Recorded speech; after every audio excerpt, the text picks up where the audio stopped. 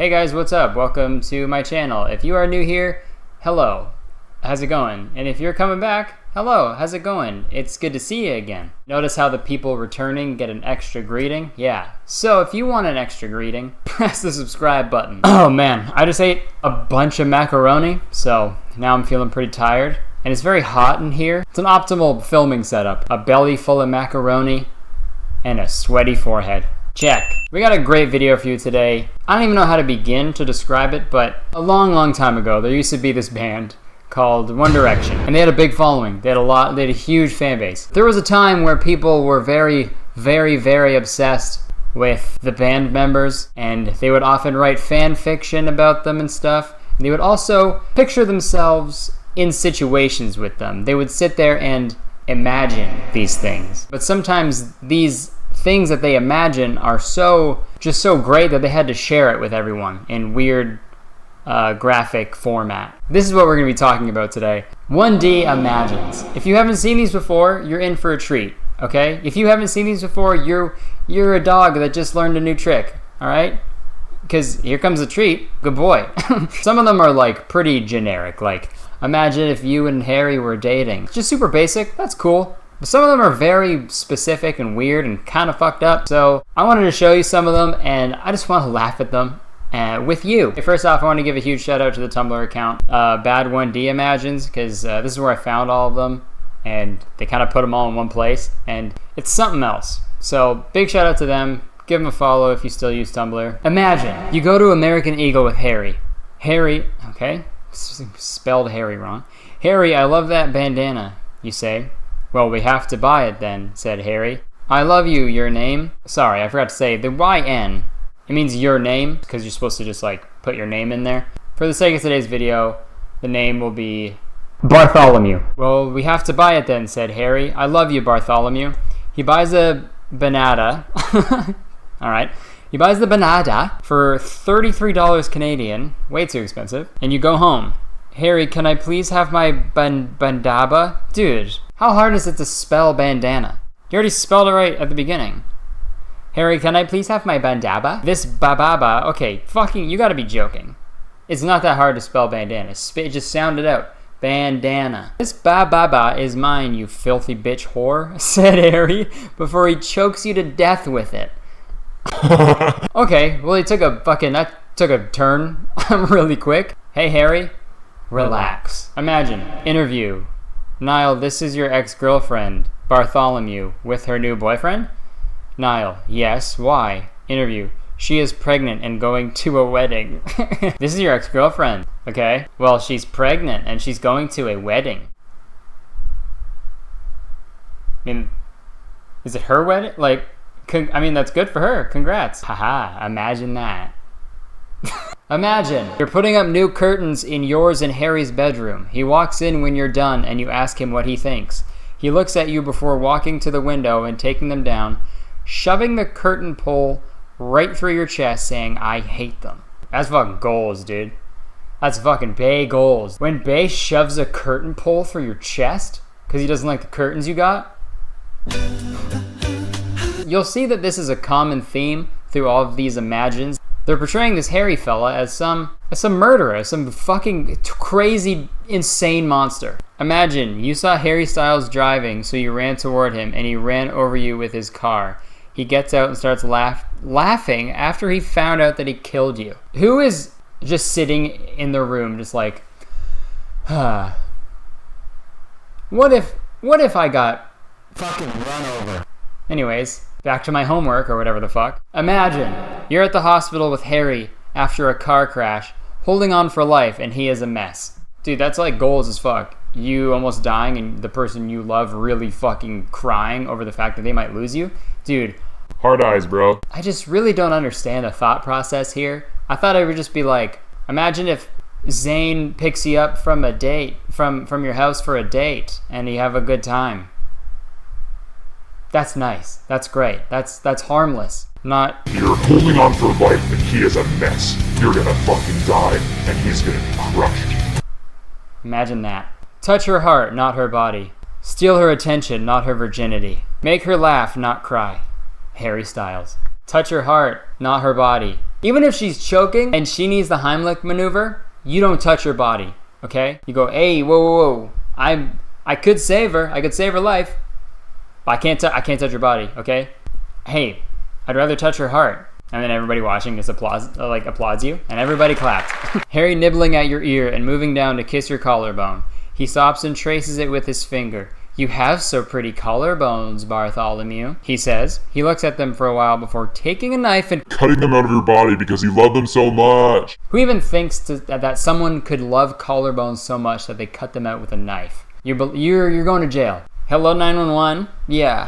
Yeah. It's Eat for Nile on Instagram. Okay. Yeah, they need to go to jail. Okay.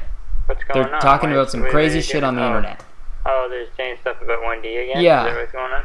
Okay, yeah. We'll get them for you, buddy. Okay, don't you worry. Okay. Okay. Bye. Okay. Bye. Bye. I love you. Bye. This one I generally don't know if it's satirical or just fucking really weird. You're a cow. Okay. Just starting any sort of hypothetical situation with you're a cow. Super fucking weird. So picture this, all right? You're a cow. All right, let me stop you right there. Don't finish. Shut up. Let's continue. You're a cow on Harry Styles' farm, and every morning he milks you.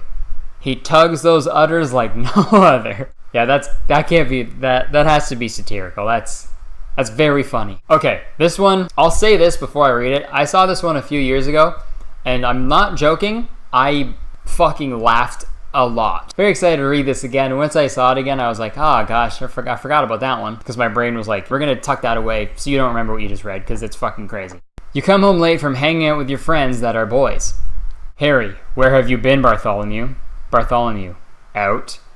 Harry then slams you up against the wall, knocking you out. Harry, now you're really out. Home, okay. When Bartholomew was out, Harry was at home like, I know Bartholomew is out with friends that are boys. I'm gonna fucking knock Bartholomew out when they get home. But I need something to say. I need something quick. Like cheating, like, oh now you're cheated. Nah, that's not it. Out. She's out, like Bartholomew's out right now. I'm gonna knock them out. Now you're really out. That's what I'll say. That's what I'll fucking say when I knock out my girlfriend Bartholomew. Imagine Niall apologizing for a mistake he made.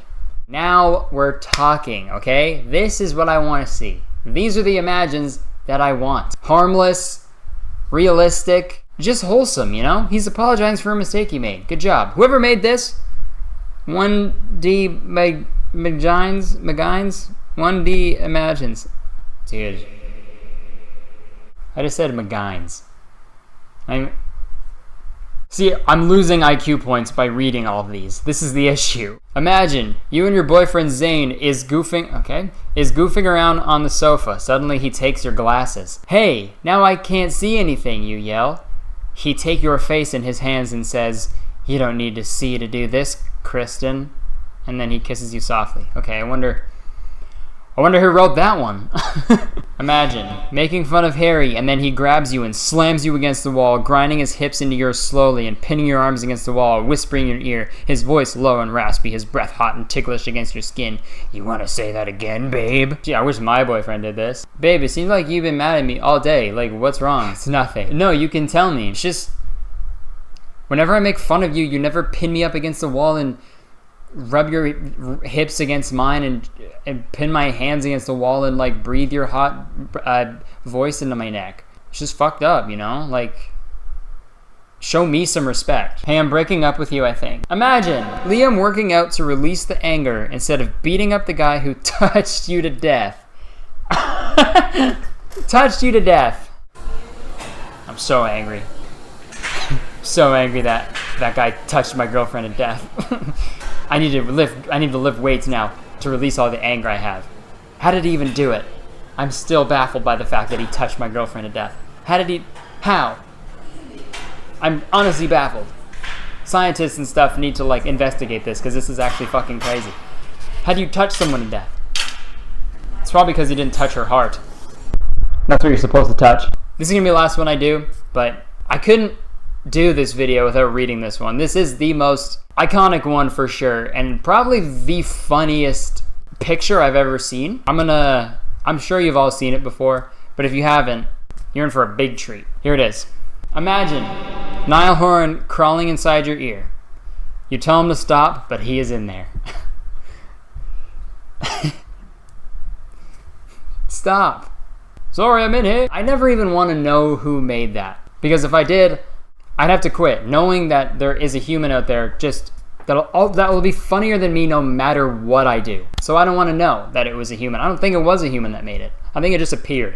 I think that picture just appeared one day. I don't think anyone actually made it. Thing of legend. It's the 8th wonder of the world. And this video is the 9th. Alright guys, I think that's going to do it for the video. If you guys enjoy the video, please press the like button. And if you want to see me do another one of these, leave a comment. And maybe I will. And obviously don't forget to subscribe because I make a video every single week. And dude, they're so much fun, obviously. And follow me on Twitter and Instagram, @KurtisConnor. Alright, I think that's everything. Thank you very much for tuning in. And make sure you always clean your ears to make sure there's no Irish singers in there. You just never know. Alright. Whoa, crazy. You see? Alright. Say bye. I'll see you later. Bye. What the fuck? Hey guys, if you enjoyed that video for whatever reason, make sure to press that subscribe button. It means a lot. And if you want to see more videos from me, there's some right on the screen. So you just gotta click them and then watch them. Alright, I'll see you guys soon. Peace out. These are so rare that pictures of them don't even exist on the internet. I think people understand how hard these are to find. The scarcity of these things is just nuts. These pictures do not exist. Digimon, digital monsters, Digimon are the champions. Hey! Okay, folks. Like most YouTubers, I am a loser. Dude, every YouTuber I know is a massive nerd. And don't get me wrong, I love it, that's great. But it does take an absolute geek to set up a camera and be like, here's what I think. I am absolutely a nerd. Video games, movies, anime, I eat that shit up, dude. Especially growing up, I would be like so hyper fixated on things that I like physically could not think about anything else. And the internet tells me that that means I'm neurodivergent. But I never read those books. Seemed like a Hunger Games ripoff to me. Case in point, there was a good 2 years where all I did after school was come home and play a computer game called The Movies. A game where you owned a movie studio and you hired actors and you made movies. Straight up, didn't do anything else, man. I would make short little movies and I'd upload them to the Movies website version of YouTube that they had, and I made really good friends on the Movies forums. It was the lamest thing I've ever done. I know way too much about High School Musical 2. I've beaten Ocarina of Time 100 times in my life, and I've spent so much money on trading cards that I could not afford when I was a child. And you're probably thinking, well, he must be talking about Pokemon cards, right? That's not that bad. Those are super popular even to this day, and one might even say that they're a wise investment if you're smart about it. And although I have spent a fair amount of money on those, the ones I spend the most money on are vintage Digimon cards for some reason. I know it's stupid. I'm aware of that, but they're just so fascinating to me. Real quick, if you aren't familiar with Digimon, it's like Pokemon, but instead of how Pokemon is pocket monsters, Digimon are digital monsters. There's a bunch of toys and cards and stuff, and the anime follows a group of children trying to save the digital world with their adorable little monsters. The Digimon company to me in the early 2000s is so interesting because it was constantly compared to Pokemon for obvious reasons. They both ended with Mon. But for those of you who don't know, Digimon was not created to compete with Pokemon at all. It was originally created by Bandai to be the more masculine counterpart to their insanely successful digital pet toys, Tamagotchi. So Digimon was pretty much created to be the Tamagotchi for boys, which did very well. Because trust me, every single boy wanted a Tamagotchi. But the thing is, if you were a boy with a Tamagotchi in the early 2000s, your friends would call you gay. Trust me. So although Digimon wasn't created to be a competitor to Pokemon, it came out at a pretty unfortunate time. Pokemon Red and Green released in Japan in early 1996 by Nintendo, and the Digimon Virtual Pet device released in 1997. Pokemon Anime originally aired in Japan in 1997 and then North America in 1998, as well as the Game Boy games. While the Digimon anime aired in Japan and North America in late 1999. And although Pokemon was only on the scene for a year before Digimon showed up, Pokemon had completely consumed the lives of every single child in North America. I hate to sound like a boomer here, but I do feel bad for the people who didn't get to experience Pokemon from like 98 to 2002. That's what I think heroin feels like. All of us kids would just meet outside, sit on the fucking green box, play Pokemon Red and Blue, Gold and Silver, and we would just play all fucking day, dude. And there'd always be that one kid from a few streets over that wasn't really your friend, and he'd be like, I literally have a level 100 Mewtwo. And you'd be like, okay, Kenny, shut the fuck up. Nobody even liked you before you told us that. So Digimon definitely had an uphill battle in terms of relevance when they came to North America. But I think the reason Digimon was able to garner the level of success that they did was because of the anime, which was just objectively better than the Pokemon anime. Like, Pokemon felt like your friend, but Digimon felt like your friend's older brother who, like, wore ripped jeans and could ollie really high, you know? And for a rebellious little boy like me, I became obsessed with Digimon. I made my parents buy me a Digivice that I would jerk off. No, I'd shake, you had to shake them. I saw the Digimon movie in theaters. My stepdad spent like hours helping me set up this online D-Power fighting game on our Windows 95 computer. And one year for my birthday, I got a Series 1 Digibattle starter deck, one of these things right here. Dude, I remember ripping this thing open, fucking throwing away the instructions. It's a card game. I never played the game. It was far too confusing for me. But all I do remember is just flipping through each card, admiring the artwork, and just moving the holographic ones back and forth for like hours, dude. And the reason vintage Digimon cards are so fascinating to me is because with Pokemon cards, more or less, it's been the same game since its creation. Like, it's been the Pokemon trading card game. But Digimon went through so many different card games as they were trying to compete with behemoths like Pokemon and Yu-Gi-Oh! So if I may, I'd like to go through a brief history of Digimon card games. Come along! Okay, settle down, everybody. Penny, shut the fuck up. Nobody likes you, man. Alright, welcome to Digimon History 101. I don't have one of those pointers that teachers have, so I went in my backyard and got a stick. So, Kenny, if you keep talking, wow, fucking kill you! So the first set to be released were the Digimon Trading Cards Animated Series Edition, right there. These came out in 1999, and if you saw my trading card video from 2 years ago, you know all about this. These cards featured characters from the show, and the main draw of this set was the fact that there were 100 gold numbered variants of each card that were randomly inserted into these boxes, and they were extremely difficult to pull. I've personally opened like 20 boxes of these myself, and even got scammed one time. That looks like it's resealed. Is that what that means right there? But now I'm the proud owner of 2 of these gold cards, okay? So suck it, class. You know, shortly after that came the set that was directly trying to compete with the Pokemon trading card game, and that was the Digibattle card game that we touched on briefly a few minutes ago. This game was released in the year 2000, and the rules were extremely confusing, especially to a dumb little boy like me. So unfortunately, these cards ended up just sitting in shoeboxes for years, collecting dust for a lot of kids. Well, not collecting dust for the kids. Kids only want one thing, dust. But there was a lot more I want to touch on with Digibattle later on, so we'll circle back to that, okay? So Digibattle didn't really catch on, so in 2001 they were like, fuck it, let's do the Digimon Detector card game. These cards actually tied into the big moneymaker of Digimon, the Digimon Virtual Pets, or Digivice. From my recollection, you could like scan the code on the card with your little Digivice, and you could like have that card as a pet, which is pretty cool. But that didn't work either. So 2002, they introduced the Digimon Collectible Card Game. And this was Digimon's direct response to Yu-Gi-Oh's explosion in popularity. Because they pretty much saw how the Yu-Gi-Oh game worked and copied it exactly. Oh, you like that stuff? Well, how about more of the same? I've actually opened one of these, and I actually ended up pulling a pretty cool holographic Omnimon. Suck it, boys and girls. That one didn't really catch on, so they did Digimon D-Cyber, and then Digimon Fusion. And then the most recent game that was released in 2020, Digimon Card Game, seen right here, which has actually seen a lot of success over the past few years. It only took them fucking 20 years, so good job, guys. You see what I mean? So many different card games, dude. An insane amount. And it's so interesting to me that over the years, especially in the early 2000s, the Digimon company was just throwing everything at the wall and just praying to God that something would stick.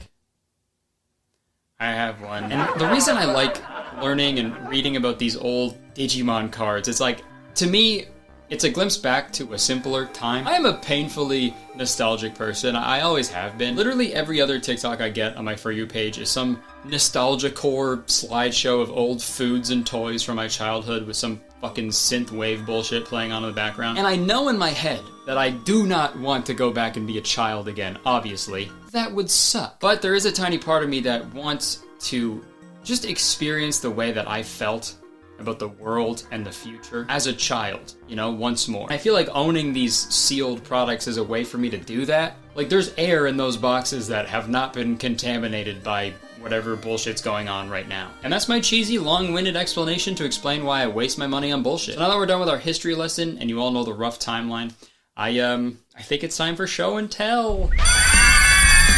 Okay, you remember when I said that we're gonna go back to Digibattle? Well, we're gonna go back to Digibattle, okay? Something really interesting happened with Digibattle by the end of its life cycle. They were only printing these cards for about a year before they transitioned into the Detector card game. But in total, there were 6 series of Digibattle cards, and each series featured different cards that you could pull. The first 2 series were produced by Upper Deck, and I don't mean pooping in the top part of the toilet. They were a company mostly known for their production of sports cards. And their contract with Bandai, the company who owned Digimon, ended after Series 2. So Bandai ended up taking over the entire production for Series 3 through 6, giving the Digimon cards a whole new, revamped, improved look, with each series having 3 separate colorways. And although there were booster boxes containing 36 packs for Series 1 and 2, these ones right here, as well as singular packs, Series 3 through 6 were only released as blisters. One singular pack encased in some plastic attached to some cardboard, like this. So due to the fact that packs are so difficult to find in abundance, and also the fact that the holy grail of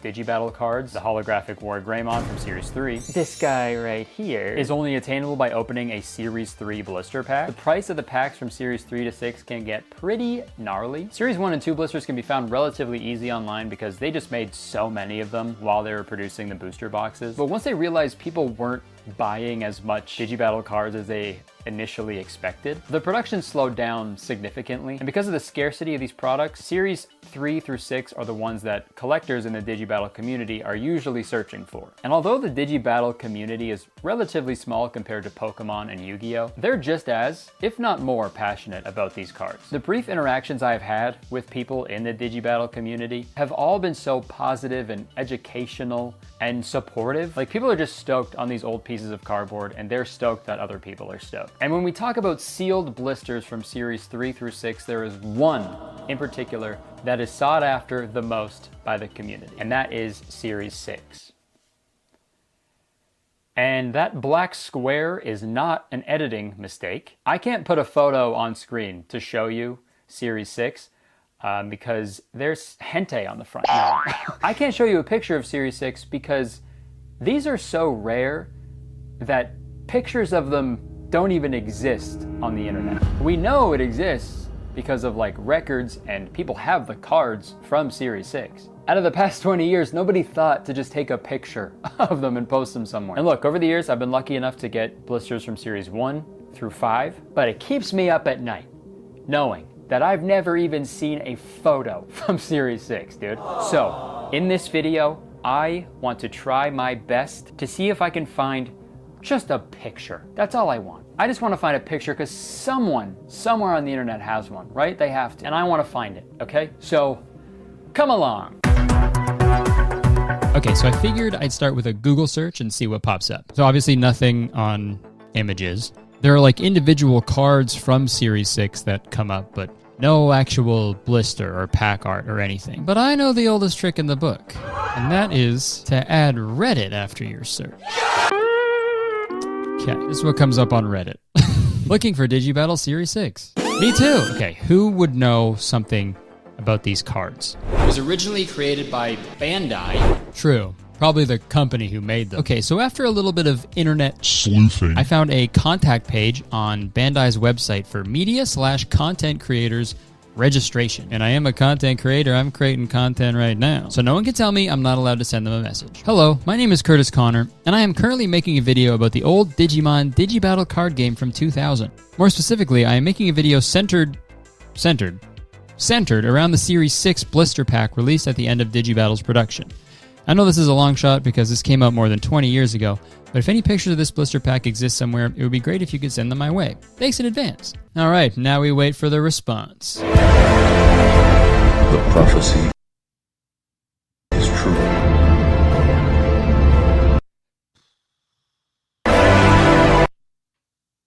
Okay, yeah, maybe we could do something else while we wait. How about while we wait for their response, we do a little bit of research. So I found out the original artist for Digimon is named Kenji Watanabe. He did a lot of the original artwork for Digimon, and I thought about trying to reach out to contact him, but I doubt he had anything to do with like how the packaging looked. Like companies have like whole departments for that stuff. Also, I doubt he would have photos of one specific piece of merchandise that was only available for a few months, like 20 years ago. Like, there's no way, right? Like, even the footage I have from my last video is deleted. It's gone forever. As an artist, you're not organized, right?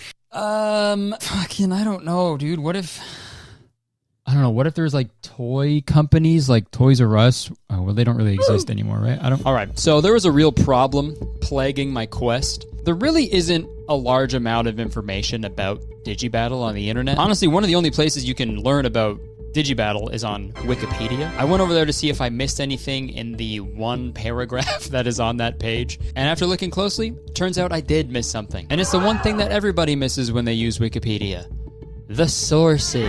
Thanks to Wikipedia doing the one thing I always forgot to do in high school, which is cite your sources, we may have something that could prove useful. Every single piece of information on this Wikipedia page, they all cite the exact same source. And that source is Miller John Jackson, 2003. Scry Collectible Card Game, Checklist and Price Guide. 2nd edition, page 115 to 119. Okay, perfect. It's a book from 2003. So I unfortunately leave for Australia next week. So I don't think I have time to like find this book online and order it and pray to God that it gets delivered before I leave. So it's a good thing I ordered it weeks ago. I also use like the sketchiest website I've ever been on to get this book. I don't know why. I haven't actually opened it up in anticipation for this video, but my assumption is if there's enough information about Digibattle in this book to write an entire Wikipedia page about it, then it must have like photos of everything, right? I fucking really hope so. So let's take a look at it. Story time. All right, so we got the book here. Hopefully the video ends here. The front is promising, right? There's like, look, all of these pictures here of all the different cards that are on it. So I feel like there has to be, right? Accurate pricing from the industry leader. Complete info for Magic, Pokemon, Yu-Gi-Oh! And more than 130 games. Complete info. Description and analysis for more than 550 CCG releases. John Jackson Miller and Joyce Greenold. Her name was in on the Wikipedia. That's fucked up. So what page did they say? 115 or some bullshit? Okay, so right here we got Digibattle. So it is in here. Okay. You must not read from the book! Digibattle, also known as Digimon. Dude, it's just fucking words. Series 6. And what may wind up being the last set for Digibattle. Games has a great boost in Series 6, Digimon virus cards. So I guess this book just lists prices of these cards, which is fascinating to see now. I'm gonna bring this book to the next like card show that I go to. First edition Charizard, $20. Oh, what, that Charizard is thousands of dollars? Well, it says right here that it's 20 bucks. Well, that was a waste of money. I went on the dark web to get this book for nothing. All right. At this point, several days had passed and I had 0 leads. Hey Kurtis, what about that email that you sent to Bandai? That's a good question. Unfortunately, I never received a response from them, but honestly, no hate towards them. They're a multi-million-dollar company. You know, they probably don't have the time to help out with my little YouTube video. I understand that. I also forgot to press the send button. So that also might have played a factor in them not responding to me, but who knows? And I honestly didn't know what to do next, but then I remembered what I said earlier in this video. And although the Digibattle community is relatively small compared to Pokemon and Yu-Gi-Oh!, they're just as, if not more, passionate about these cards. Yeah, if anybody was going to have a picture of a Series 6 blister, it was going to be somebody in the community. Somebody, at some point in the last 20 years, has taken a photo of these and has it somewhere. They have to. So I started searching far and wide on Instagram, looking up hashtags and finding people's fascinating collections that they've gathered over the years. And there's one dude in particular that I've been following for a while. His name is Digi Schnitzel. And his collection is insanely impressive. And if there was going to be anybody in the world who knew anything about these blisters, it was going to be him. And as I was looking through his posts and his stories, this popped up. Yeah, a fucking picture of a Series 6 blister, dude. And not only that, the next story slide, another colorway of a Series 6 blister. And then the next slide, a pack from the third colorway of a Series 6 blister. Dude, I've spent years thinking that pictures of these things just didn't exist anywhere. And this dude just fucking threw pics of not one, but all 3 of them up on his story one day, all willy-nilly style. So obviously I freaked out and I reached out to him immediately to see if he could explain these photos. And thankfully he agreed. So let's get to the bottom of this, okay? Hello, Eric. Hello, hello. How's it going? Not bad, yourself? Pretty good, pretty good. Just wanted to hop here, ask you some questions because I feel like you are in the from what I've seen anyway, in the Digibattle world. I feel like you have a lot of knowledge. Yeah, I'm in there pretty deep, that's for sure. So how long have you been like collecting? Between 2 and 3 years now so far. So around like COVID probably, or like yeah. What draws you towards that versus like Pokemon or Yu-Gi-Oh? For one, Pokemon was kind of too late. Like the prices are just out of my budget for sure. Yu-Gi-Oh! I mainly had Pokemon as a kid and Digimon, so I never really had Yu-Gi-Oh! So I didn't want to go too in depth with that. But Digimon, since I had it as a kid, and the more I started collecting it, the more I figured out how hard these are to actually find. I think people understand how hard these are to find. Like the amount of hours you got to put in and talking with people and getting to know people. And I've learned a lot about Digibattle just from your posts, like your content, and you definitely have a pretty impressive collection, especially of like sealed stuff, which is crazy. If you have a crazy story about how you like acquired some of these rare packs. Yeah, I like a challenge, so finding sealed is always impossible. And I mean, I think I might be the only one that has the collection so far of series 3, 4, 5 sealed of all of the colorways. So this is series 4. Series 4 is the hardest one to find, probably out of series 3, 4, 5. And this one I was just trying to get some penny sleeves and stuff like that at a local card store, and I asked, hey, do you have any vintage Digibattle? And they're like, no, we got nothing of that, only the new stuff. And I just saw at the top of the shelf, just like collecting dust. You could barely tell what it was because it was literally sitting up there for years. No way. You see that? And he says, yeah. So he brings it down, and obviously I knew what it was, but I've never I've never even seen a picture of it. So I was like, I don't even know if this is legit or not, but it looks to be legit. He's trying to find a price on it, and he's looking on eBay, and there's obviously none on eBay. So he's like, wow, $40. I was like, okay. So that was my best find so far, was definitely that. Also, the other thing with the scarcity of these packs, the first time I ever saw a Series 6 one was from your store. I was like, it was so crazy. I was like writing this video about how like no one's ever seen it. I was like, these pictures do not exist. And then I look at your story and I'm like, what?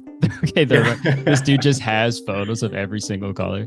Yeah. Do you want to describe like where those pictures came from? Yeah, so those came from a couple different people. So a guy in the States that I had bought some packs from, he said he had a friend who used to buy all the Digibattle packs when he was a kid with his dad. He used to open them all the time. So those pictures, as you can see, they're old, but they literally show the first Series 6 pack that I think a lot of people have seen. Like, just finding those pictures was insanely hard. You know, I had to go to a friend of a friend of a friend. So it was like, yeah, that's ridiculous. The scarcity of these things is just nuts, honestly. So there you have it, I guess. What started out as an impossible task actually came together pretty easily. All I had to do was mindlessly scroll through Instagram stories. So the next time your parents tell you to put the phone down, you show them this video, okay? Amazing things can happen when you scroll. Oh, yeah. So we finally have pictures of Series 6 blisters. And you might be asking yourself, if we have the pictures, why is Kurtis still talking? And that's a good question. As I was making this video,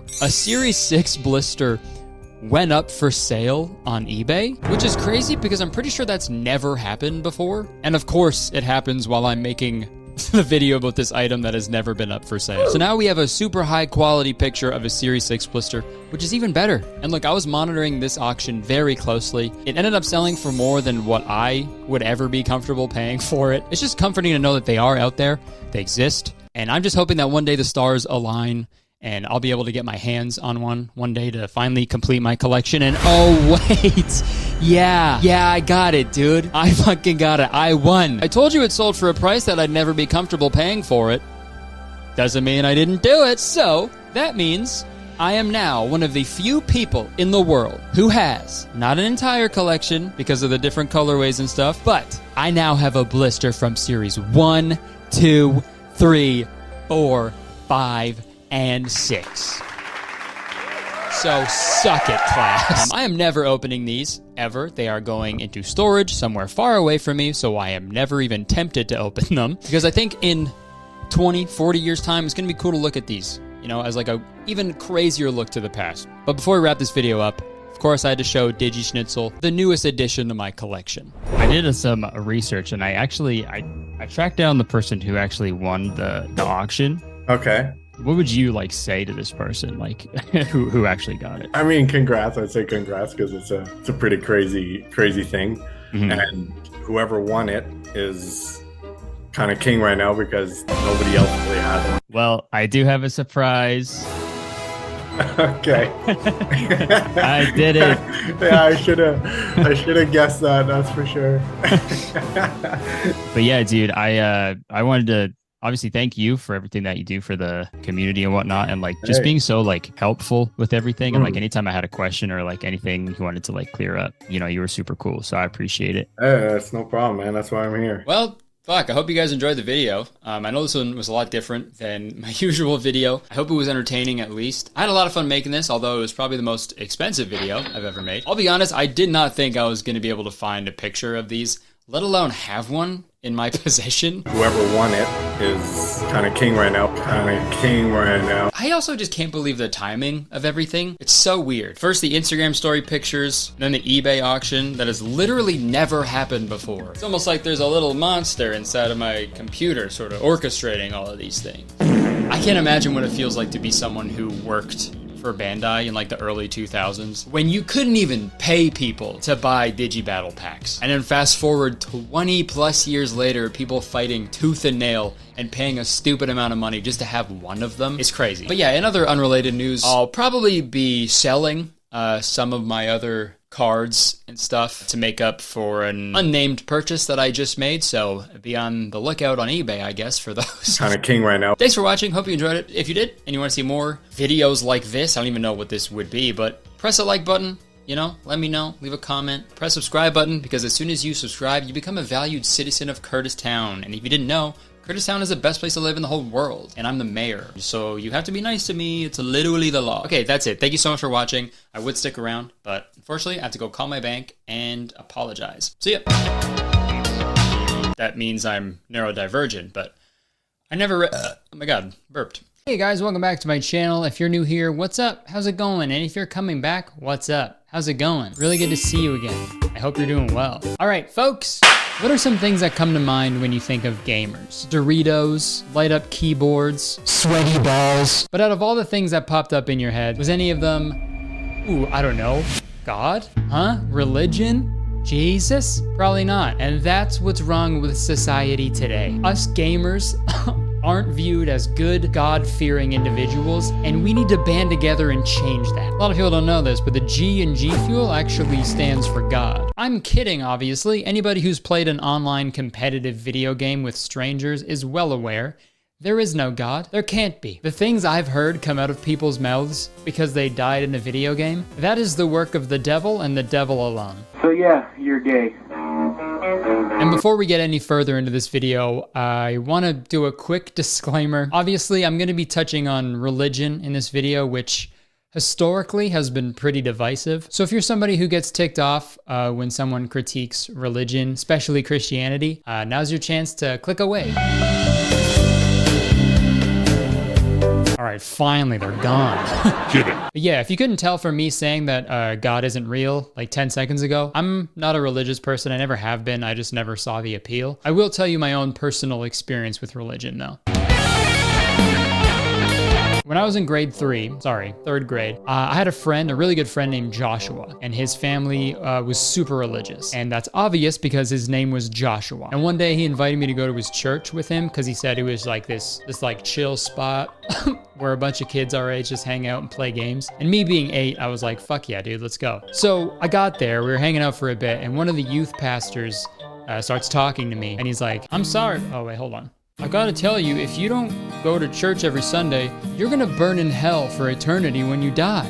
You don't want that, do you? Which is a pretty gnarly thing to say to an 8-year-old. And to make it worse, at that point in my life, I don't think I even knew I was going to die. So that was a lot to process. So when I got home, I was like freaking out to my mom. I was like, hey, I don't know if you know this, but if we don't go to church every Sunday, we're both fucked. We're both gonna burn in hell forever. And I remember my mom, God bless her. Oh, I remember her being like, Kurtis, nobody really knows what happens to us when we die. We can go to church if you want, but if you wanna get up at 7 a.m. every Sunday, be my guest. And I never brought up religion ever again. So my personal experience with Christianity, it's always been like pretty negative. But again, disclaimer before we get into this. If you are religious and your beliefs don't harm anybody, hell yeah. I have heaven yeah. Now, that being said, when people try to force the religion like down people's throats and they act like they're better than you because they believe in God, that's what kind of bugs me. And I'm not saying I'm better than a Christian because I don't believe in God, but it's one thing to like talk to someone and like engage in a nice conversation about religion and spirituality. But if you're just like, oh, you don't believe in Jesus?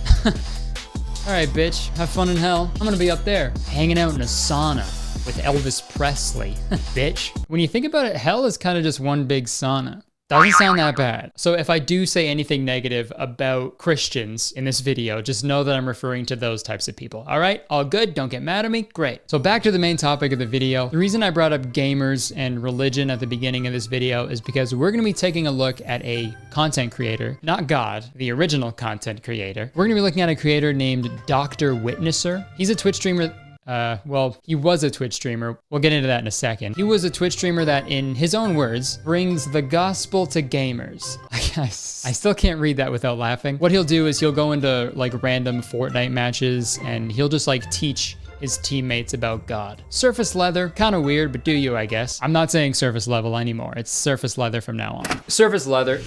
Huh? So this religious rascal popped up on my TikTok For You page a few weeks ago. It was like just someone posting a clip from one of his streams. And I think it perfectly sums up the issue with preaching the gospel in an online video game. I don't know if we can res you. You might want to call God to come resurrect you. That's not funny. Don't get too serious on us, alright? We're playing Fortnite. We're not here to listen to your Bible studies. If you don't turn from your wicked ways and repent and trust in Jesus, you're gonna die and burn in hell and cease to exist and turn to ash. That's not gonna affect anything you think about. Like, man, what did you expect? You're going into a random fucking online Fortnite match trying to teach kids about God, which is probably the last thing they want to fucking hear. And then when someone makes a simple joke, you fucking freak out and try to like scare them. If you don't turn from your wicked ways and repent and trust in Jesus, you're gonna die and burn in hell. Sounds familiar. You're gonna burn in hell for eternity when you die. You don't want that, do you? So I got that, you know, I thought Christianity was supposed to be all like, come on, man.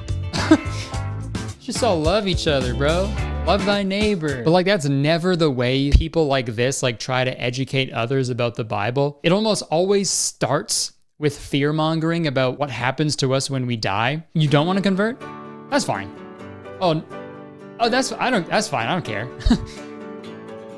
I mean, you will burn in hell for eternity. You're gonna be on fire forever while Satan kicks you in the balls repeatedly. And I'm gonna hate you for it. And so will God. But again, totally your call. Lucifer, I hardly know her.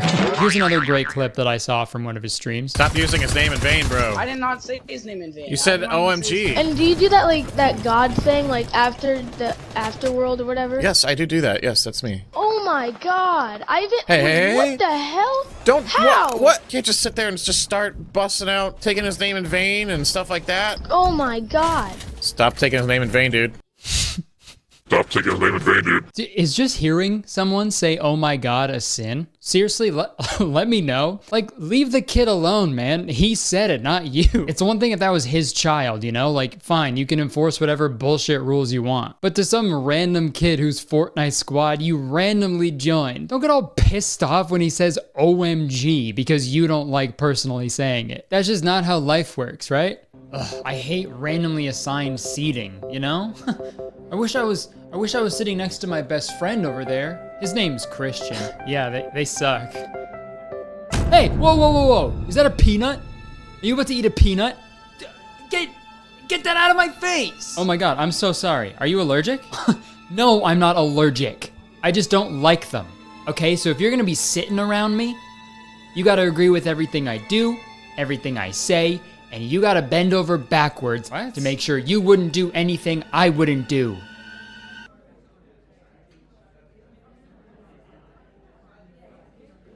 Skank? Hey, whoa! Sorry, I really don't like peanuts. Okay, well, I'm hungry and I like them. You don't have to eat them, so it's fine.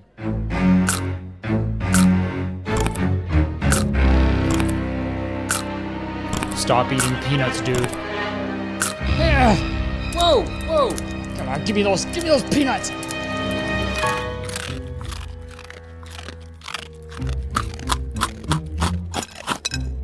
What are you doing? Yeah, have fun trying to eat your peanuts now. They're all gone.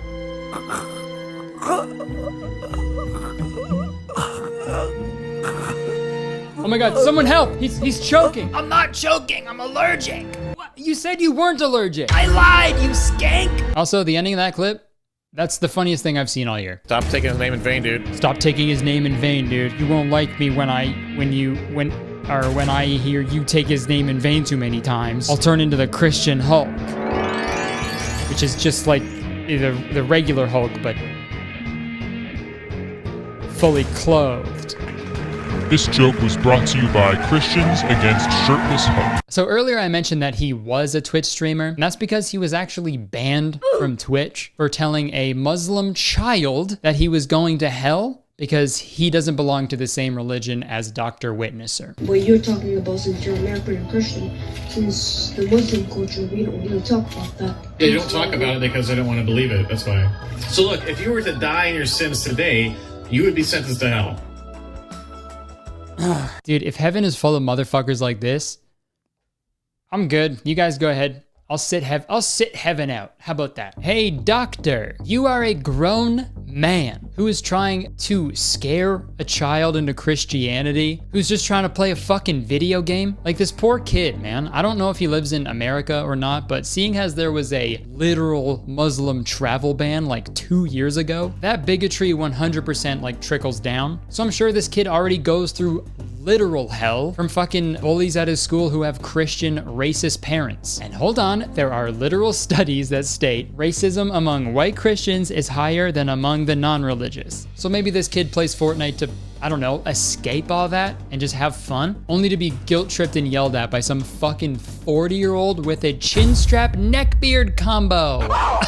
Shave it. Oh my god, shave it, absolutely. Dude, you can be the best Christian ever, but if you get to the pearly gates and you got that going on, you're going to hell. So good on Twitch for banning him, but obviously Dr. Witnesser didn't agree with this ban. So he tweeted, Twitch has yet again showed they have no tolerance for a hashtag Christian streamer who preaches what the hashtag Bible teaches. They are a biased, hypocritical organization that shoves their agenda down everyone's throats.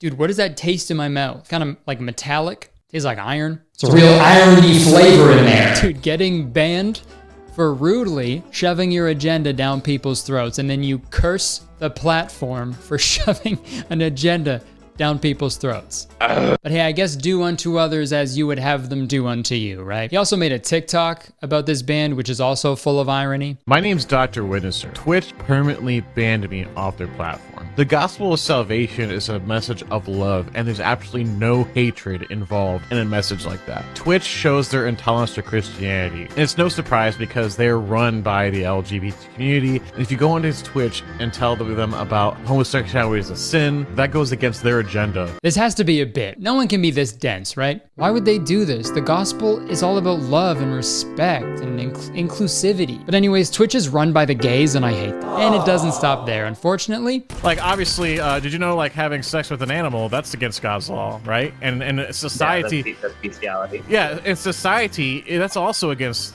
the rules of society, right? And, well, the whole homosexuality thing used to be against the rules of society as well. But it's not anymore. That whole thing with animals, that's also in the Bible. And everybody agrees with that. But when it comes to homosexuality, people are like, oh, well, no, when it comes to that, of course, you know, I should be allowed to...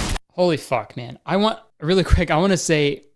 When I started scripting this, I was very close to like scrapping this whole thing and not making a video about this guy because I didn't want this to be like me just bullying a smaller creator. But never mind, fuck this guy. This guy sucks. Comparing a loving relationship, or not even, just fuck two guys fucking. Comparing that to literal bestiality. Hey man, you're a dumbass.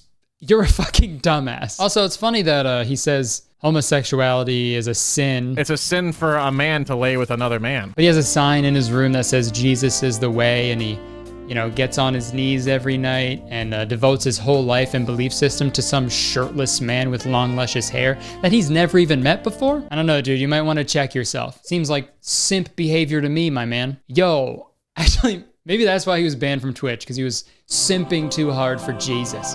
But back to my other point. Just because it says you can't pork another fella in a book that was written literally thousands of years ago doesn't mean it's true. Guys like Dr. Witnesser are this dumb currently in 2021. Imagine how fucking stupid people were thousands of years ago when they wrote the Bible. But hey, if we want to do this, if you want to take the Bible literally, okay, sure. Leviticus 19:19.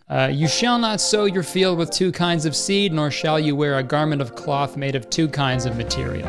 That looks like a silk tie with a cotton shirt. Uh-oh. See you in hell. There's a Bible verse for that. Another one, Corinthians 6:19. These all sound like fucking gamer tags, dude. You are not your own. You were bought at a price. Therefore, honor God with your bodies. Ew. So, Dr. Witnesser, if you're supposed to love the body that God gave you, why are you wearing glasses? God gave you those eyeballs and what? Oh, they're not good enough for you? That's low. Even for you, dude. There's a Bible verse for that. This is one of the big problems I have with this guy. He loves to get mad at people for cherry picking like parts of the Bible, you know, about what they can and can't do. You know, mankind has a tendency to make the Bible fit their lifestyle. And then he'll go on to cherry pick parts of the Bible about what he wants to do. For example, I'll say it. He's pretty good at Fortnite. Terrible dude, but he's absolutely cracked at Fortnite, my guy. Godlike. Everybody's building walls and shit. He's building arcs. Oh, but let's read a quote from his website. My mission is to bring the gospel to gamers. Still can't say it without laughing. And that is the only reason I play games is to witness. While I did used to be a gamer, I have come to realize as a born-again Christian that gaming alone for the sake of gaming is worldly, addictive, and negative distraction from God. It's a good thing bad grammar isn't a sin, holy shit. Gaming is actually okay. I only play games that let you enable God mode. According to Dr. Witnesser, you're not allowed to be a gamer, that's a sin. But while he's preaching about God while he's doing it, that makes it okay. Dude, I'm learning so much about Christianity. This just in, sinning is hereby chill. If you're preaching about God while you do it. So if you are a gay man and you're worried about going to hell, just preach the gospel while you're getting it on and you'll be fine. The first coming, the second coming, doesn't matter. Preach the whole time. There's a Bible verse for that. But anyways, he said in that explanation video that he's going to start streaming on a platform called DLive. Please follow me at dlive.tv/Dr. Witnesser. DLive isn't afraid to stand up for people in their freedom of speech and expression of their religion. Which I have never heard about until he mentioned it. But it's basically just Twitch, but yellow. And just to give you like a general idea of what the streaming service is all about, in June 2020, during the George Floyd protests, DLive changed his Twitter profile name to All Lives Matter, and by August 2020, the most popular programming on DLive included anti-vaxxer content, COVID-19 misinformation, and opposition to racial justice movements. We're not done. QAnon streamers then joined the platform, and at least 9 DLive streamers broadcasted their direct involvement with the storming of the United States Capitol. Good call, man. Epic Christian moment. Come on, I'm preaching the message of love and acceptance all day, dude. So come watch me on the white supremacist website. But actually, after being permanently banned from Twitch, he realized what he did was wrong and he apologized to the kid and everybody else. And I'm just kidding, he didn't fucking do any of that. I don't regret telling that Muslim kid that he was going to hell if he didn't turn from his sins. Ah, nice. But there's some more clips I found on YouTube and clips that I recorded myself from his live streams that I want to go over, because they really show you that just because someone is religious doesn't automatically make them a good person. So the main criticism he gets is that he's forcing his religion to people, but he doesn't think he does that. You're forcing it on people. I'm glad you're gone. You're forcing it. Literally, I go into games, I say, hey, I tease people about the gospel. Would you like to talk about that? And then they say yes or no. 95% say yes. And anybody who says no, I just leave and find somebody who wants to talk about it. And this is just not true. Who wants to hear about the Bible? Who wants to talk about Jesus? I mean, it's not really the right setting, you know? So when is the right setting? Like 2 seconds before you die? So we're gonna really go through this whole game without anybody wanting to talk about Jesus? Is that the deal here? And anybody who says no, I just leave. Seems like you're forcing it, dude. Just because someone doesn't reply with an audible no, that doesn't translate to yes. Also, does anybody else find it weird that of all games to play, he picks the game with the mostly adolescent player base? You know, play something godly at least, you know, play Halo. Angels have Halo, you know, that's related to Jesus and God. Why not do Call of Duty or Grand Theft Auto? If anything, the people who play those games need Jesus way more than some kid on Fortnite, right? But my guess is he plays Fortnite so he can get to these kids when they're young and impressionable and scared. And it's really gross. It's fucking really weird, man. Do this in a COD lobby and see what happens. Hey, what's going on, guys? Anybody got mics? Anybody got mics? Yeah, I got a mic. Yeah, nice. I got one too. What? What do you want? Great. Just to let you guys know, I go into COD lobbies and I pretty much just teach people about God. Is that something you would want to hear? Absolutely. That sounds awesome. Yeah, great. Wow. Yeah. I haven't talked about God since I went to SawCon. What's SawCon? Sock on these nuts, bitch. No way. Fucking idiot, man. What a so dumb, dude. We're not talking about God. This is God. Not God. Oh, come on, bro. What an old fucking idiot, dude. I'm reporting this. I'm reporting you and I'm swatting you. I'm dumb bitch. I hate you. I can't believe. And I've watched a few of his streams and they're fascinating. The entire time he's like arguing with either his chat, his teammates. It's like never a good time. I was watching it one night and his teammate brought up the fact that he was banned from Twitch, which is so fucking funny. And you can expect he handled the situation with the poise and grace of a good level-headed Christian. You told someone to go to hell. You're going to hell? I actually didn't say that, but you know, you can believe the articles if you want. I remember when I told that Muslim kid he was going to hell. You told someone to go to hell. You're going to hell? You would be sentenced to hell. I actually didn't say that. I remember when I told that Muslim kid he was going to hell. Have I stopped lying altogether? Yes. You would be sentenced to hell. I actually didn't say that. God says every liar will have his part in the lake of fire. Save me a spot in hell. Man, it's also so funny trying to teach people about God while you're playing a game where the main objective is to kill people. You should be pretty low though. Okay, so God loves us. Like the juxtaposition is incredible. All right, what's up guys? Welcome back to the stream. My name is Professor Bible. Today we're gonna be teaching you guys about God. I actually spoke with God this morning. He said Fortnite was a little too violent for this stream. So today we're playing a game called Poop Simulator. I've never heard of it, but it says it doesn't have any violence. So I think this is going to be a good avenue to preach the gospel. Whoa, it looks so realistic. It looks like I'm really about to pinch a fat loaf. Wow. So guys, like I was saying last stream, God is good.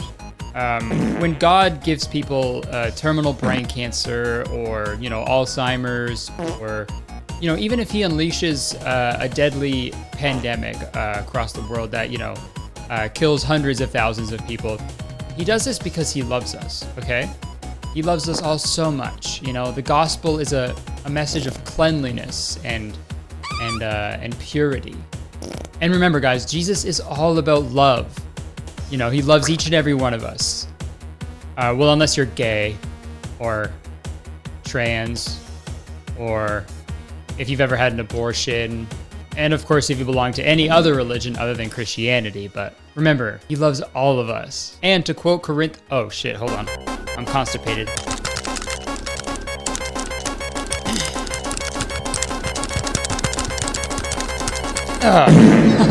Epic shit! Oh my god, that fucking reeks! Wow, guys, we did it. That was awesome. Oh, wow. Thank you so much for the $1,000 donation. Remember guys, I'm saving up for a private jet so I can be like the other good Christian televangelists, so you're gonna have to donate more than that, you worthless pieces of shit. Like, I just don't understand why he has to go into video games and preach to people who clearly don't give a shit. Like, you don't have to play video games on Twitch, right? It would make more sense for him to just have a stream where he just, you know, preaches, talks about God. And if you want to learn about God, you can go there. You know, that way you can still do what you want to do and not force people into it. Even though he'd still find a way to fucking do it. God's saying, look, I could forgive you and grant you everlasting life, but you got to be willing to turn away from your sin. When do you plan on doing that? When are you going to do it, huh? When are you going to convert? If I convert 3 people, and then these people convert 3 people, and then those great 3, we're going to be rich by the time we get to heaven. Just a big fucking pyramid scheme. I don't know, man. It just pisses me off that people like this exist because they're just so oblivious to the damage that they're doing to like good Christian people, right? And he's given a bad rep to gamers too, man. This isn't the gamer way. Oh, man, these gamers are lost and they need help. You know what? The more I talk about this, the more I realize there needs to be a church for gamers because there isn't really a place of worship for us. Maybe E3, but that's once a year. And us gamers, we need that. Especially the most oppressed group of all, gamers. So you know what? I'm hereby starting the Kurtistown Godly Church for Gamers. Every Sunday, you'll come in, we'll do ceremonial wrist exercises. The church band will only use rock band controllers. You know, we'll read excerpts from IGN articles. Instead of church pews, we'll have church pews. Instead of the little Eucharist thing, we're gonna have, it'll be one single Cool Ranch Dorito. And instead of the blood of Christ, the red wine shit, it'll be Mountain Dew Code Red. This is perfect. I could see it now.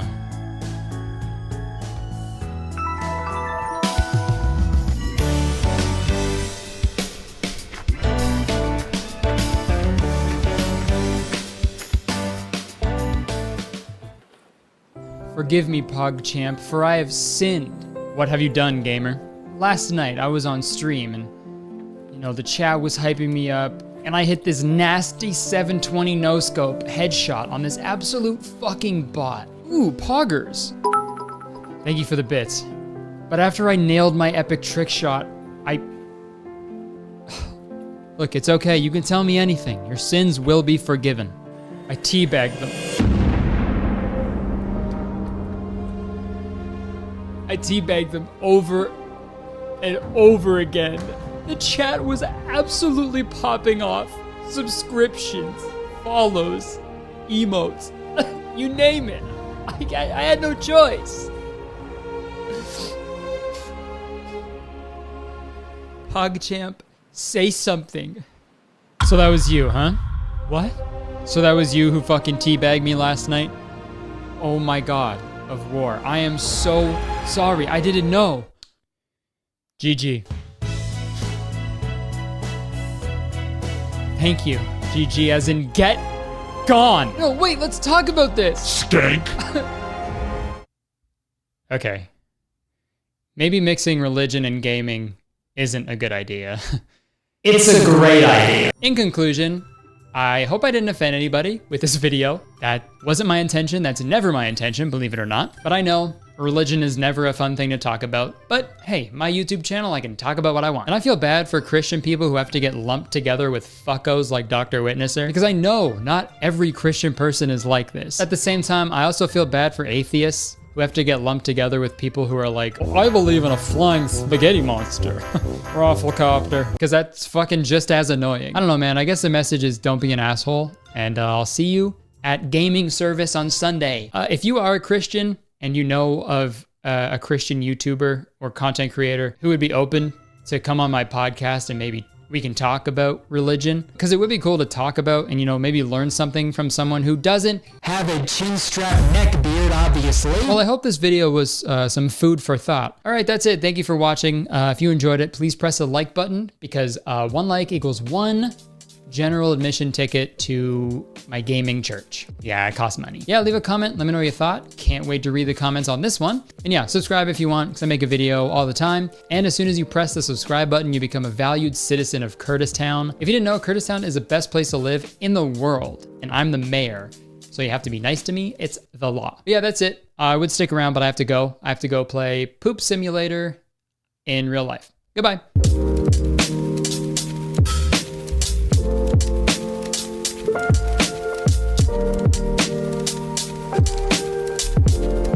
make your speech, edifying to people, and may it uplift people, and may it not bring people down. You would be sentenced to hell. Hey guys, welcome back to my channel. If you're new here, what's up? How's it going? And if you're coming back, what's up? How's it going? It's really good to see you again. I hope you're doing well. You see what happens when you subscribe to my channel? You get an extra greeting at the beginning of every single one of my videos, except for that one time. So press the subscribe button for extra greeting. All right, folks.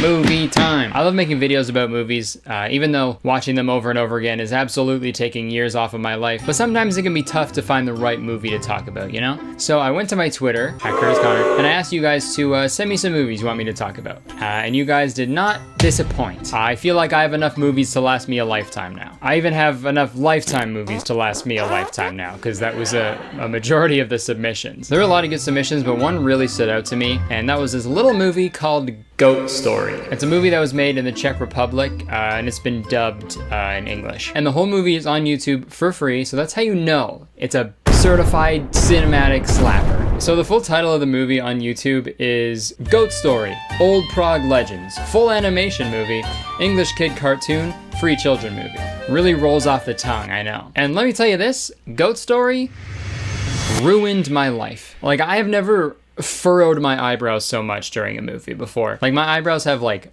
muscles now. That's how much I was going like that during the whole movie. These are no longer eyebrows, dude. These are biceps. Like, everything about this movie is wild, but it has the most insane ending to any movie I have ever seen. I'm using a lot of hyperbole right now, I know, but trust me, okay? At the end of the movie, your jaw's gonna drop. All right, let's read the description on YouTube. Goat Story. Cartoon, scary, creepy, and ghostly, but also funny. CGI Czech animated movie about legends from old Prague with English dub. The most successful Czech animated movie ever. Successful Czech movie, check. The film budget was 1.8 million and it grossed 1.3 million. I know you can't compare Goat Story to like a Pixar movie that releases their films like worldwide and they have huge budgets and marketing and stuff. It's just very funny that, you could lose like $500,000 and still be like, I made the most successful Czech animated movie ever. Oh my gosh, that's amazing. How much money did you make? We made $500,000. Wow, 500,000. Go away. Oh. We made it go bye-bye. Money go bye-bye. Let's read the official synopsis of the movie, then we'll get into it, okay? The film features a comedic story about the friendship between the village boy, Jemmy, and his goat in medieval Prague. In Prague, Jemmy falls in love with Katie, a worldly girl. The goat begins to envy this relationship. Their story intertwines with that of the poor student Matthew and his contract with the devil. So, tale as old as time, right? All right, let's stop fucking talking about it. Let's watch Goat Story. So the movie starts off with the main characters, Jemmy and his talking goat, who is aptly named Goat. They're walking down this dirt road because they're going to Prague, baby. They're going to Prague to start a new life or something. I actually don't know why they're going to Prague. They never say it, but I guess it's their prerogative. Okay, sorry. But the whole movie takes place in Prague, and this is our introduction to the city of Prague. Hear ye, to all in Prague! Clockmaster Hamish is building a giant clock! Go away.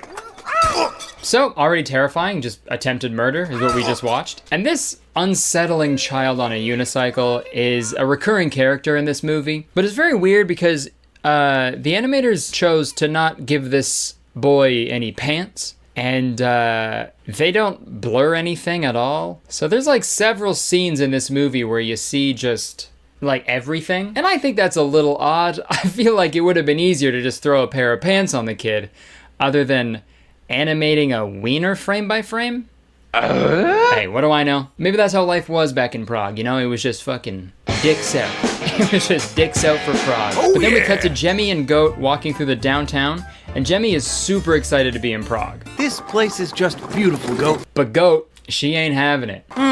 It's just like a village, except bigger. It's a no-go for Goat. It's a no-goat. So to convince Goat that Prague is cool and the place that they should be, Jemmy suggests that they should go check out the Charles Bridge. Let's go see the Charles Bridge. So they get to the Charles Bridge and it's currently being built. And it's a totally regular construction site, They're swinging a limp horse around and shaking it until horse eggs fall out. They got a big human-sized hamster wheel. Nothing out of the ordinary here. Every construction site has those things. So this is where we find out that Jemmy loves wood carving. He's very talented at it, and that's all he wants to do in life. He just wants to carve wood. How many woods could a Jemmy carve wood if a Jemmy carve could? But while he's admiring the statues, he gets interrupted by the big bad bridge boss. So you and the horse with the horns want to work, huh? Want to get to work, huh? Let's get going. He was just standing there. I don't think he wanted to work, right? Is that what life was like back then? It was dicks out, and as soon as you just walk by anybody who's working, they're just like, oh, so you want to work, huh? No, I'm just walking home. Oh man, you want to be employed by me so bad it's crazy. And you work for me now. What? No, I don't. That's messed up, man. You can't do that. Oh, build a bridge and get over it. Emphasis on the build a bridge. Build a bridge. Come to my store. Build a bridge. I sell stuffed bridges. Build a bridge workshop. Get over it. So Jemmy agrees to work on the bridge for some reason. Then we cut to one of the other main characters named Matthew. He's this poor student who goes to Prague to learn from a man named Master Hainish, who was hired by the mayor of Prague to build a giant clock. And that's what Baby No Pants was screaming about at the beginning of the film. Hear ye, hear ye! And in this movie, there are just so many things that happen that I think are supposed to just be like one-off gags to make people laugh, but they're just so unsettling to look at. In this little church scene alone, there's a pastor with this cube nose covered in boils. This man is eating an entire turkey. Just a whole turkey. And the little pantsless boy is just pissing. Dick out. Pissing in a church. Why? And you'll notice this going forward, but every scene has at least one thing that just is so uncomfortable. I don't know if it's the animation style or the sound design, but this movie makes me so uncomfortable. Oh my god. But anyways, the townsfolk, they leave the church and everybody bullies Matthew for being poor. What a loser. Get absolutely owned, dude. So then he goes to the local pub to get some beer, and just like the church scene, this part is very unsettling. This is the life right there. Yeah. Go. Rag hard. All right, look at What the fuck? So, okay, let's do a recap. Let's do a roll call. So you got the devil. Oh, hey, you know the devil? Hey, you know that guy, the devil? Yeah, he's there. He's just chilling, playing cards. And oh yeah, a guy motorboating some boobies. And it's weird, if you scroll down just a little bit, right? Yep, it says children movie. Weird. I don't remember any motorboats in any of the kids' movies that I watched growing up. Well, other than like Free Willy, because, you know. Boats. This movie was actually rated PG-13 in the US for sensuality and nudity, but thankfully this bar scene is as bad as it gets. Oh, wait. It gets so much worse. Okay, so Matthew gets kicked out of the bar for being poor, get dunked on. So he ends up squatting in this old abandoned house that's apparently haunted or something. For that is the house of Dr. Faust! Oh! I don't know who that is. I don't know why that guy yelled that, and they never explain it. Oh! But anyways, the next day, Jemmy is, he's milking goat, like you do with your friends, right? We all do that with our buddies. I'm always milking my bros, dude. Giving the homies the old gulping down a fresh cup of bro milk? Yes, please. So Jemmy's at work again, he's staring at the statues, and yet again, the big bad boss ruins everything. Will you quit standing around, Whoa. donkey? Jesus, man. Hey, relax. Buddy just chugs a bucket of goat juice and then fucking slaps her away for standing around. Hey man, she's a goat. That's all goats do. Can you imagine this guy at like a zoo? Now if you look behind me, you can see a nice family of elephants. They're so cute and so kind, so gentle, so intelligent. And hey, stop standing around. Whoa, sir, lower your voice. What's the problem? All day with these animals just standing around, huh? But sir, they're animals. Sir. And you as well. You're always just standing around, okay? Get to work. Sir, this is my job. I am currently working right now. Yeah, but you're just standing around. And frankly, it's pathetic. I'm not though, I'm sitting. Sir, you're the one who's standing. Standing up for what I believe in.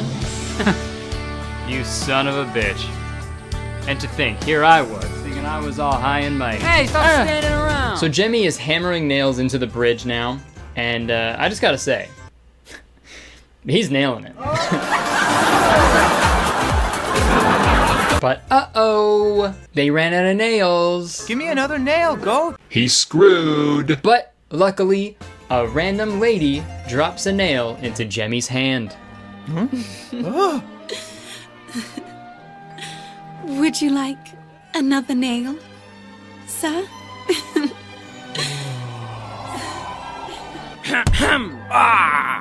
Goat.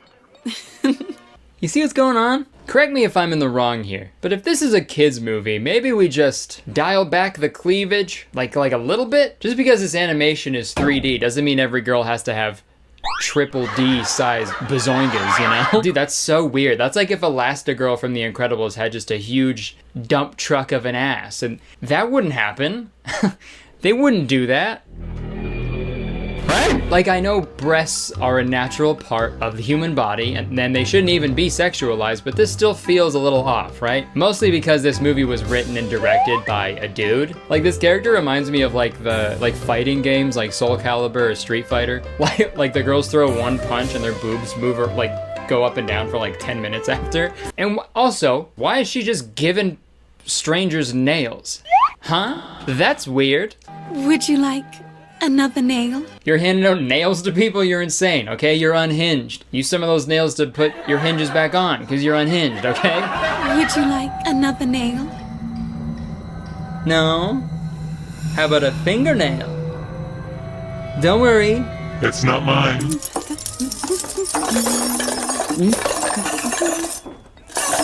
What?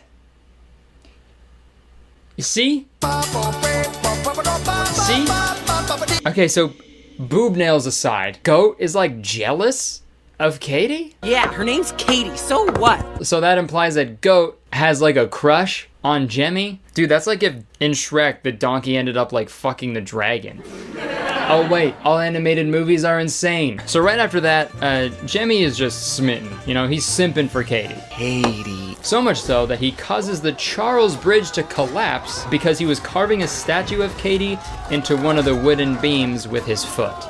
And that's the first time I've said that in my life. Hopefully the last. So obviously everybody is super pissed, so they chase Jemmy and Goat into town. There's this big crazy chase scene, and they end up hiding at the local pub. And outside there's a quick shot of Matthew staring at the other students in the pub. And this is pretty important to his character arc, because he just wants to fit in with the other rich students, okay? That's all he wants. He just wants to be friends with these people. And the only way to be accepted by these rich students is to have money. Even though they've been nothing but mean to Matthew his whole time in Prague, he still wants to be their friend for some reason. Oh, good one, buddy.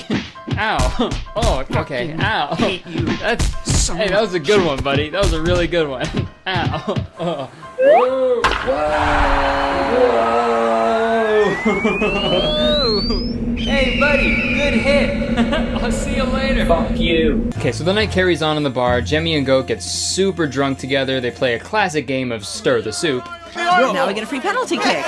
Whatever the hell that is. And then we get another uncomfortable scene. Will you marry me? That just wouldn't work out at all. No, not at all.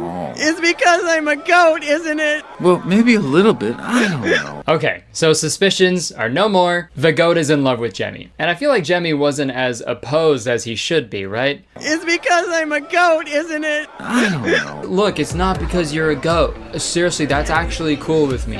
It's just the fact that you don't have any nails in your boobs. If I undo your blouse, I better see a fucking Home Depot in there, dude. Okay, now we cut back to Matthew in that old abandoned house, and he finds a secret room with one single silver coin in it. Tempting, but he doesn't take the coin.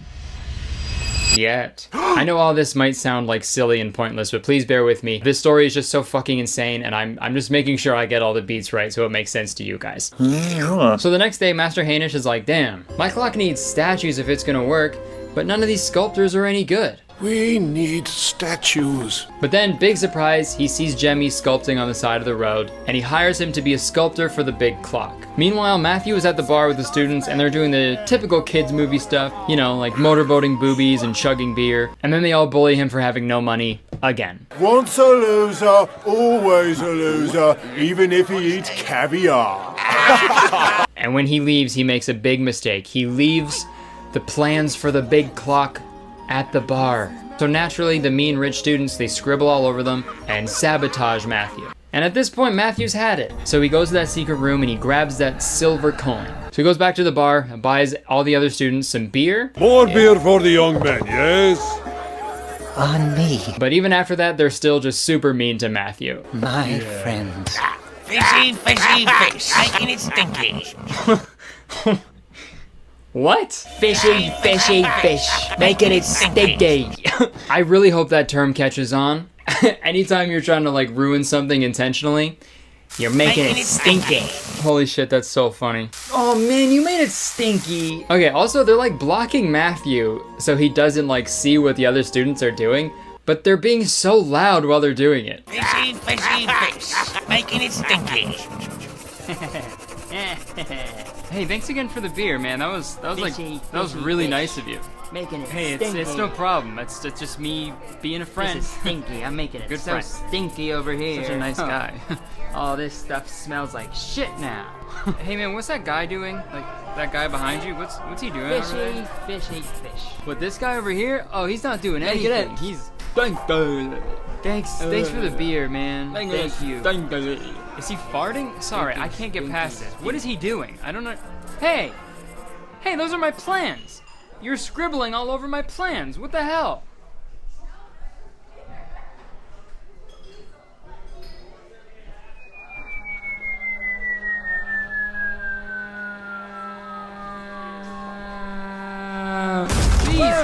Jesus Christ. Sorry, fellas. Whoa. My best buddy just hit me with a baseball bat pretty far. But hey, that's why they call it a hole and run. Or a hole in one. Home run. Fuck. Hey man, are you okay? Yeah, can you take me to a hospital? Alright, next morning, there's one more day for Hainish to finish this clock. The clock shall be ready tomorrow. So, Matthew delivers the final plans to Hainish, but he has no idea that they're all stinky.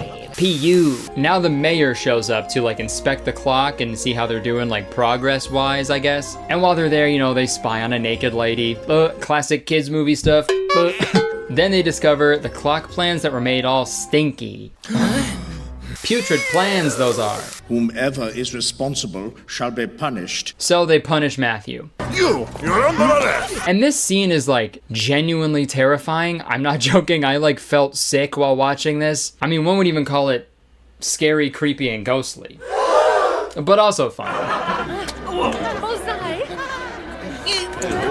Fish in the mouth. Oh, fish in the mouth. Oh, fish in the mouth. Oh, we're gonna fish in the mouth. What did I do? So they let Matthew go and he's pissed off. And you know what? Rightfully so. You know, he's had an awful time. Everybody's mean to him. They're throwing a fish in his mouth. Fishy, fishy, fish, making it stinky. Oh, fish in the mouth. So he does what we all do when we're feeling pissed off and we want revenge. We sign a contract with the devil. I'll show you. I mean, they don't really go over the details of the contract, but let's see what happens.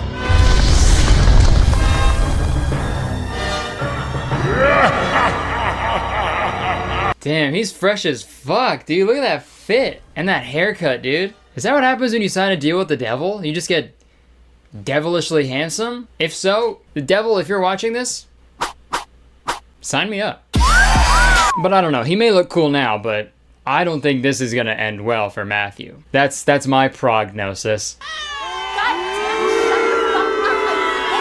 Prognosis. Back to the movie. We're getting close to the end. Trust me. So meanwhile, Jemmy and Katie are hanging out. Things are getting pretty steamy, even though they shouldn't be because, you know, free children movie. Hey, I'm getting ready for bed.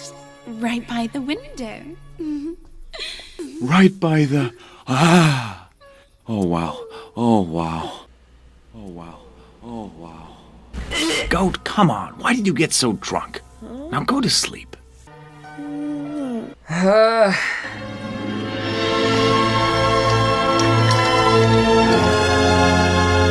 Okay, we could talk shit on this movie all day long, but this is hands down the sickest way to transition between scenes, dude. A bearded skeleton woefully playing the organ.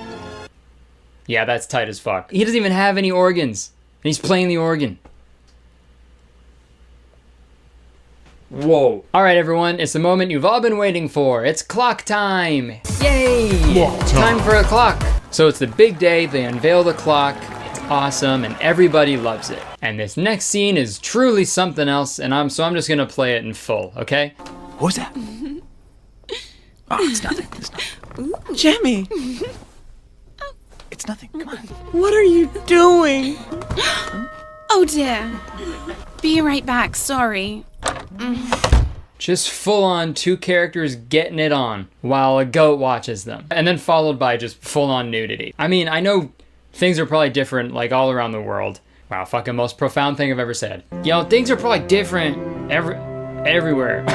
I don't know, maybe I've never seen how like media is in different countries, I guess. All I'm saying is like my mom would fucking freak out if I was a kid and she walked in and saw that. I'd be grounded, dude. I'd be grounded. To this day, I'd still be grounded. If my sweet mother walked in on me, little Kurtis, watching 2 characters cuck a goat?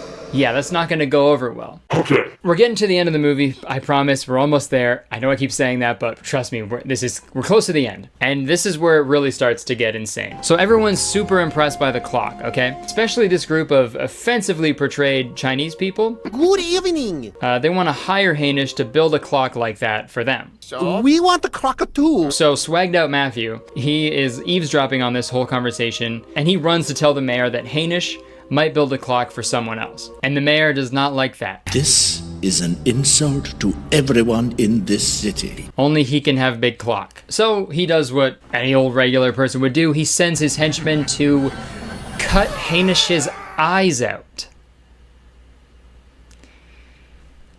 Yep, a main plot point in this Free Children movie is an innocent old man gets his eyes cut out of his skull so he won't build another clock.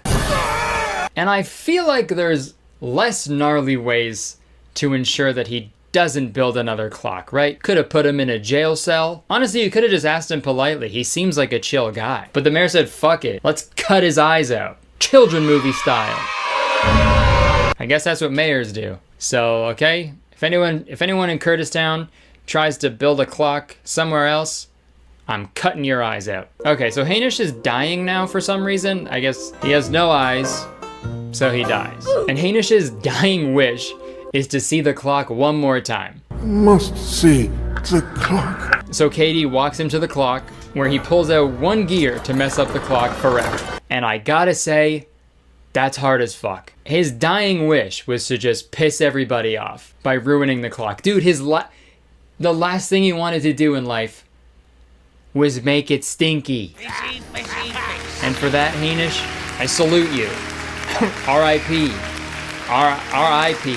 Because your eyes are dead. Obviously, an angry mob storms the clock, and they're like, we need to punish whoever's responsible. And when they see Katie, the only alive person inside of the clock, and they're just like, you did this! You're the one who messed the clock up! And at this point, I honestly thought she was gonna fix it really quick with some boob nails, but that didn't happen. Oh, boob nails. Imagine if boobs had nails? Like fingernails? Like boob nails? That'd be kind of cool. Or weird. Let's keep going. So they actually hold Katie hostage, and they tell Jemmy that the only way that they'll let her go is if he fixes the clock. You will fix the clock. No. Even though he doesn't know anything about clocks, he's just the sculptor. But they say if he doesn't fix the clock before the hourglass runs out, they're gonna hang Katie. Punishments are pretty harsh in Prague, I will give them that. And Jemmy was actually super close to fixing the clock, but Goat eats all the plans. Goat! Huh. But that doesn't really make sense, because I thought all the plans were ruined before. Right? Like if there was another set of plans that were just totally okay and legible. Well, at least I have the plans. Why did they throw a fish in Matthew's mouth? Right? Old fish in the mouth. Whoa. Should fix that. That's a big plot hole. So the next 20 minutes of the movie is Jemmy trying to fix the clock. There's a quick scene where Matthew runs away from the devil, and that's pretty much the last time we see him. And then there's this one quick scene that I feel like we need to address. Hang on, Katie! I'm coming! Katie! Get back in there and fix that clock. Huh? Why the guard's butt out? Hey, Goat Story, why the guard's butt out? Why guard butt out? Also, can I watch a movie about those two guards having a secret gay relationship instead? That sounds way more interesting than whatever the fuck I've been watching for the past hour. All right, so let's get down to the wire. And by wire, I mean, why are we still watching this movie? And they start preparing Katie to be hanged. Or hung? Hanged? Hanged. And just when all hope is lost, Jemmy fixes the clock. It worked! The fucking guy did it. The mad lad absolutely pulled through. The clock works! But something's wrong. When he runs out of the clock tower, everybody's gone. Everybody's already at the hanging. And unfortunately, Katie is hung. She's got a huge dick. No, she's hanged. She's hanged by her neck, and she dies. Yeah, I know. I'm not kidding. I'm being serious. But believe it or not, it fucking gets crazier. Katie! The next day, Jimmy is praying for God to bring Katie back to him when this happens. Katie? Katie? Katie! Katie's alive! I know what you're thinking. You're thinking, hey, if Katie's alive, who did they hang? Let's find out. She did it for me and for you, Katie. I'm so very sorry, Jemmy.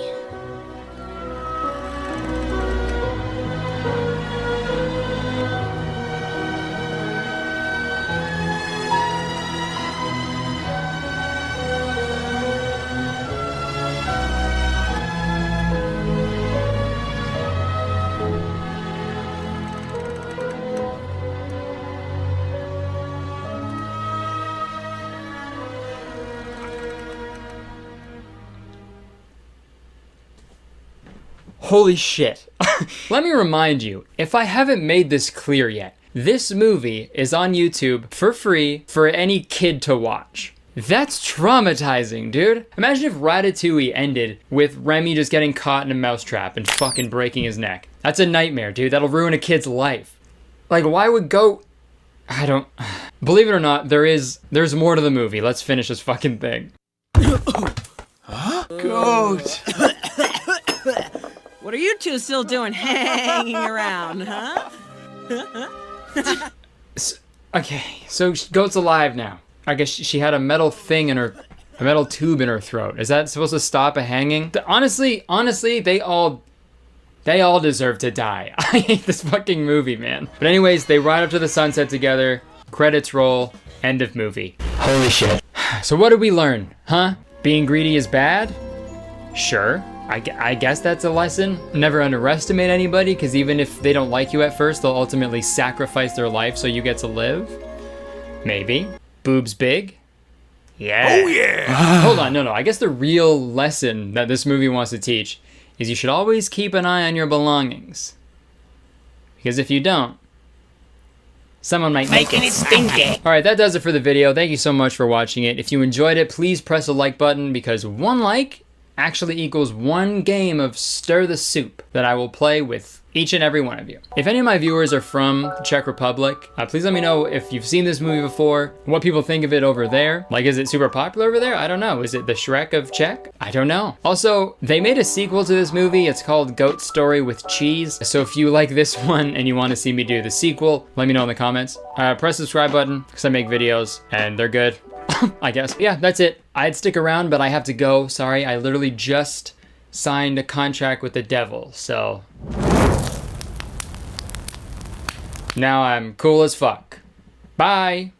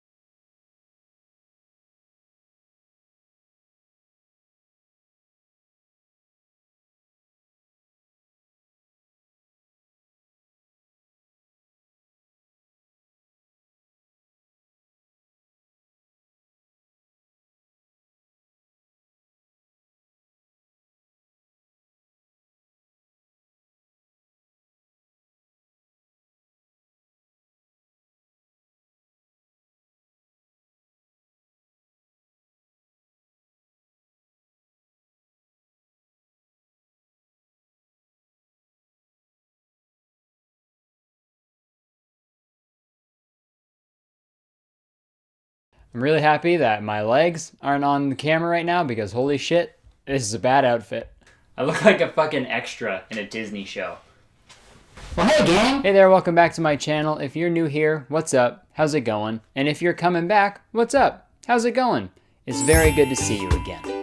You see what happens when you subscribe to my channel? You get an extra greeting at the beginning of every single video, so press that subscribe button for an extra greeting. Folks! So a few months back, I made a video called Cringy 1D Imagines, and it was a lot of fun, okay? We looked at cringy 1D Imagines, and we cringed at them, we laughed at them, and we had a gay old time. And I get a lot of requests to do certain types of videos or a part 2 to other past videos, but by far, this video that I'm filming today, this was the most requested of all time. The one video about 1D Imagines wasn't enough. It's never enough. After the first video, you guys all did your best Britney Spears impression. Give me more. Give me more. Give me more. That's what you all said. Demi Moore, more like gimme more. What am I saying, dude? Today we're gonna revisit 1D Imagines, but there's gonna be more Imagines in there as well. So many Imagines, dude. I can't even imagine how many more Imagines there are gonna be. If you guys don't know what Imagines are, they're like text posts usually, and it's to put like fans in some like imagined scenario with their favorite celebrity. Like imagine if Harry Styles married you, you know, and then you're like, yeah, whoa. That'd be cool. But more often as they should be, they are absolutely fucking crazy. So it's gonna be a fun time. We're not just limiting ourselves to One Direction, okay? Because they're long gone, unfortunately. And there's a lot of new Imagines going on. So we're gonna revisit Imagines today and just laugh at them because holy shit, they're really funny all the time. Mind you, a lot of these are ironically made. They're, satirizing actual Imagines. They're just over the top. But still, those are super funny and we'll look at those. And sometimes it's honestly hard to tell which ones are real and which ones are making fun of real ones. It's tough, dude. It's tough to imagine how tough it is, okay. Real quick, I wanna give a shout out to the Instagram account Worst Imagines. They were relentless in messaging me and tagging me in their posts about me making a video about their page, so here you fucking go. There you go. Nice to meet you. I'm a Gyn. Okay. Alright, without further ado, let's start imagining. Imagine. Babe, look, she has your eyes. Is that a diss? I feel like that's a roast. Babe, look at this baby's stupid, closed, ugly eyes. You got the same ones. Idiot. Imagine you're at Subway with Zane, getting lunch. You ask him what he wants. He responds with, that ass. The next thing you know, Zane is eating your entire ass right there in the middle of Subway. That can't be real. There's no way that someone seriously wrote that. That'd be great though. Subway should use this as like a marketing scheme, you know? Sup guys, I'm Philly Cheesesteak, the CEO of Subway. I just wanted to let you all know that if you eat at Subway, Zane is gonna eat your ass. That's the Subway guarantee, alright? We have just changed our slogan from Subway Eat Fresh to Subway Eat Ass. Alright, I think this is gonna do great with the millennial generation, and I think this is just the beginning of something great, alright? Because what I've always said, say it with me, if there's a sub-will, there's a Subway. Let's go eat ass. Hey, you know what sub backwards is, right? That's bus. And that just made me bust a nut, dude. That's so dumb. Imagine they wanted you to kiss on your cheek. Huh? Fucking pardon? They want me to kiss on my cheek.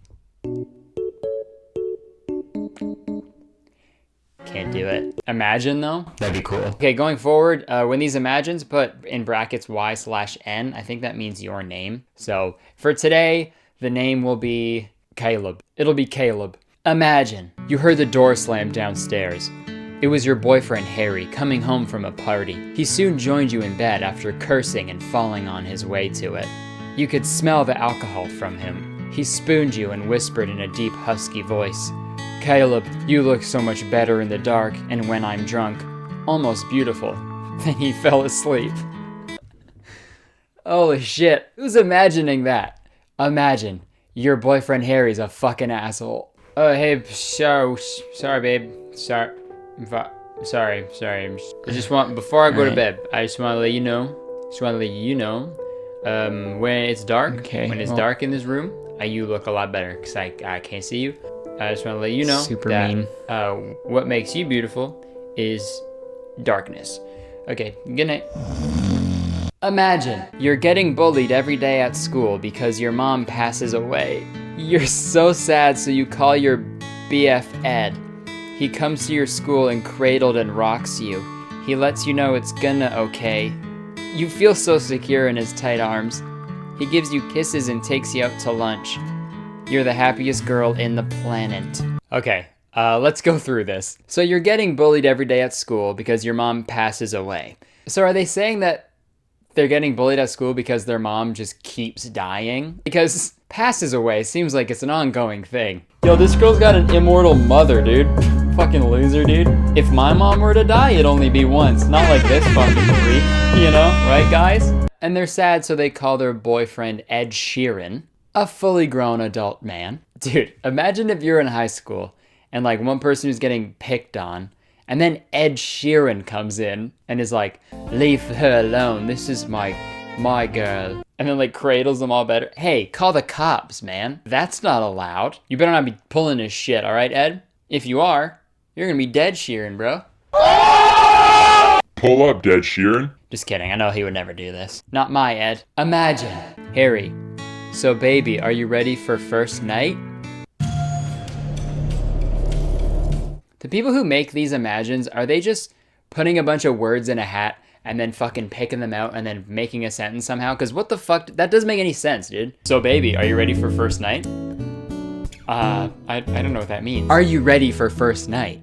I don't know what you're saying. So baby, are you ready for first night? I don't know what that means. Explain yourself. I don't know how else to fucking put it. Are you ready for first night? Harry, stop. I don't know what you're saying. Are you ready for first night? Yes or no? What first night is? Are you ready for first night of what? I don't get it.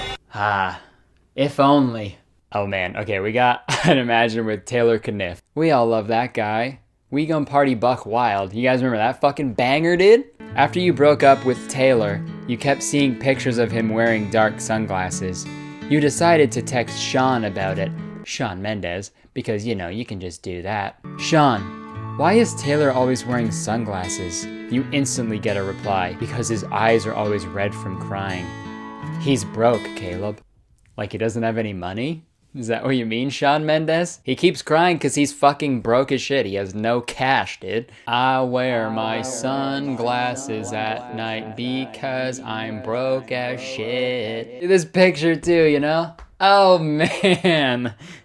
A nice vagina. Caleb hopped in the shower with me as a sexy surprise, except she caught me, you know, taking a shit in there. Hey man, if I had a dime for every time someone caught me in the shower, taking a shit in there, oh man, I'd be rich, dude. Way more rich than fucking Taylor Kniff, I'll tell you that for free. Dude, listen, I'm gonna say something pretty controversial. I don't think there's anything funnier than standing and shitting. Like not even changing your posture.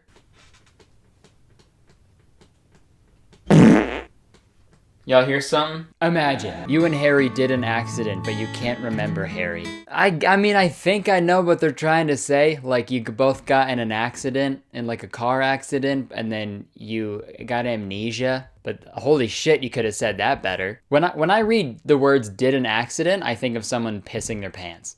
So to me, this is someone imagining that they and Harry Styles pissed their pants together, and then after doing so, they were just like, wait, who was Harry Styles again? Is that you? I don't know, I can't remember. The only thing I know is that there is piss in my pants. That's what this means, right? Right? Imagine his reaction after listening you saying some dirty word. His reaction after listening you saying some dirty word. Whoa, hey, what a bad sentence that was. I sentence you to fucking go back to school, all right? For that sentence. That's your sentence for that sentence, dude. Stupid. Some dirty word. Hey, Harry, standing shower poop. Well, imagine. Liam, I'm a superhero. Guess my name.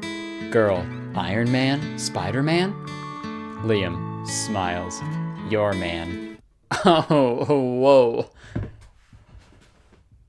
Ooh, just got a sudden urge to puke really quick. Put your man in the MCU. Oh my god, my newborn baby is in that burning building. I need, can someone please help me? What's up, girl? It's your man. What you need, huh? Okay, yeah, can you help? My baby is in there. My baby's in that, you said building is on fire? Please go, please. Please help. Oh shit, yo, that fire is hot, but you know what's hotter? Did you hear me? I say you're hotter than fire. Go, do something. Oh my god, enough with this baby. It's baby this, baby that. What are you, Justin Bieber? Anyone? All right. Anyone help me? I don't know what this guy is saying. Get with the hero, bro. Okay, thank God. Listen, I don't know what you're saying or why you're here, but that firefighter just rescued my baby. So please, can you just leave me alone? All right, you're lost, babe. You're lost. Fuck you. Your man is the only person who can defeat Thanos. Imagine. Jay, do you have sun cream? No, there's no sun. Why do you need sun cream? Jay, because your hotness is pruning me. Everyone's favorite Jonas Brothers song, Bruning Up. Also, hey, who the fuck says sun cream? That's so gross. Is that like lotion that you put on your sun? Come here, boy. I need to put your sun cream on. Whoa, that's fucking weird. Imagine Zayn pinning you to the wall, giving you a deep kiss. He then lifts you up and walks towards the bedroom. Halfway there, he drops you on the floor and says, "Oh my god, I'm so sorry. When we got married, I said I'd never drop you."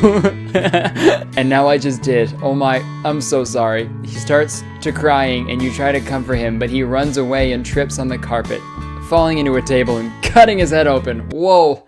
Holy fuck, what a roller coaster, dude. Dude, those gotta be the worst wedding vows of all time. Okay, now I believe that Zayn and Caleb have prepared their own vows. Now they will read their vows. Zayn, do you want to start off? Yeah, alright. So, I love you, right? And I promise that throughout our whole marriage, I will never drop you.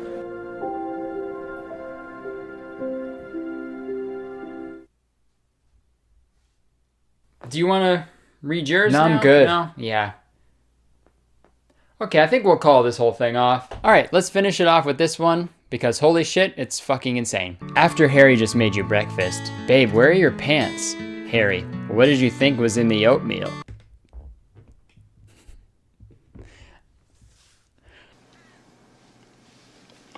Dude, I'm gonna lose sleep over this one. I hope it's a parody of Imagines, because holy shit, what the fuck? So he put pants in his oatmeal? I've racked my brain trying to figure this out, and it's honestly exhausted me, dude. I'm out of breath. I'm sweating, dude. I'm panting. Pants. And that's the joke I'm gonna end that with. Okay, I think that's all I can take, because holy shit, I'm losing brain cells. I didn't have a lot to begin with, so I think I'm in the negatives right now. You know, Imagines have always weirded me out a little bit. Mostly because the ones that are like real and stuff, like the ones that aren't satirical, they usually like paint these celebrities out to be like really like abusive and like manipulative and stuff, and really just like bad people. And I don't think that's very nice or good. All right? I think if you're gonna make an Imagine, I think it should be something wholesome, you know, like imagine Harry Styles opens the door for you. And that's it, you know? That's great, dude. I'm all for that. It's very weird to like put these people in like these weird sexual situations that they don't even know that they're being put into. I don't know, it's very weird to me, but I don't know, what do I know, dude? Literally nothing. Imagine Kurtis knows what he's talking about. Never. Again, I don't want to like make fun of anybody for making these or enjoying these, you know, but like I said in the past, if you want to post them, we're allowed to roast them. Okay, I think that's gonna do it for today's video. If you enjoyed the video, please press the like button. 1 like equals 1 bowl of pants oatmeal. And though that's the best meal, dude. Love that stuff. Leave a comment and let me know if you want to see a part 3 of this video. That'd be wild, dude. Imagine a part 3. Don't forget to press the subscribe button, because I make a video every single week and they're so much fun. And you'll also get an extra greeting at the beginning of every single video. So press that subscribe button and join Kurtis Town today. Check the description. Thank you very much for watching. I've been Kurtis Connor. I'll see you next week. I gotta go get my ass eaten at Subway. Bye-bye. Hey guys, thank you so much for watching. If you enjoyed this video, then you can click on the screen and watch some more videos from me. And don't forget to press the subscribe button. All right, hey, welcome back to my channel. If you're new here, what's up? How's it going? And if you're coming back, what's up? How's it going? It's so good to see you again. I hope you're doing well. You see what happens when you subscribe to my channel? You get an extra greeting at the beginning of every single one of my videos. So press the subscribe button for an extra greeting. Folks, new year, same intro. I'm not changing for shit. So I've talked a lot about TikTok on my channel, okay? I've TikToked a lot about TikTok on my channel, okay? I've also made that pun way too many times, and I'm not gonna stop. Seriously though, I've made a lot. I've made a lot of videos about TikTok, and every time I make one, I'm like, okay, this is it. That's the last one. This is it. That's a nail in the coffin. And I don't know why I keep lying to myself. I know it's not gonna be the last one. The app is full of shit. Filled to the brim, okay? It's overflowing with poo-poo. And I can't not make videos about it, okay? I'm gonna be making videos about TikTok until I'm dead, basically. I'm gonna come back as a ghost and still make videos about TikTok, dude. I can't escape it. But before we watch stupid TikTok videos, a quick history lesson, an internet history lesson. So we all remember Team 10, right? How could you forget? They're the internet's favorite rascals, the little YouTube rascals. Yeah, you know, you got Chad, the Martinez twins, the Dobre brothers at one point, Tristan, Anthony, and of course, the creator, Jake Paul. The videos were good, they were nice, it just everybody loved them so much. I'm kidding, obviously, everybody fucking hated Team 10. Team 1 out of 10. Is what they should have been called. But to recap everything, there were like a group of YouTubers who lived in a house. Jake Paul like took percentages of all the creators, and they just all like collaborated and made videos together. But they were in the news for just like being really disruptive to their neighbors. Say that he's been filming dangerous stunts and he's putting people in danger. Jake Paul jumped on top of like a news van.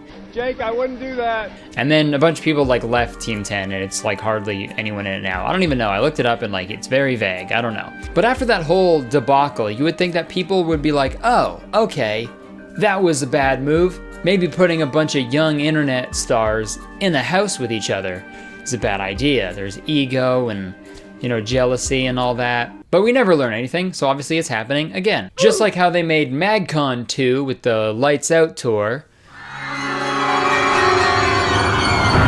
They're making a Team 10 2. Team 12. Team 102. A Team 10 2. They're making a sequel, another Team 10 called The Hype House. Cause nothing says hype like a fucking 15-year mortgage, dude. Yo, dude, I paid my property taxes last week. Shit was fire. Check out those new shingles, they're lit, huh? So the Hype House is basically TikTok's Team 10.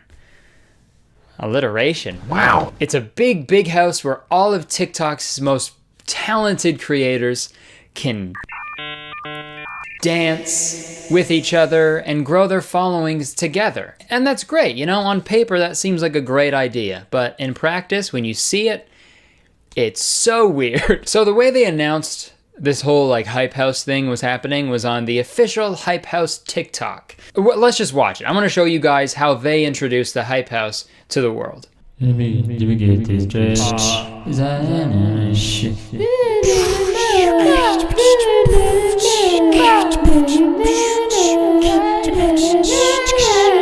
Okay, a few things.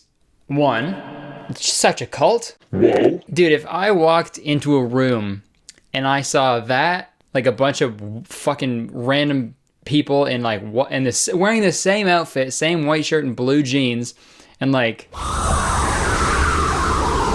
hey man, I'm running the opposite way, and I'm calling the cops while I run away, okay? So if you're ever at the Hype House, if you ever find yourself at the Hype House, don't drink the Kool-Aid or the fucking Bang Energy. Don't drink the Bang Energy, okay? When you're at the Hype House.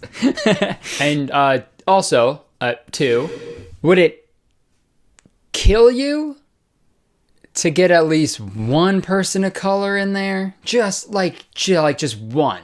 That's like, you couldn't even just do one? Really, guys? Like, I honestly can't tell if this is the Hype House TikTok page or an avalanche on a ski hill. I cannot tell the difference.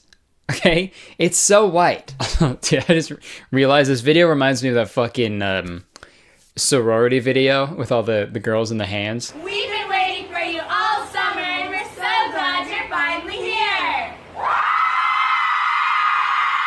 Okay, so if you're not in the TikTok world, you're probably thinking, who are these people? Let's figure them out. What do they do? Well, here you go. Here are all the members. We got white boy in middle part, white boy with beanie, white boy with middle part, white boy with glasses, white boy with middle part, white boy in sweater, and then white girl who dances, white girl who dances, white girl who dances, white girl who dances, and let's not forget everyone's favorite, white girl who dances. Names don't matter, trust me. They're all the same. So this is very weird, obviously, and it's gonna pain me to say this, but dude, I think Team 10 was better than this. I know. Team 10's content was very bad. Just terrible. Some of the worst content ever.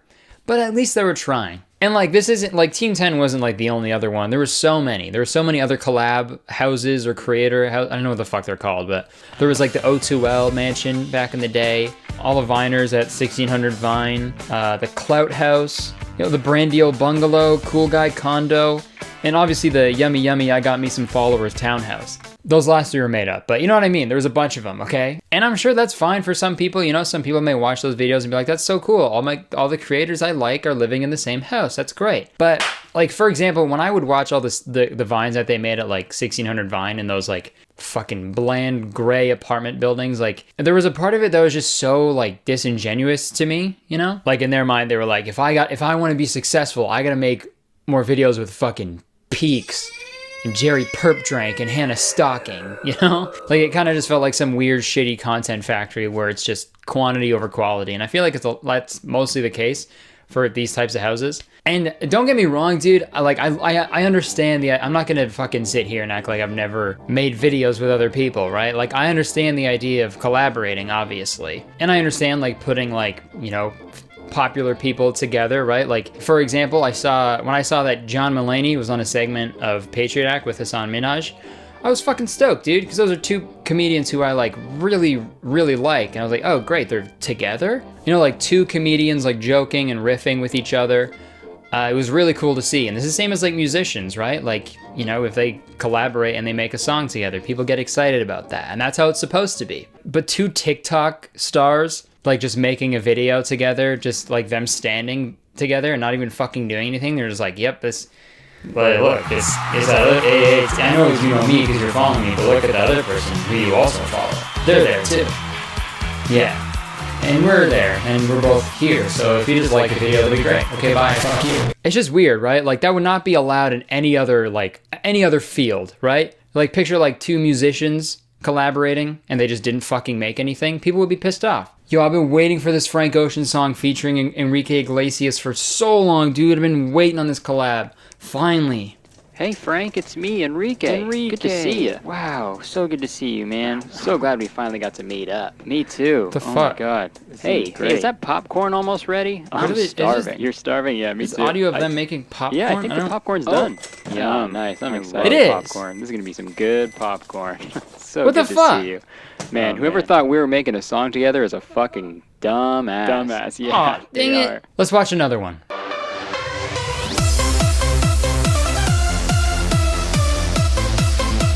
Oh, that's it. Oh, dude. That's it? Oh, man. And how many likes did that one get?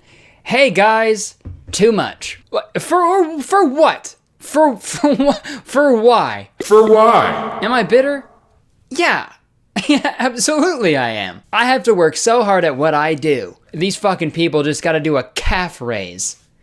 And they get 1 million likes. Not even a farmer, dude. Those are the real calf raisers. Because like a calf, you raise it to become a cow. TikTok, it's just little dances. That's all it is. I've accepted it. That's fine. Whatever. But you know what? I'm about to say it. Most of these fucking people aren't even good at dancing. And listen, I'm no groove connoisseur, okay? But I know a good dance when I see it. I've seen Step Up 2, The Streets. I know enough. But a lot of these dances like aren't even real dances, right? Because like the phone, they gotta put the phone, they gotta like prop it up, portrait mode, and it's like static. So most of the dances they can do are just like, they don't move their feet, they're just like moving their arms a bit. You know, straight up like all TikTok dances like look like you're like stuck in quicksand and you gotta like dance your way out of it. You can't move your fucking leg because they're sinking. But just like imagine like if those dances replaced like other dances, it'd be weird, right? Just imagine. I'm not gonna give you any examples. Just kidding, I will. Here you go.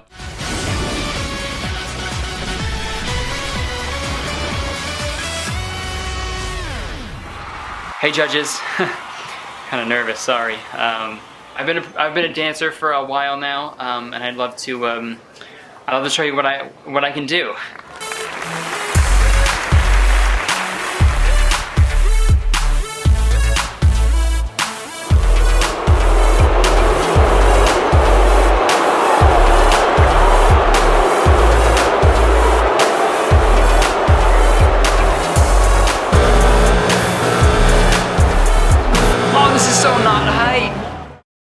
All right, everyone make some noise for the bride and groom.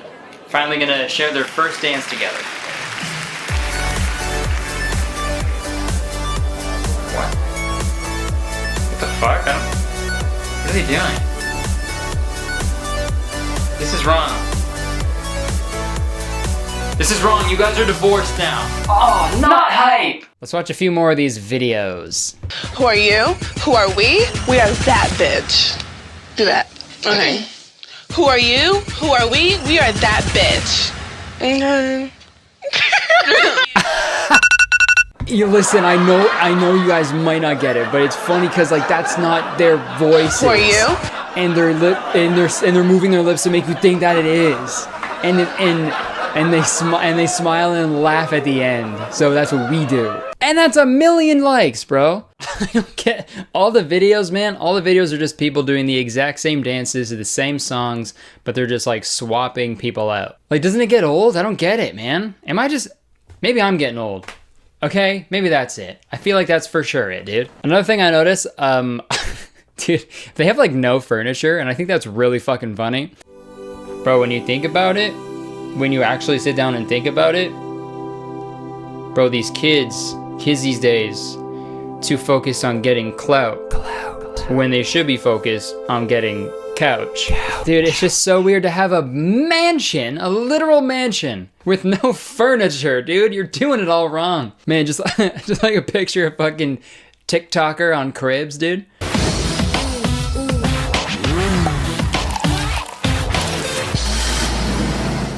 What's up, MTV? It's me. Welcome to my fucking pad. Come check it out. Alright, so as you can see, we got the living room here. It's pretty fucking fire, bro. We got we have a carpet. So right here is the laundry room. We don't have a washer and dryer. So this is the bathroom. As you can see, we don't have a toilet because we don't fuck with that. We kind of just head out into our garden, into our backyard. We just kind of crouch down and pinch loaves out there. It's actually working out kind of well. All right, so guys, this is the backyard. It's pretty nice. Sorry, can we cut? I'm sorry. Huh? This backyard smells like shit, dude. Yeah, no what did I just tell you? We all shit out here. Yeah, why though? Ugh. All right, thank you MTV for checking out my fucking crib. It was hype. What are you doing? You guys can fucking leave now. Okay, Hey guys, I'm editing right now. When I filmed that thing, it was like a joke saying that they don't have a washer and dryer. But then I watched a vlog of theirs where they say they don't have a washer and dryer, dude. And then there's our laundry room, but we don't have washer and dryers yet, so we're gonna figure it out. Too perfect. Okay, when I was going through these Hype House TikToks, I got to thinking, you know, how did this all come to be? How did this happen? Who orchestrated this whole thing? So I decided to do a little research.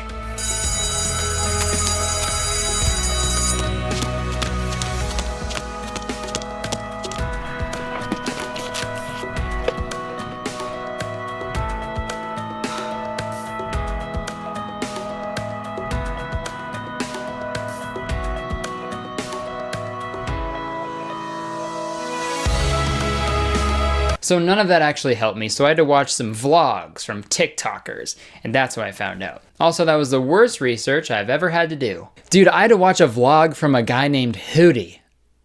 And his brother fucking Blowfish, I'm sure. I know it's not his fault that that's his name. It's the parents, dude. If I was named Hootie Connor, well, I'm gone. I would not talk to my parents anymore, dude.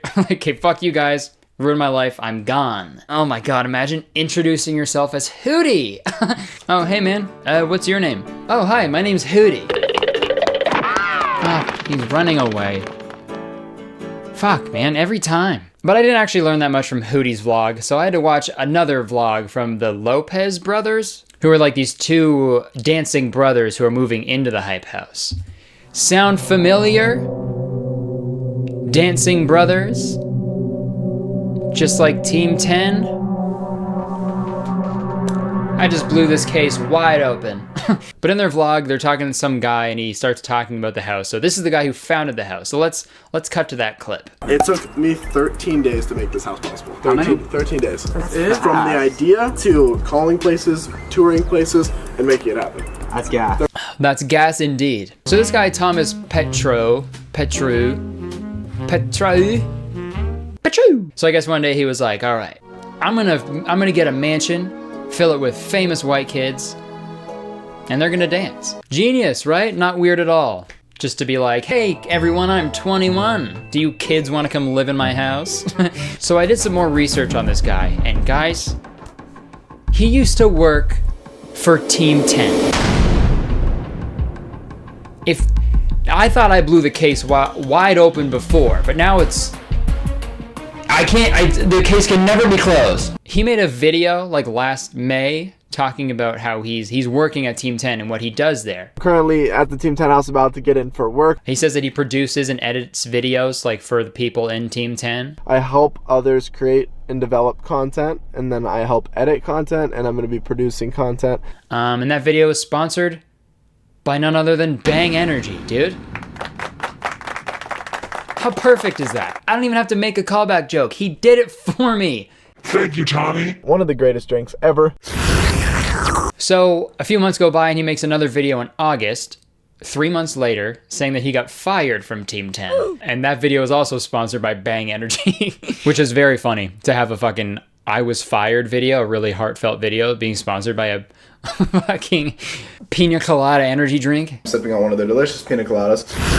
I need all the energy I can get for all the resumes I have to hand out now, and that's where Bang comes in. As of yesterday, I was fired for no reason. So I guess after that happened, after he got fired from Team 10, he was like, I'll make my own house. Yeah, I'll get a house and I'll fill it with a bunch of white people, and I'll find my own pair of dancing brothers. You'll be sorry, Jake.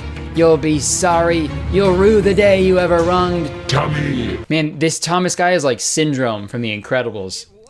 You know, he was wronged by Mr. Incredible, Jake Paul, in this situation. So he's setting off to, you know, to create his own thing and get back and destroy Jake Paul. Damn. So if a story breaks with a bunch of big robots destroying Jake Paul's house, I think we know who did it. But I mean, I read an article about this whole thing, about the Hype House. Someone wrote an article about it. And apparently, this Thomas guy isn't taking a percentage from any of these TikTokers, which is good. I admire that. I think that's a good idea. You know, once you get money involved, people start, you know, getting greedy and stuff and think they deserve it more and everything, you know? And I think that's why a lot of people left Team 10. I don't know, man. It's working for them. People seem to like it. The fucking Hype House TikTok has 4 million followers already, which is frustrating because there's so many really funny TikTokers I've found in the last few months, And I wish they would all have a house together and make funny content and good content. I don't know what I'll put on the screen right here of like TikTokers that I really like, who I think are funny, who you should give your attention to, who you should hype them up instead of these people who do calf raises. Unless the people in the hype house actually make a TikTok of them raising a calf to be a cow, then I'll be happy. I don't know, maybe one day I'll start the fucking Kurtis cottage, and then the floor will be quicksand, and there'll be no water, there'll be no running water. It'll be like in Mr. Deeds when the water fountain shoots out Hawaiian Punch. It'll be that. That's Hawaiian Punch. But also in the shower heads, and it'll just be bang energy everywhere.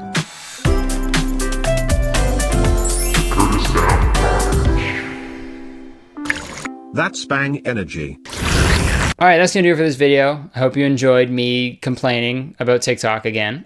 If you did enjoy the video, please press the like button, because 1 like equals 1 little baby calf to be raised by a TikToker. Also, leave a comment, let me know what you think about this whole hype house shit. Let me know your predictions, how long it's gonna last, what's gonna happen, who knows? So yeah, leave a comment, let me know. Also, don't forget to press that subscribe button, because I make a video every week, mostly, and they're a lot of fun. And as soon as you press that subscribe button, you become a valued member of Kurtistown.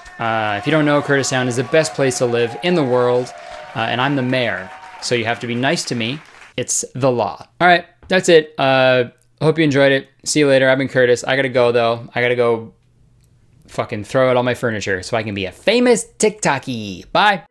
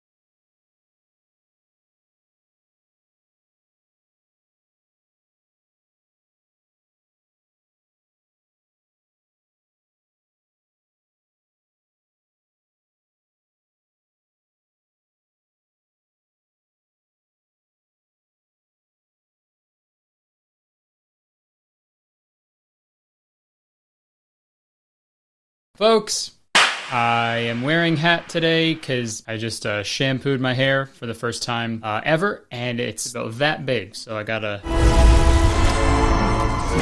keep it in here. Welcome back to another installment of, geez, Canada's a little different from America, isn't it? I've talked about a bunch of weird Canadian TV shows over the years, but I realized that I've never talked about the things that play in between the TV shows, and I think that's the best part. Personally, I can't watch anything on Netflix these days. There's just no commercials, and it's annoying. You expect me to pause Riverdale every 15 minutes and then pull up some newspaper ads just so I can get my fix, and then rinse and repeat? That's weird. I don't know how much longer I can do that, Netflix. I can't read. I'm joking, obviously. For the most part, commercials are stupid and bad and annoying, but, you know, there's been some good ones, I'll admit it. I remember there was that one little Caesar's commercial where it like advertises a new pizza and then it cuts to a shot of an audience going, "One more time," and then they just play the exact same ad over again. That's still the funniest commercial I've ever seen. That is genius. Also, dude, when I was a kid, I fell for commercials hook, line, and sinker. Straight up, if there was just a spiky-haired kid advertising a literal hook, line, and sinker, I'd ask my parents for it for Christmas. You know when you're at the movies and you're watching trailers and there's that little bit of silence in between each trailer, and then you turn to your friend like, "I gotta see that, that looks pretty good." That was me, but with commercials. After every like Bionicle commercial, I'd like turn to my mom and be like, "Hey, if you don't buy me that, I'm gonna start screaming." Dude, I remember asking my mom for a fushigi. You guys remember that shit? Fushigi ball? That fucking like weird silver ball that sort of like you just moved around with your hands. You remember that shit? No strings, no tricks. Magic? Maybe. Don't say maybe. Magic? Maybe. We actually don't know what these are and we're fucking scared. Somebody please explain these. Okay, you know what? Leave a comment. Let me know if you want me to make a whole video about the fushigi ball, because I really want to. Spoiler alert. I'm gonna make a video about fushigi ball. I remember wanting one of these so bad, not because it was a good product, it was just good advertising. And believe it or not, that's all you really need to sell a product. And whether you're aware of it or not, commercials really stick with you, because that's literally how they're designed. But you know, when I was a kid, I was watching TV, you know, I would get commercials and stuff, but every so often there would be a PSA, a public service announcement. You know, it was just like a message from some media company that was like, "Hey, please don't do drugs," or like, "Drinking and driving is bad." You know, just like indisputable, like good messages about being safe and smart. And there were a bunch that aired in Canada in the early 2000s from this company called CCA, which stood for Concerned Children's Advertisers. And some of these PSAs were good, but some of them were not so good. And no matter how much older I get, no matter how much time passes since I've seen these on television, they are just burned in my brain, so I want to make a video about them. And yeah, Jacob made a video about these last year, and a bunch of other people did as well, but no one has the balls to make a video about it this year. Let's start off with one that really hits home for me.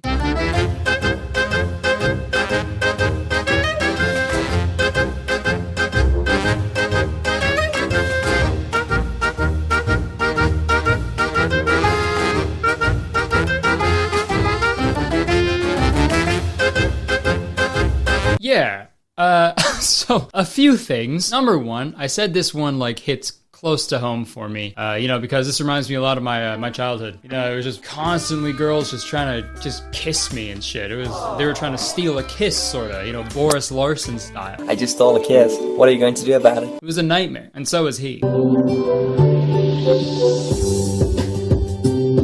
Seriously though, this kind of low-key kind of happened. My first kiss was in 3rd grade. One day I was swinging on a swing, obviously, and this one girl, who will remain nameless, she got her friend to run over to me to like ambush me. She like spun me around a bunch of times in the swing, so I was like trapped in like the chains. I couldn't really move. And then the girl who will remain nameless, she fucking ran over to me while I was trapped and she kissed me all over my face and my lips without my consent. I just stole a kiss. What are you going to do about it? And she wasn't even the girl I had a crush on. That's the most fucked up part, dude. Felt like I was cheating, you know?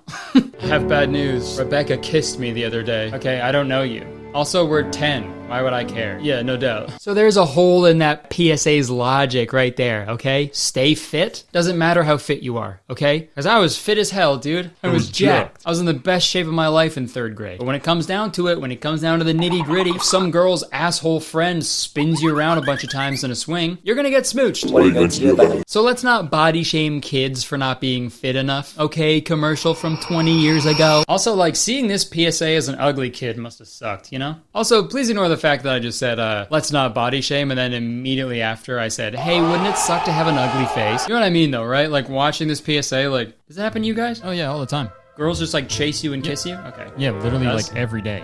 And they say how ugly you are while they do it. The fuck? And this is kind of fucked up too, because it's like kind of like only geared towards like boys, right? Like young boys. Watching this as a girl must have been wild too, right? Like, what's the message here? Stay fit so you can have the upper hand on all the boys you want to chase and kiss? That's fucked up. Is that what girls did? I don't know. Just run around like fucking COD zombies after school just trying to kiss boys?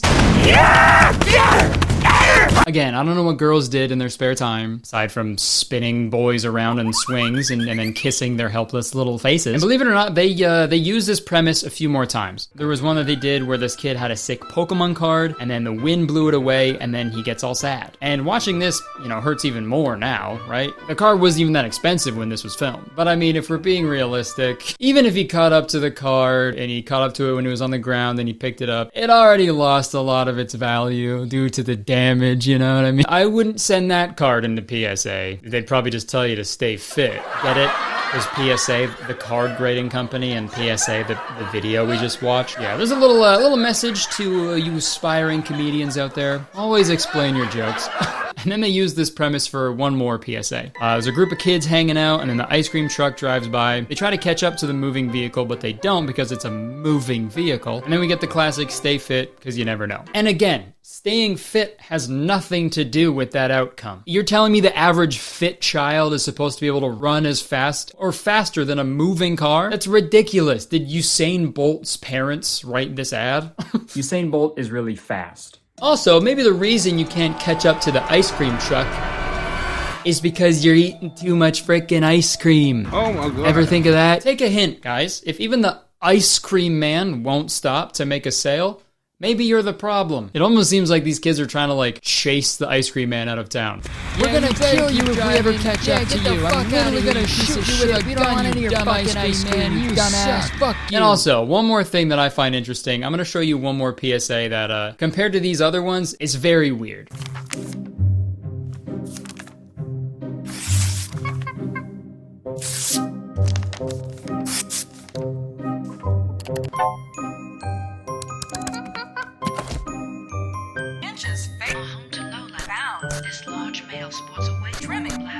You don't need a media monkey to make healthy choices.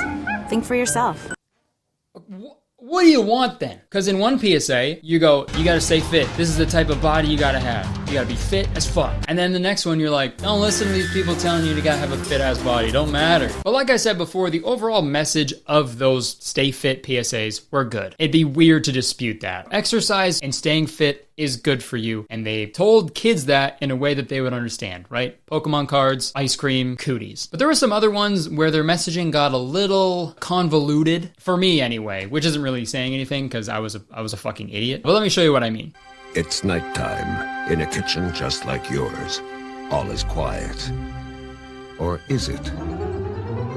The North American house hippo is found throughout Canada and the eastern United States. House hippos are very timid creatures and are rarely seen, but they will defend their territory if provoked.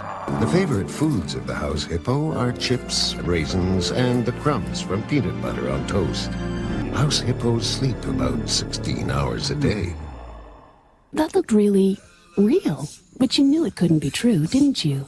That's why it's good to think about what you're watching on TV and ask questions. Okay, so it's about like media literacy and, you know, questioning and thinking critically about the media that you're consuming, which is good, it's very, very important, especially nowadays. But I gotta say, when I was a kid, the message of this PSA was completely lost on me. Even though the commercial ends with the narrator being like, hey, these aren't real. Dude, straight up, I thought house hippos were real for years, and I just never saw one one, and I was pissed off about it. Straight up, even if I were to like ask my parents about house hippos, they'd be like, what? They're not, Kurtis, they're not fucking real. Deep down, I'd be like, well, what do you know? I fucking saw it on TV, you know? How much are they paying you? How much are they paying you to keep quiet about these things, huh? I literally had like anti-vaxxer Fox News brain when I was a kid. House hippos aren't real? Explain that commercial I just saw then. Dude, it literally said at the end of the commercial that they're not real. That's fake news. That's fake news and you know that. No, it's not even news. Oh, so you agree. It's not news. It's bullshit. It's blasphemy. Hey, not what I was saying, obviously. It's not news at all. It's a PSA. Yeah, exactly. And what does PSA stand for? Pretty small animal. Obviously that's not what it stands for. Have you ever even seen a house hippo in real life? They're not real. Oh, really? They're not real. Then what do you call that? Oh! Holy shit, dude, is that a hippo? Yeah, it's a hippo. In my house. Therefore, a house hippo. Okay, man, I don't know where you got that hippo, but it's running away. What? No!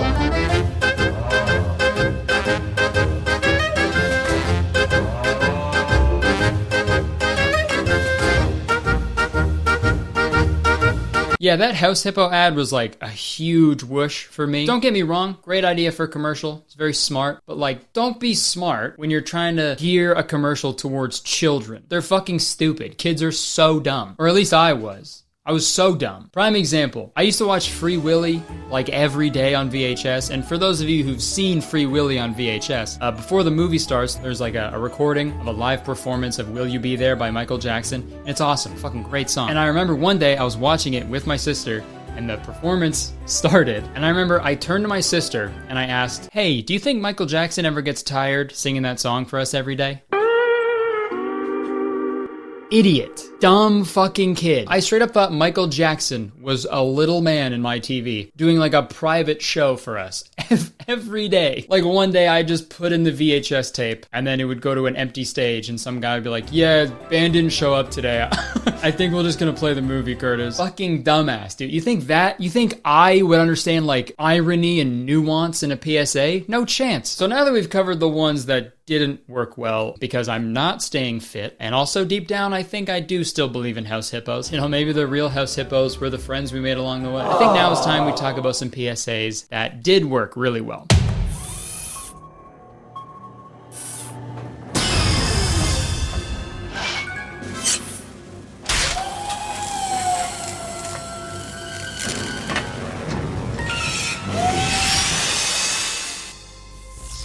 I am Ashtar, a robot from Planet Danger.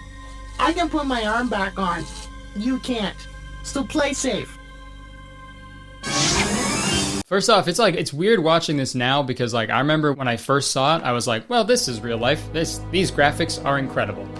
They brought a film crew to Planet Danger. That's what's up. This grabbed my attention real quick when I was a kid. You know, because it's like scary and this like weird alien planet and the music and all the saws and shit. And this like stern robot woman telling me how it is. Okay, yes ma'am, I will play safe. I don't know what that means, but I will dedicate the rest of my life to figuring that out. Yeah, like I said, this one stuck with me like more than any of them because it was scary. You know, the creepy, scary stuff, it sticks with you way more than all the other shit. I watched 13 Ghosts when I was like 7 years old. I was a changed boy after that movie. That bloody naked lady is in my head whenever I turn the lights off. What do you mean by that? Sounds okay. You know what I'm trying to say. I also wasn't like cosplaying a British person when I said that by calling her like a bloody naked lady. She was literally covered in blood. And it's the same as like Goosebumps movies and episodes of Are You Afraid of the Dark? Like those are fucking in there. They're not going anywhere. You know, dude, I feel like there just aren't any like horror movies or shows like geared towards children anymore. Dude, that's what's messed up about today's society. We gotta scare kids more, you know? In like a chill way. Because at the end of every Goosebumps movie, there was like a lesson, right? It's like, no matter how scary things can get, if you have your friends and anything then it's all good. So, you know, next time you're walking down the street, you know, you see a kid, you know, you're about to walk past a kid, hit him with the quick, or maybe not. That won't really like teach them anything. That'll just like ruin their lives. But maybe you could be like, media literacy. Or maybe you could be like, play safe, I'm gonna rip your arm off. And yeah, their parents might yell at you, but in the grand scheme of things, that's not my problem. How about we watch another scary one? Ever wonder what a bag of crack looks like? In the last 2 years, over 5,000 people in Canada and the US have died from using crack or cocaine. Do yourself a favor. Think about it. Damn. Right to the point, dude. I mean, when you're a kid and you see that, you don't even know what crack is at that point, but you're like, hey, yeah, for sure, I'm not doing that. Hey. I put that as a placeholder in my editing software so I could make a green screen sketch about it later. But you know what? I think we're good. I think we can go our whole lives without seeing a guy's butt that doesn't have a crack. Like, that'd be weird. Why would I ever show you that? No one needs to see that. It's weird. I would never show you that. And I think this is a big moment for me. I think, you know, I finally realized that not every joke and premise needs a green screen sketch to go along with it, even though this is technically a green screen sketch because I'm using my green screen. So don't worry, for the rest of the video, there aren't going to be any green screen sketches. This works, okay? This is what we gotta do. I also think like the tonal shift from like watching a fun, happy cartoon to this is very effective.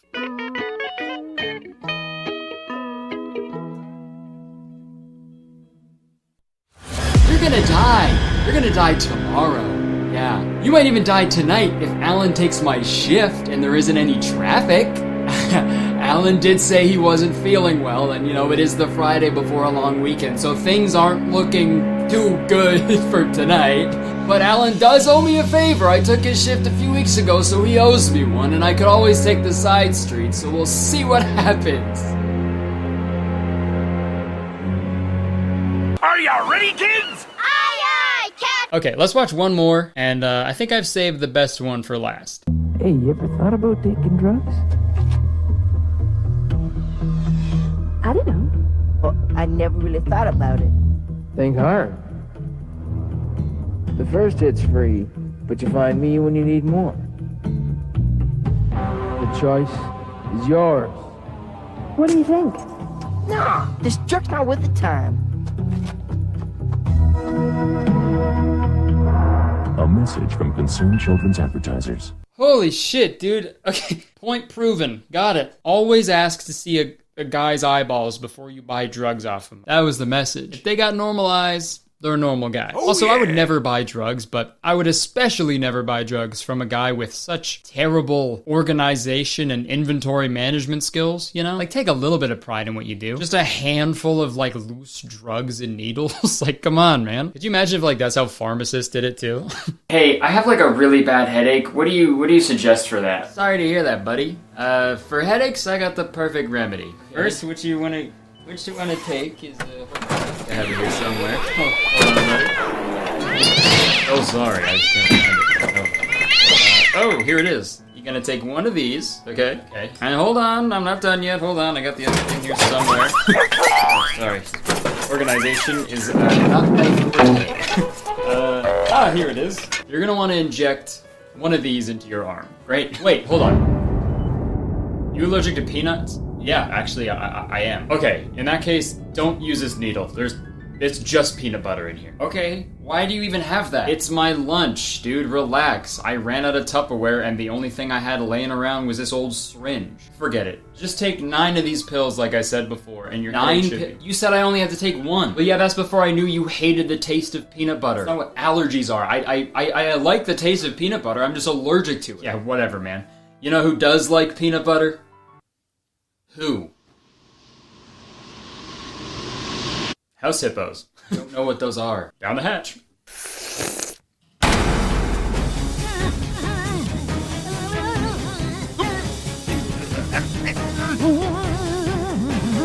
What's up? What's going on? Choking?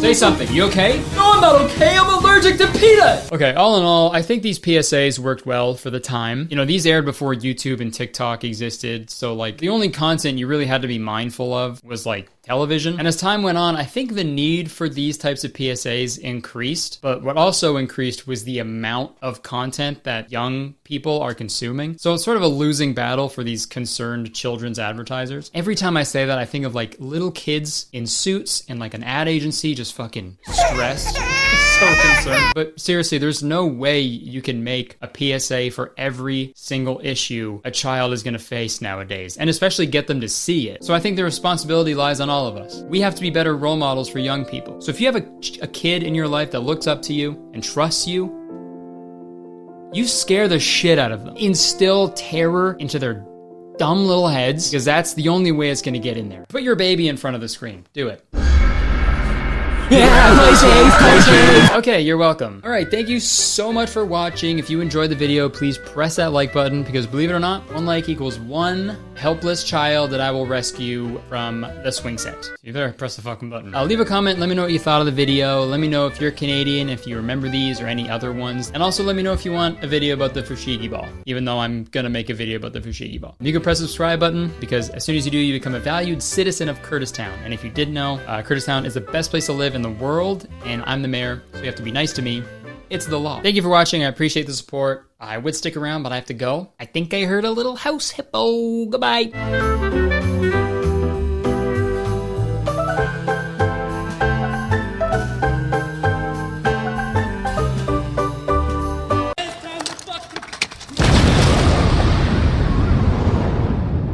Folks, Tony Hawk, a skateboarding legend. The man who was also inadvertently responsible for the success of every single ska band in the early 2000s. He was everything a young boy wanted to be. He was good at skateboarding. His last name was an animal. He was in his 30s. Tony Hawk was the king of the world when I was growing up. I played all the Tony Hawk games, I bought clothes from his clothing brand, and because of him, I fell in love with skateboarding. I don't really skate anymore, but I could probably still do a kickflip if I wanted to.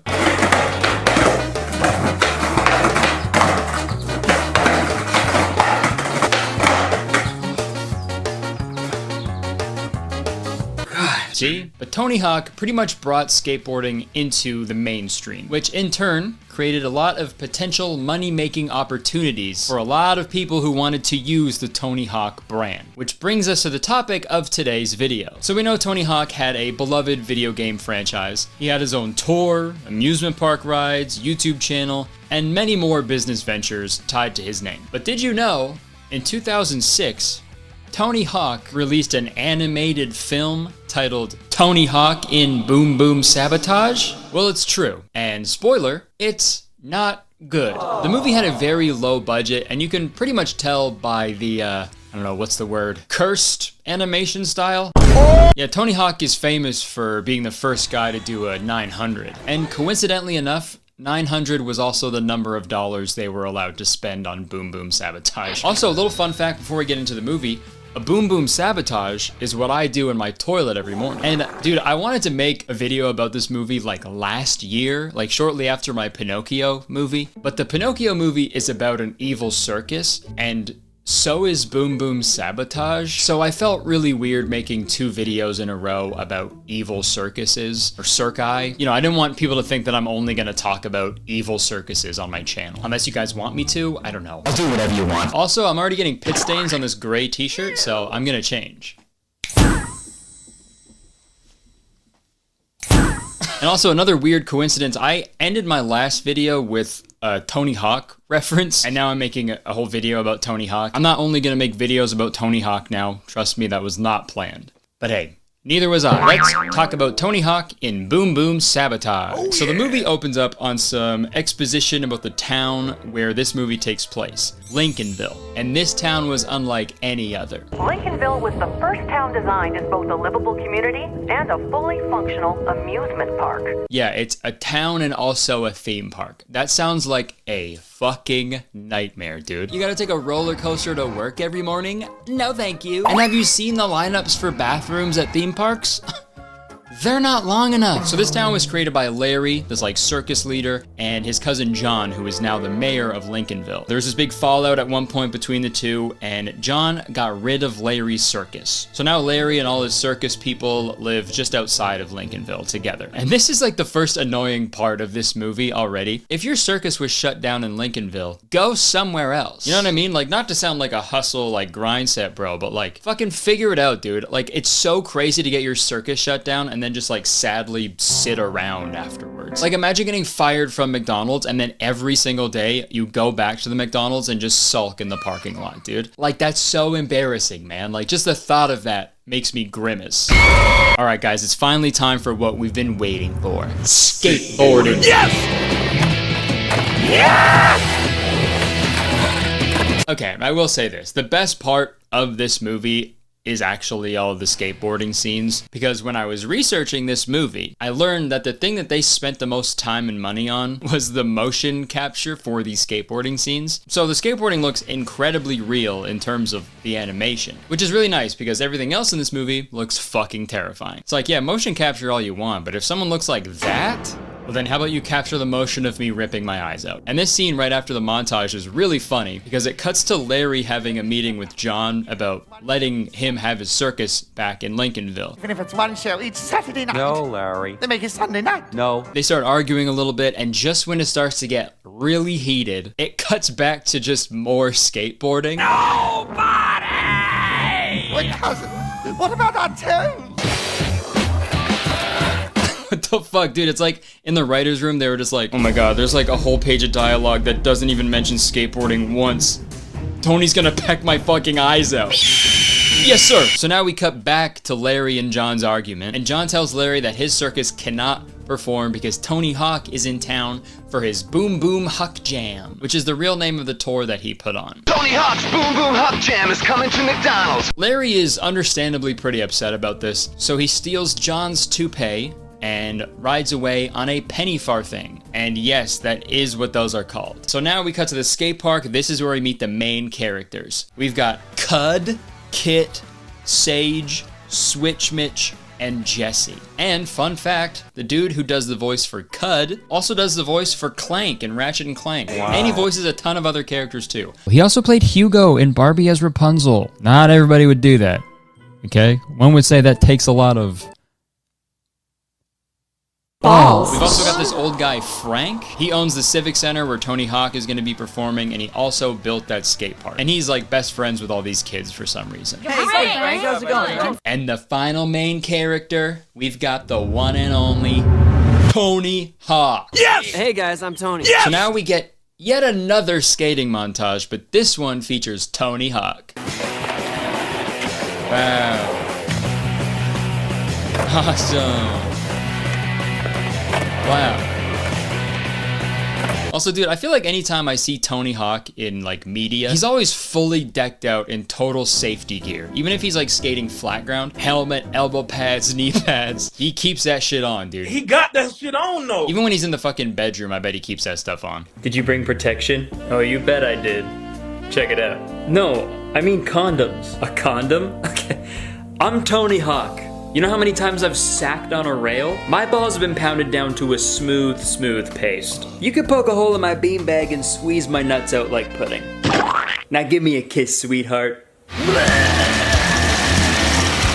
So Tony Hawk gives the kids some free tickets to his show and heads into the venue to rehearse for his Boom Boom Huck Jam. We then cut back to Larry at his circus. And I'm sorry to say it, but folks, we've got another reconciler situation on our hands. If you missed that video, there was one part where I mentioned that I replayed one scene for like an hour because I had no idea what one character said. Here's that clip. And we've got another one for this movie, okay? People like their human cannibals with skin. I think he says, keep like they're human cannibals with skin. People like their human cannibals with skin. And to that, I have but one question. What? So again, comment below. Let me know what you think he fucking said there. I'll play it one more time and you let me know because I have no idea. People like their human cannibals with skin. Well, about 5 minutes have passed in this movie, so you know what time it is. Skateboard montage o'clock! But this one actually ends with a pretty gnarly bail from Tony. Oh, that was harsh. Oh my god, dude, it looks like he's fucking stuck in a glue trap, dude. Dude, I feel like if I was skating with someone and they were on the ground like that, I wouldn't even help them. I would just be calling their family immediately with the bad news because that guy's dead. Holy shit, dude. Imagine if the movie just fucking ended like this. What's the matter, old man? You getting too old for this? Maybe you need to take a breather. He slammed really hard. I wonder if he's okay. Tony! Tony?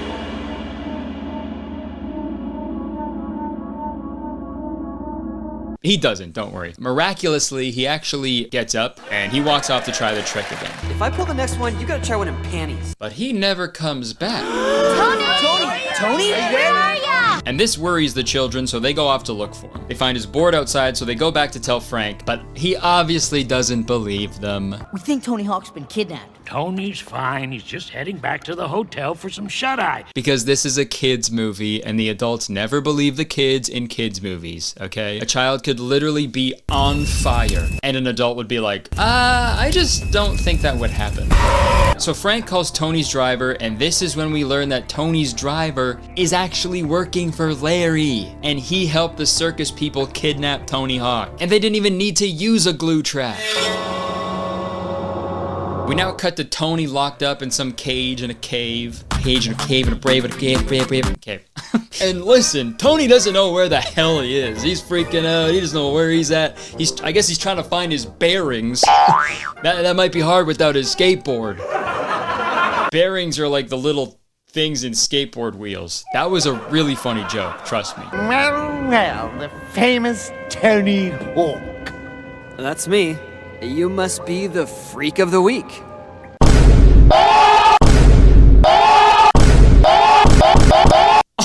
Yo, chill, Tony. You must be the freak of the week.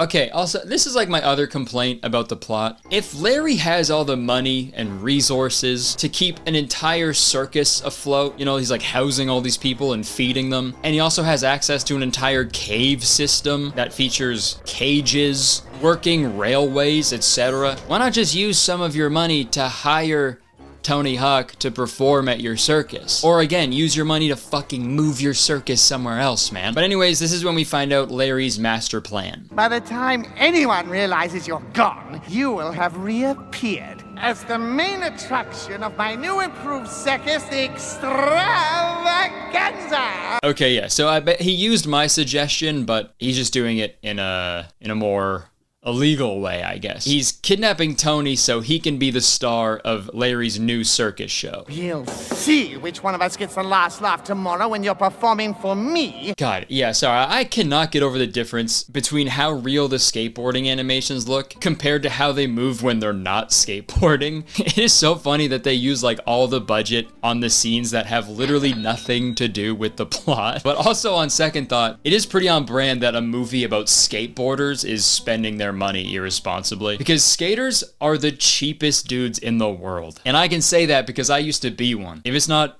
beers, darts, McDonald's, or Arizona iced teas, they're not spending any money, dude. They'll fucking wear a sweater that says dime, but they won't ever spend one. Okay, we now cut back to the other skateboarders performing in the Boom Boom Huck Jam. They also get kidnapped by the circus people from their hotel. So they're essentially kidnapping everybody from the Boom Boom Huck Jam to perform at their circus instead. Which, by the way, he plans on putting on his circus at the Civic Center, where the Boom Boom Huck Jam is happening. So his plan isn't necessarily changing anything. What's the end goal? This same show is going to be happening at the same venue. That's like if someone kidnapped me and then forced me to upload a video on my own channel. I was gonna do it. I was gonna do that anyway, you know? But anyways, let's see what the kids do about this. While you two lovebirds try and figure out a plan, I'm gonna hit this. Oh, I think I know what's coming. Skateboarding montage! Oh, almost. Yeah, man, did you get it? Yeah, dude, nice. And guys, this next part is crazy. When they check the footage of the trick that they just got, they see something fucked up in the background. What's going on back there? Hey, isn't that DJ? Yeah. Who are the creeps tossing him around? Okay, fucking hold on. The camera footage that was captured like 10 seconds ago had a shot in the background of this dude throwing a guy in a red shirt and beige cargo shorts into the back of this truck. And then when they look up at this same truck, there's the same guy throwing the same other guy in a red shirt and cargo shorts into the back of the truck. How? I doubt he threw him into the truck, took him out, and then threw him back in. No, that's silly. I think the only logical explanation is these kids have a camera that can film occurrences before they happen. And hey, if that's true, why isn't this movie about that? I would much rather a film center around that idea. That's such a cool movie plot. Dude, like, I wonder what that would even be like, you know? Okay, I guess I wrote a sketch that has nothing to do with the movie. Sorry. Dude, I gotta try out my new camera. Stand there and do something funny. I don't know. Okay.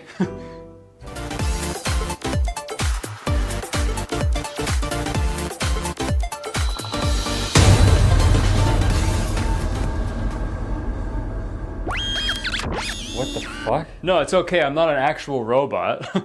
What's wrong? I saw in the camera that you were gonna do the robot before you did the robot. Well, to be fair, I always do the robot. That's not impressive. Do something else. I gotta try this again. Okay, man.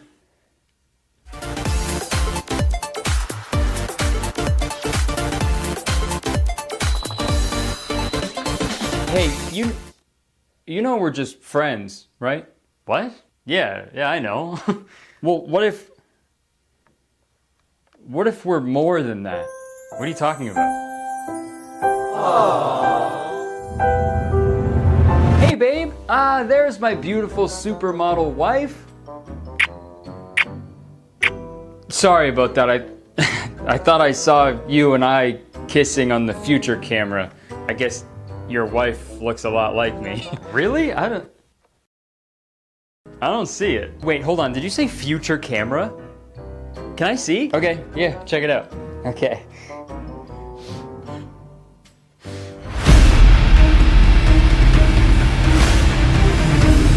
I loved you. I missed. Okay, so back to the Tony Hawk movie. Jesse chases after the kidnapper by hopping on his board and grabbing onto the back of the truck. There's this crazy epic scene where he climbs onto the truck, but he ultimately ends up getting thrown off.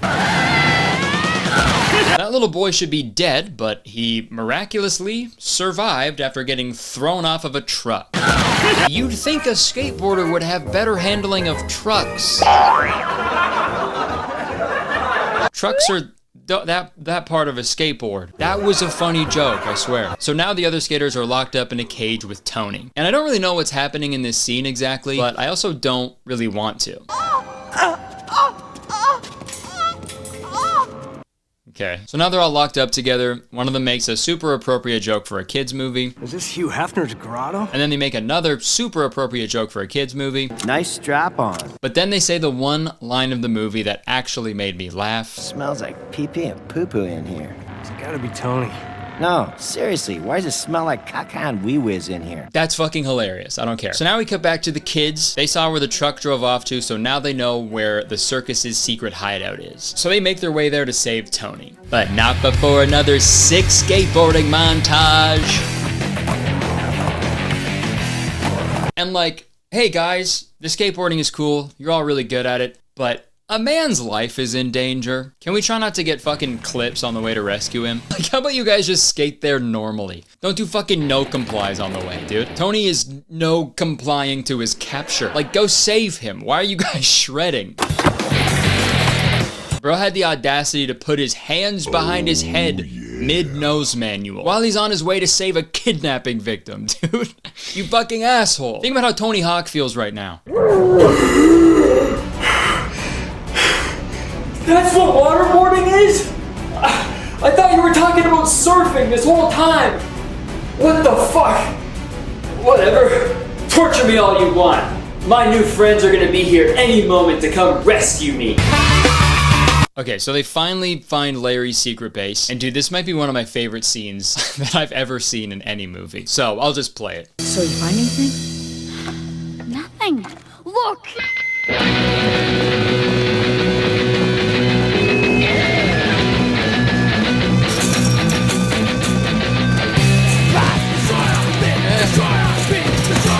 What's happening?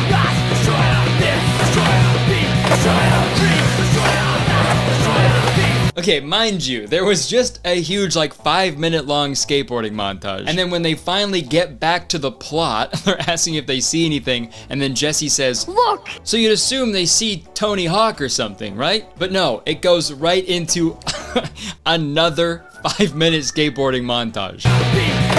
Hello, it's me, editing. I don't think I did a well enough job of explaining how many skateboarding montages are in this movie. And it would make sense if the movie, like, called for it, you know, like other skateboarding movies like Grind or Street Dreams. Those movies were about skateboarding, so the skateboarding montages like made sense, right? This is about an evil circus and saving Tony Hawk from being kidnapped. So I counted how many pointless skateboarding montages there were and added up the time in between each one so I can get the average amount of time between skateboarding montages, because hey, if I learned one thing from Hilary Duff, if you can't do the math, then get out of the equation. In this movie, there are 9 separate skateboarding montages that have nothing to do with the plot, and the average time between each skateboarding montage is 6 minutes. Every 6 minutes in this movie, there is another skateboarding montage, which, saying that out loud, that is a 12-year-old boy's dream, so I get it. What if other movies did this? Could you imagine if they just threw in random skateboarding montages in the middle of movie scenes? Stop thinking about what I want, what he wants, what your parents want.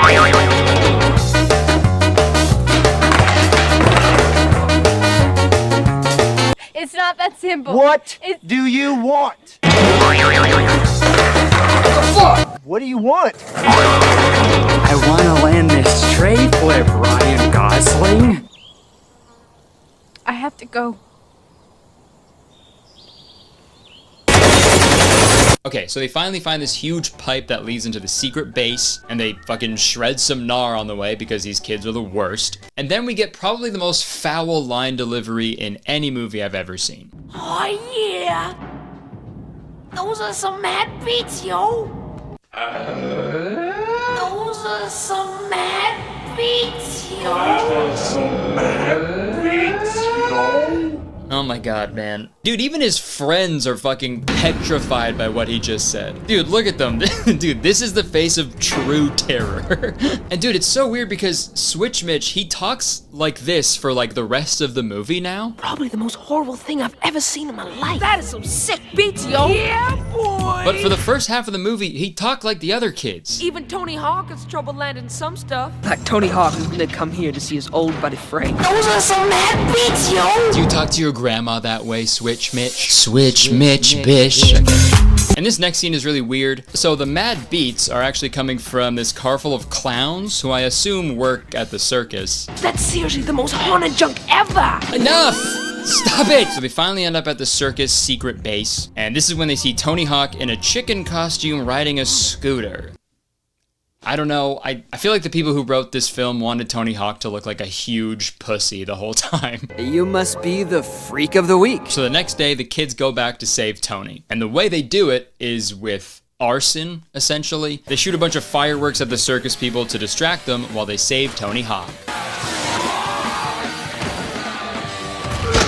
Okay, I edited in the blood spatter, but dude, wouldn't that be so funny? It cuts to this big car chase, and then there's this really weird scene with Switch Mitch and the clowns that I want to talk about really quick. So just before Switch Mitch meets up with the clowns again, this other circus guy opens up his car full of evil monkeys, and they start running loose everywhere, and it's fucking terrifying.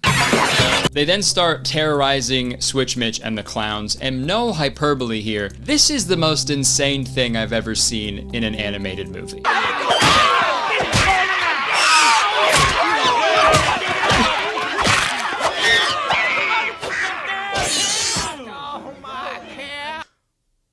What the fuck? Dude, I can say with confidence, that is not the first time Switch Mitch has killed little animals. Those were the punches of a future serial killer, dude. That's why nobody calls him out on the way he talks, dude. They know what he's capable of. Also, dude, the monkeys weren't even like harming anybody. They were just jumping around like making noises and shit. And that was enough for Switch Mitch to kill all of them. You fucking beat those monkeys to death, man. Those are some mad beats, yo. Okay, so now it's time for the big finale. They all make it back to the Civic Center. There's this big awkward fight scene where a bunch of crazy random shit is going on at the same time. And I actually didn't edit that in. That's in the movie. And I'm lying. But wouldn't that be so funny, dude? But there's one little shot that I didn't edit into the movie that I would like to highlight. All right, now let's slow that down a little bit. Dude, who the hell is in the audience? Ghosts? What the fuck? This is terrifying, dude. The audience members are the ghosts of the innocent people that Switch Mitch has killed. So anyways, Larry bails on the big ramp and he gets taken away to jail. And now the movie ends with Tony and the gang performing at their Boom Boom Huck Jam, which they pretty much were already doing. And that was the movie Tony Hawk in Boom Boom Sabotage. I know this movie is very old and also for children, so maybe it's a little weird to make fun of it as a 29-year-old in the year 2023. But I was like 12 years old and a skateboarding fanatic when this movie came out. And I know for a fact that even 12-year-old me would be like, this fucking movie sucks balls. Like, it kind of just felt like an hour-long Tony Hawk video game that I couldn't even play. So I give Tony Hawk in Boom Boom Sabotage a 0 out of 50/50. Alright, that's it. Thank you so much for watching this video. If you enjoyed it, please press the like button because believe it or not, 1 like equals 1 monkey that I will save from Switch Mitch's wrath. Leave a comment, let me know what you thought of this movie. Let me know if you've seen it or remember it. Also, press the subscribe button because as soon as you do, you become a valued citizen of Kurtis Town. If you didn't know, Kurtis Town is the best place to live in the world and I'm the mayor, so you have to be nice to me. It's the law. Alright, that's it. I would stick around, but unfortunately I have to go. I have to go make a Boom Boom Sabotage. Okay, bye. Wow! Good boy! Something terrible is happening. Instagram comedians are making Fortnite prank videos. Yeah, it's a scary thing. But it is my duty as a bored YouTuber to react to these shitty videos. And not only react to them, film myself reacting to them. I'm a saint. I know. You're welcome. What's up, guys? Welcome back to my channel. It's been a while since I uploaded. I'm sorry about that. I've been a busy guy, busy fella, out on the railroad, working really hard. We got a great video for you today, but before we get into that, I gotta make a quick shout out. This video is sponsored by this fucking zit. I woke up this morning and the zit was like, hey, what's up, Kurtis? I know you're planning on filming a video today, but I want to be the star of it. So here I am. Can't wait. If you guys are interested in getting this zit, all the info will be in the description. Let's get past it. We're all adults. We all get zit sometimes. Grow up. So as you can tell from the intro, this video is about Fortnite. I told myself I would never make a Fortnite video. Just kidding. I never said that, but I didn't want to make one. That was until I saw a certain video on Instagram of just probably the worst thing I've ever seen, probably. And yes, I have seen Mariah Carey's performance that one time. I'm just gonna keep on waiting. This was fucking worse, somehow. If you don't know what Fortnite is, it's a game. It's free to play. It's on like everywhere. This isn't sponsored, by the way. Remember, it's sponsored by this fucking thing. It's free to play. Everyone just fucking plays it. You shoot each other. Last person alive wins. Super simple. But people are just running with it, you know? So the Instagram profile that we are going to be looking at today goes by the name of I'm Box Boy. Just from looking at his page, you can tell that he's really cashing in on this whole like Fortnite hype going on, because every thumbnail says Fortnite, Fortnite, Fortnite, Fortnite, Fortnite. Kiss? Drugs. That's the life I want to live. Fortnite, Fortnite, Fortnite, Fortnite. A kiss, and then drugs. That's my perfect day. Let's take a look at one of these videos, shall we? Can't wait to watch this shit again. Here we go. I got slurp juice!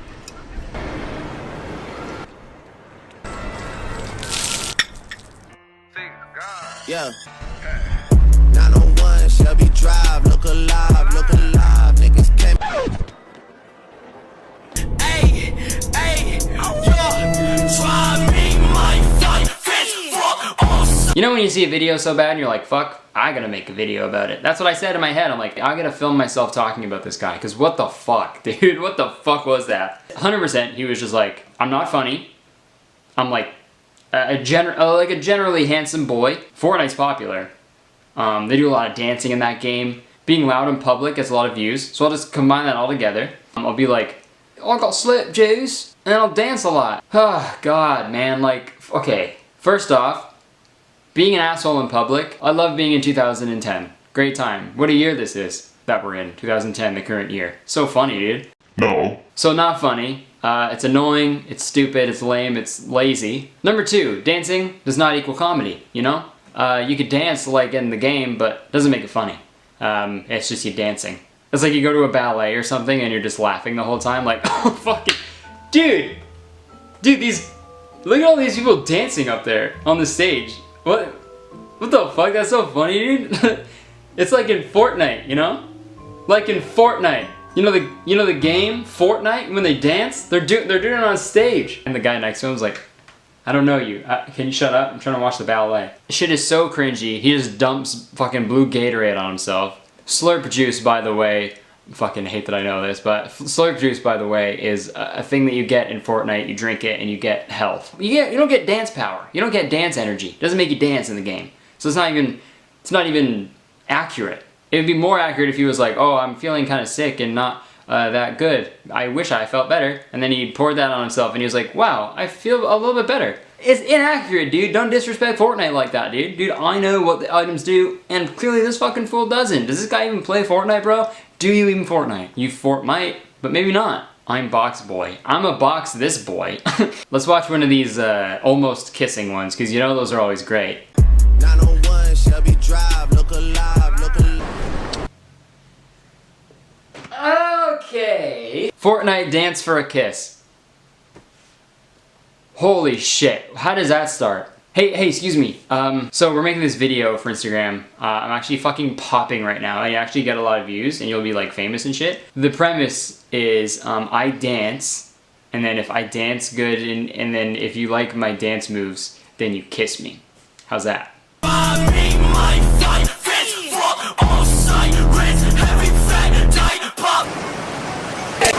Oh shit, dude, no way! Dude, did you see that shit? He got fucking... Dude, he got slapped in the face, bro. Dude, no way. That's so funny and real and genuine. That's so fucking... Came in with a saw, ooh, yeah, I came in with a saw, yeah, bitch, I flare it raw, yeah, bitch. What is this video? What am I watching? It started with the premise of him dancing, not well, may I add, to the Fortnite dances, and then he gets a kiss. Then it turned into a weird, like, make-out compilation. Because, you know, handsome boy on Instagram. You gotta smooch him. You gotta kiss him. When you see a hot boy from Instagram, you're like, come here. You know? Everybody does that. All the time. Everybody gives cute Instagram boys kisses. Let's watch the drugs one. You know, because this can't be about Fortnite. Right? You guys really thought I was gonna snort this little line here? Bro, what the fuck? Ooh, yeah. Look on. Yeah. I came in with a saw. Ooh, yeah, I came in with a saw. Yeah, bitch, I flare it raw. Yeah, bitch, I flare it raw. Yeah, I came in with a saw. Ooh, yeah, I came in with a saw. Ooh, bitch, I flare it raw. Okay, so that one wasn't about Fortnite. Whoa, crazy, but it's the same fucking premise, okay? It's him consuming something and then it like makes him crazy. And he goes, whoa, watching me dance. You know, set up punchline, right? Comedy, the classic formula. Drugs, dancing. Hey, this is my new stand-up routine. Hey guys, you guys ever do drugs? But then start dancing.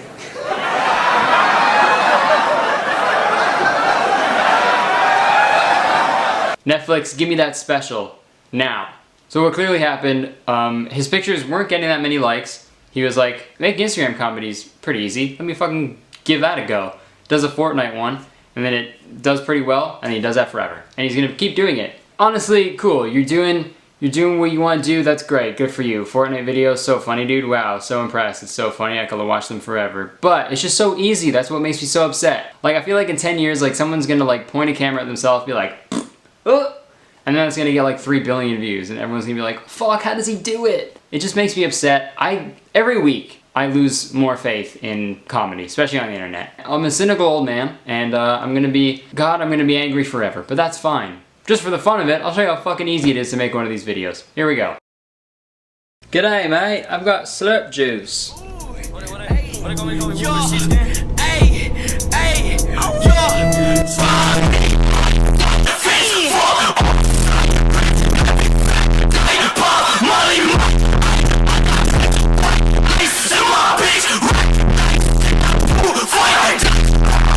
Wasn't that great? So funny. Wow. Repost me, World Star Hip Hop. I'll go fucking viral, fam. That moment when you fucking go viral. Alright, that'll be it for me, because I'm pretty mad now. If you enjoyed this video, please press the like button, leave a comment.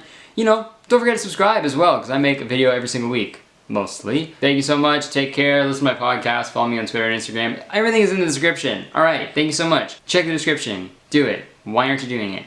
LOL. What the fuck? Okay, peace out. Hey guys, thank you so much for watching this video. I hope you laughed at it or whatever. If you want to watch more from me, there's some stuff on the screen that you can click. And don't forget to subscribe, okay? And listen to my podcast. It's really funny, okay? Peace out. Love you guys. See ya. This week, I thought it would be interesting to throw away my modern tech products and see what it would be like to strictly use vintage tech in the modern age. Folks, I've been alive for almost 30 years, and in the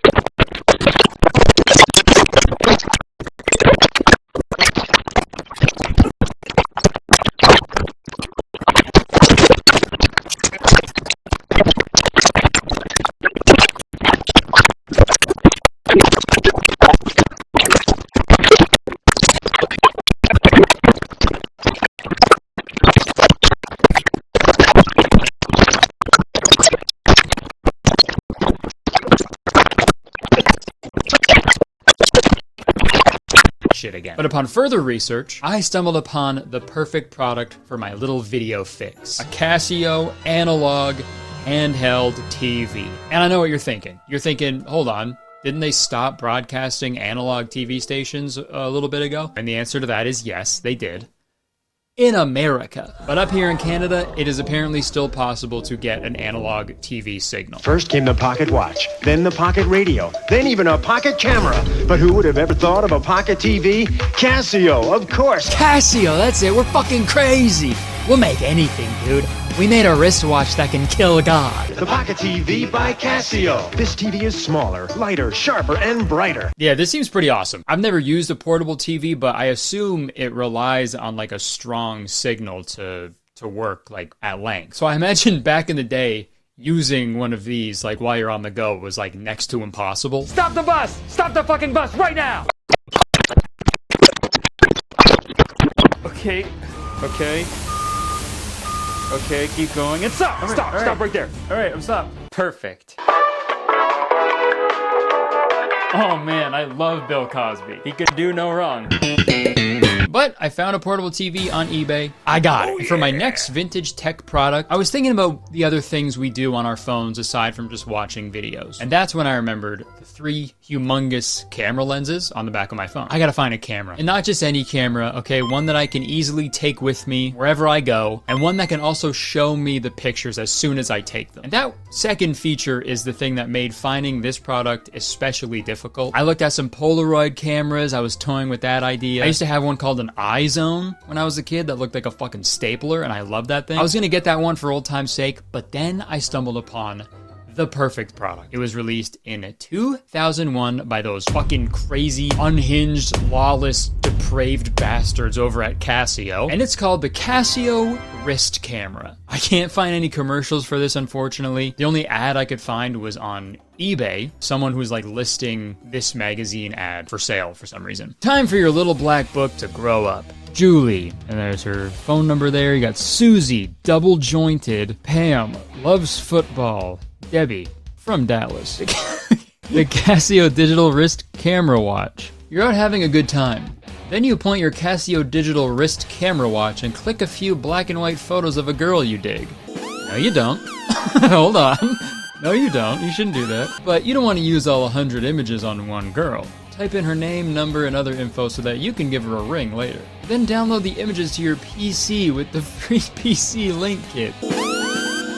You can also upload those images to your Pocket PC or Palm with our free software available at Casio.com. Pretty cool for $199.95 digital wrist camera that also tells time. Holy shit. Interesting marketing tactic, I'll give you that. Yeah, I think that'll work out really well. Ladies, just imagine. You're at the club, partying, drinking with your girlfriends, you're having a great night, and then some guy walks up to you with his fucking 007 spy watch and fucking snaps pictures of all your faces. But not only that, he uploads them immediately to his fucking Pocket PC, where you'll join his extensive database full of hundreds of other random women he's seen. And they say chivalry is dead. I also love the last line. Pretty cool for a $200 digital wrist camera that also tells time. Like, yeah, it fucking better tell time. It would be wild if you were wearing one of these watches and it didn't even do the main thing that a watch is supposed to do. Hey man, you got the time? Yeah man, for sure. It's about 1:45 Rebecca. Awesome, thanks dude. Hey, is that a Casio? No, this is a Casio. Oh! And I actually found one of these wrist cameras on eBay, so that's right, wrist camera secured. Full transparency, this video started out as me trying out weird as seen on TV products, which I honestly might still do, so if you guys want to see that video, leave a fucking comment. But the as seen on TV product that spawned this video is a little device called My Lil Reminder. If you were around my age, you probably saw this commercial a million fucking times, especially when you stayed home sick from school, because this dominated the daytime commercials, dude. It was the Everest College guy yelling at me. Pick up the phone and make the call. Why are you making it complicated? And then this commercial. Where did I park my car? Oh, no. Yeah. Terrific line delivery. Where did I park my car? Oh, no. It's called My Lil Reminder, the digital voice recorder that records without tape. Blue section, row 18. Then reminds you later. Blue section, row 18. Okay, I see how that could be helpful, I guess. But I feel like if your memory is that bad, you should be in a home. Like your own home or a retirement home, you shouldn't leave. Like if you can't remember that, there's gonna be a lot of other shit you can't remember too. Then you also have to remember what kind of car you have. You gotta remember where you live. You gotta remember how to get where you live. I imagine her purse is just full of My Little Reminders, each telling her a separate detail about her life. Milk, juice, butter, and eggs. Reminder when it's time. I guess she clearly needed the reminder because all she needed was... Oh shit, I forgot already too. But she needed the reminder because all she needed was milk, juice, butter, and eggs. And then you look at her grocery cart. She already went rogue and bought a bunch of other shit she didn't need. That's left on Main Street, then go 2 miles and right on out. Yeah, kids, that's how we got around before, you know, GPS, Google Maps, and everything. And the voice recordings are pretty short on it, so if you're going for like a really long drive, you gotta talk like super fast. Drive north on Main Street for 2 miles and left at University, and follow that for 4.5 miles, and merge onto the 403 highway going westbound. Okay, yeah, so it's just a glorified voice recorder where you can record little messages that you can play later to remind yourself of things. But also, for some reason, it has a flashlight. My little reminder even has a built-in LED flashlight. Just in case you forgot to remind yourself to pack a flashlight. And I'm actually a really forgetful person, so I'm really excited to try this out because, oh yeah, I got one. I got my little reminder. Let's actually give it a try really quick. Don't forget to do the brand deal. The other feature of my phone that I wanted to try and replicate with vintage tech was the phone. Like actually calling people. I often forget my phone is a phone sometimes, but that's too easy. You know, phones have been around forever. I wanted to replicate FaceTime. I FaceTime people all the time, and it's something that I would like to continue to do with vintage tech. But let me just say this. Finding a product that could do this was very difficult. Upon doing a little bit of research, I found out that the first video call ever actually took place all the way back in 1970 by AT&T, who subsequently launched the first video phone service with 38 picture phones, as they located at 8 different companies located in Pittsburgh. Kind of fucking ruins the entire appeal of video calling if all the phones are just within the same city, but still, you know, it was pretty cool. It was the 70s. They don't know what was going on. And due to how expensive and complicated those early picture phones were, the 70s and 80s saw no real success with this technology. But in 1992, AT&T swung for the fences. They took another whack at it and released the AT&T Video Phone 2500 for a retail price of $1,500. Adjusted for inflation, that's about $2,800 in today dollars. So this was a luxury product for sure. Tech Bros didn't fully exist yet, but if MKBHD was making videos back then, his review would have crushed. And the release of this phone was met with mixed reviews upon its release. People were impressed with the technology, obviously, but a lot of people were worried about the dangers of video calling. But some people want AT&T to voluntarily not sell any of the video phones to 900 sex line numbers. You can just imagine unsupervised children being able to call a 900 number. Man, you know when you watch a disaster movie and it's like the first half hour of the film when everybody's like having a good time, laughing and enjoying themselves, and in your head you're like, Honey, you've got a big storm coming. That's how I feel watching that clip. But due to the lackluster sales numbers, the AT&T Video Phone 2500 was discontinued in 1995. But I got one. Yeah, and it only cost me $450 today dollars. And that might seem a little expensive, but when you compare it to the original price, that's a fucking steal. And what's the other thing that we mainly use our phones for?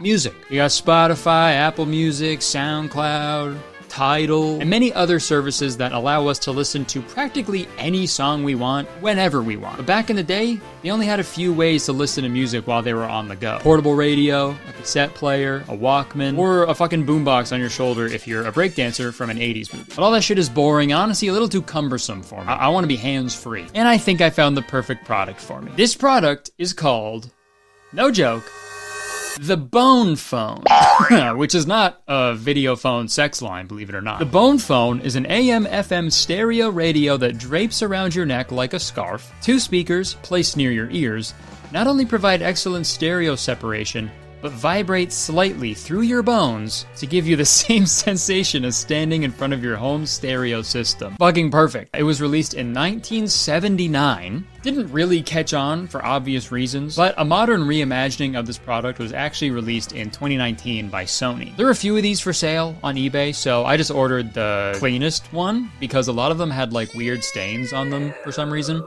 And usually if something vibrates and is covered in stains, I try not to buy it. That's like my one rule, but I had to break it for this video. I'm willing to try it out. Bone Phone secured. And before I talk about the final product, I figured I should order a practical device so I can still do work stuff like emails and whatnot. So I ordered a Palm Pilot. And no, a Palm Pilot is not an astronaut jerking off on the moon. For those of you who don't know, Palm Pilots, or handhelds as they were called, they were essentially smartphones before smartphones. I wanted one as a kid, like really bad, because of this one joke in Max Keeble's Big Move. I want my handheld. You want me to hold your hand? No! Hilarious. Handhelds usually come with a touchscreen and a stylus, and you're able to do like tons of things on them, mostly work related. But we'll take a closer look at that later on in this video. Okay, time for the last product I got, and this is the best one, I think. With the Apple Vision Pro coming out and wearable computers slowly becoming more popular in the mainstream, I wanted to see if there was like a vintage equivalent to the Apple Vision Pro. And by researching old wearable computers, I found the fucking craziest thing ever. The Cybernaut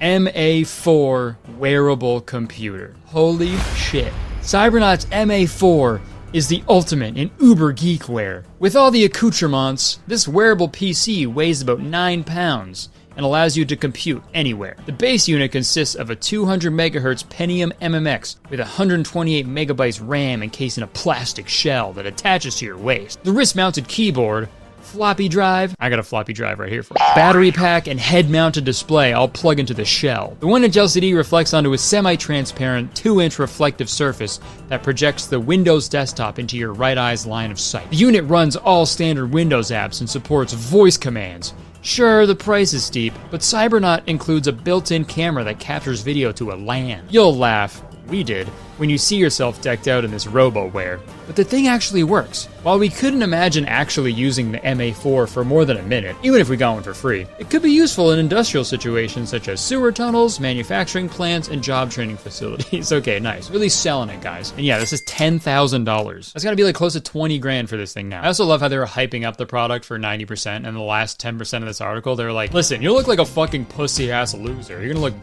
fucked. And you probably won't be able to wear it for like more than a minute, but it's kind of cool. I don't know. So this fucking crazy thing came out in 1999, and it looks fucking straight out of the Matrix. I can't believe this thing. You got a fucking keyboard on your arm that looks like a Yu-Gi-Oh! Dual Disc. You got a camera, a microphone, a screen that goes over your eye. Just imagine if this caught on, you're walking into a packed office building, no desks, it's just a bunch of dudes decked out in these things, just standing in a fucking huddle. Dude, this is like my favorite time period for tech products. Late 90s, early 2000s was peak. Because like the ideas were clearly there. We're still trying to do this today, but we were nowhere close in terms of technological advancements. Because like personally, I don't even think the Apple Vision Pro is worth it today, because it's fucking huge and you need to carry a battery pack with you and shit. Like I don't think the technology's there yet. And that's today. They tried that 25 years ago too. And there was actually like only one of these available on eBay in working condition, so I'm really glad I secured it. Yeah.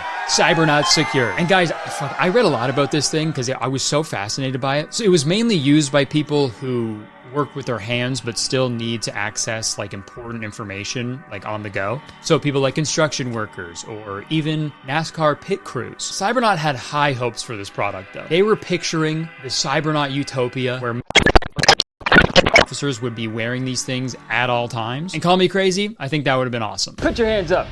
Yeah, that's right. I got you because of my smart glasses. I need backup. Ah, gosh, not now. Sick and tired of these, man. Are you okay? Yes, I'm fine. There's too many of them. There's too many of them.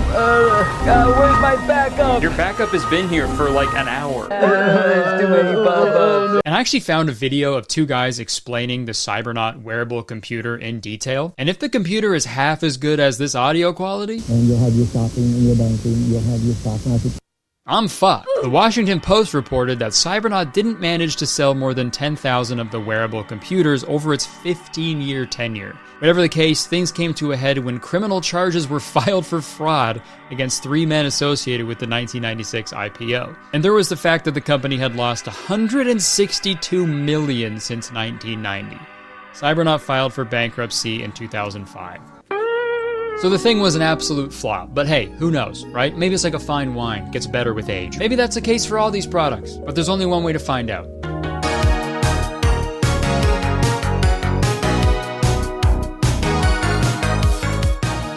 Alright, I figured we would start with the handheld. It didn't come with any batteries, This was before the rechargeable battery craze. But I did get this cool leather case. Pretty sleek. Let's turn this thing on. Tab center of target. I guess this is like for calibration. Dude, it says it's January 2nd, 1999. That is crazy. Okay, whoa, we got a lot of stuff here. Dude, what's graffiti? Write these letters. Oh, you can actually like write. Whoa, okay. So if I go B. This is crazy. And if I go down here for numbers, dude. This is wild.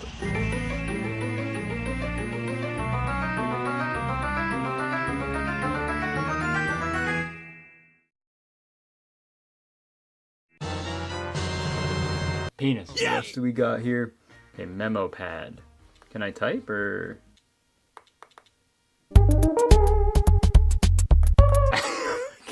I'm trying to write hello, but it's not working. H, E, and it's turned off. Okay, let's see if I can add something to my calendar. So maybe at 3, I will eat. So my main goal was to use this for typing things out and responding to emails and stuff. But I gotta say, it is like next to impossible to write things on this handheld. Dude, it's like learning a whole new language. Like, it's learning how to write a whole new alphabet just to use this product. I feel like it's so like counterproductive. Yeah, I spent like 5 minutes trying to type into my calendar that I was gonna eat at 3 p.m.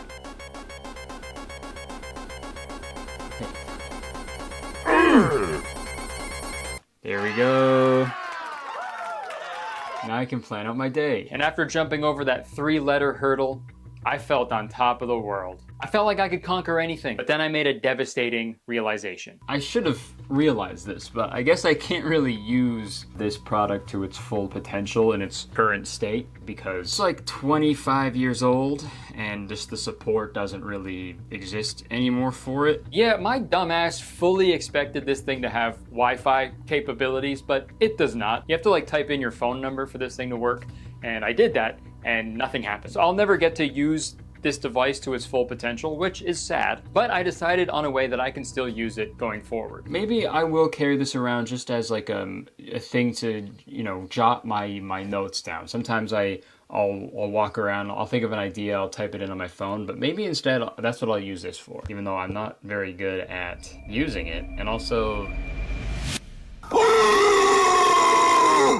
I think I might have just broken it. Oh no! Yeah, while I was talking about how I can't use the handheld to its full potential because it's pretty useless, the handheld computer became even more useless. Unless this is like a secret message or something that we have to decode together. It's a clue. I'm gonna steal the Declaration of Independence. So I did the good old-fashioned reboot where you take the battery out and put it back in, and that seemed to do the trick. But that also made me realize a pretty huge design flaw. I guess every time you take the batteries out, it resets, which doesn't really make sense to me on just like a basic level on operating this thing, because like batteries, they die, right? So you have to switch them out every time. What if you had like super important shit on here? And you're supposed to keep super important shit on here. Like there's literally a thing called security. If you had a bunch of like important stuff on here and then the battery dies, I guess you're just fucked. Like, could you imagine that today? If every time your phone died, everything on it was deleted and totally fucking gone forever. All right, well, that about does it for that so far. I'm gonna keep using this, I guess. I'm gonna try to anyway. Yeah, so far, I'm about 20 years late to this, but I'm feeling like a 1 out of 10 right now for this thing, dude. I would not recommend using one of these, okay? We'll just call something a pilot, okay? A pilot is supposed to be knowledgeable, skilled. Yeah, this is more of a Palm passenger. I don't know. This is not good, but who knows? Well, maybe it'll grow on me. So things were not off to a good start. I was so excited to use this cool piece of technology, but it was unfortunately abandoned by society. Handhelds were viewed as obsolete and were tossed aside when Blackberries were introduced to the market. But hey, what goes around comes around. But I was determined to seamlessly integrate the rest of the vintage tech into my everyday life. So I figured after the first piece of technology didn't really work at all, I decided to try one that would definitely still work: the portable TV. I've been doing some more research, and apparently it's like next to impossible to find an analog signal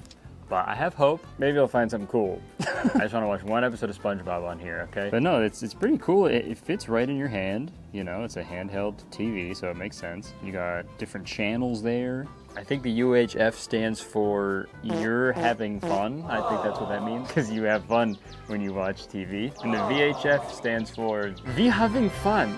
Yes, we having fun, aren't we? So I guess the only thing left to do here is just get this bird to shut the fuck up. Okay, so it's searching for channels right now. I flipped from You're Having Fun to V Having Fun over and over, waiting for a miracle to happen. But I was hoping at the very least the TV would somehow pick up some audio. Can't really hear anything either. I scanned for a signal for a few more minutes, but nothing came up. So nothing works anymore. None of this shit fucking works anymore. That's great. Then I realized I forgot to use the actual part of the TV that receives signals. Oh yeah, the antenna. All right, I'm gonna go try it out in my yard. So I was feeling pretty confident now that I had this big long antenna. Am I right, fellas? But unfortunately, the results were the same as they were when the antenna was collapsed. It just goes to show you, man. It ain't the size of the boat, it's the motion of the ocean. Still nothing. I'm thinking maybe I'm not high enough. So I smoked a bunch of weed and then I tried it. No, I'm kidding. I'm gonna try going out of my window there to see if I get anything else, but this is not looking too good for me. I extended my arm outside of my window,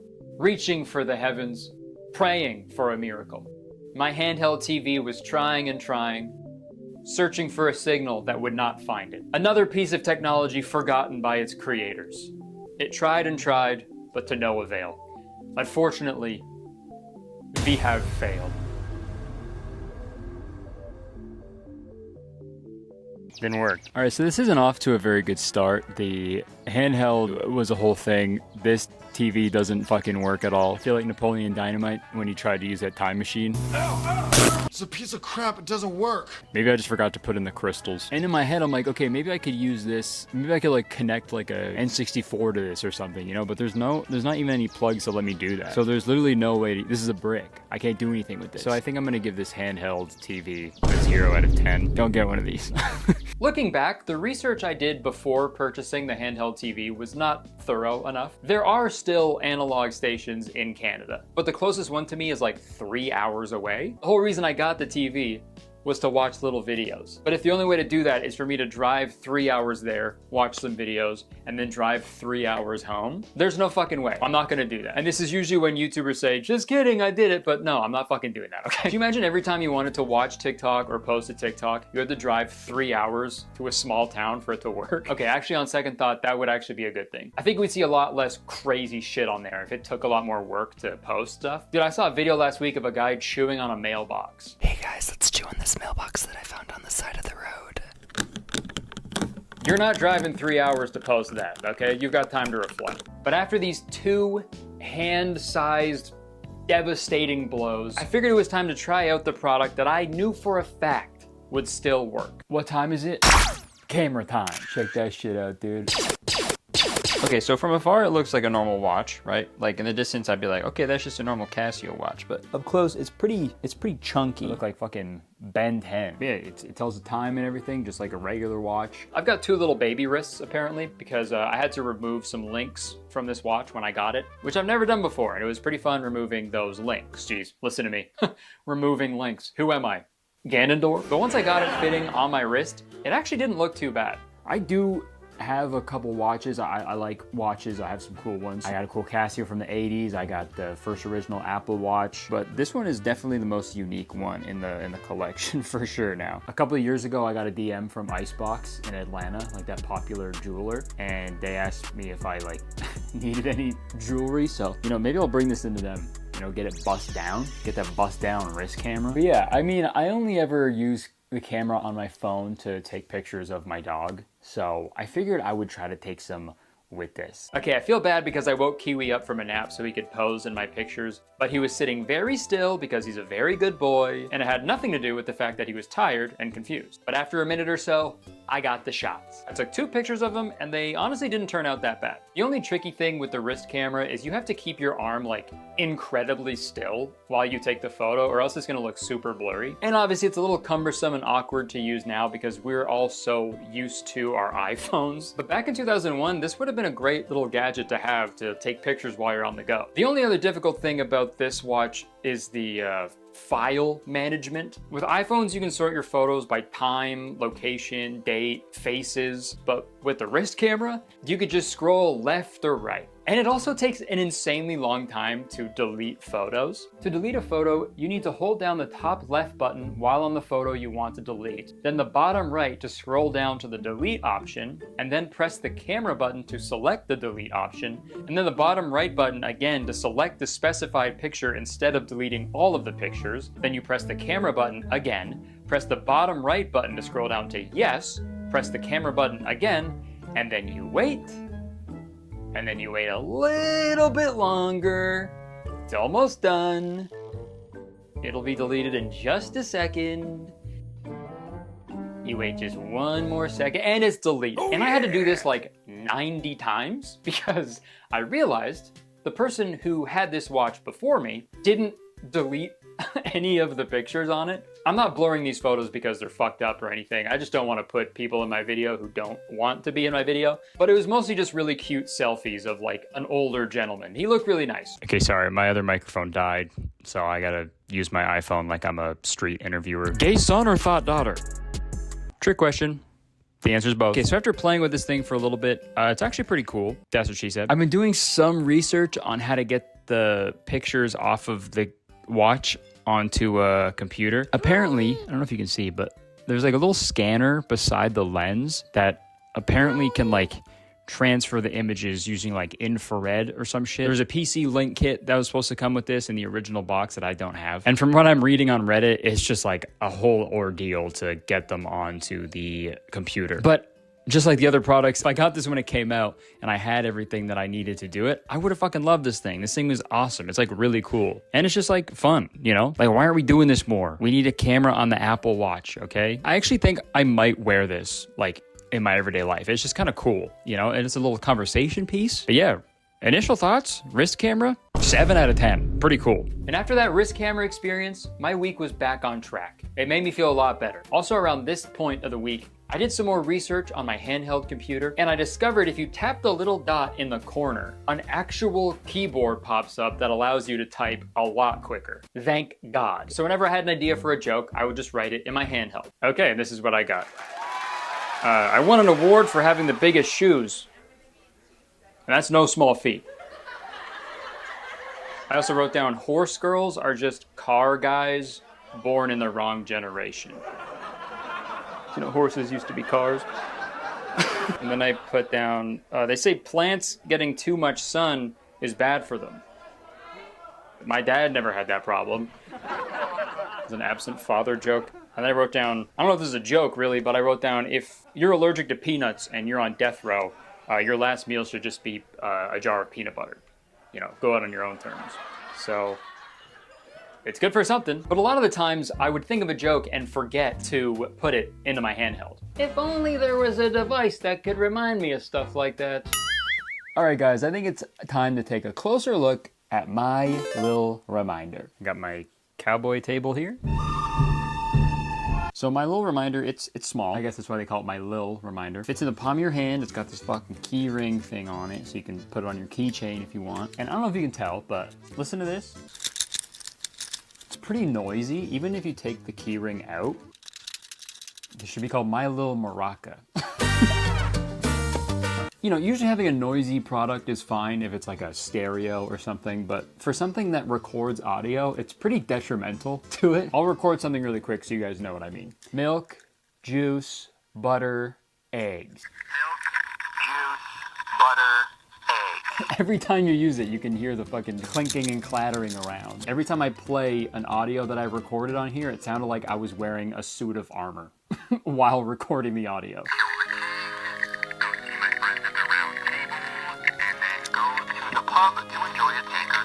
The quality is just bad. Like overall, it sounds like shit, but that's got flashbanged.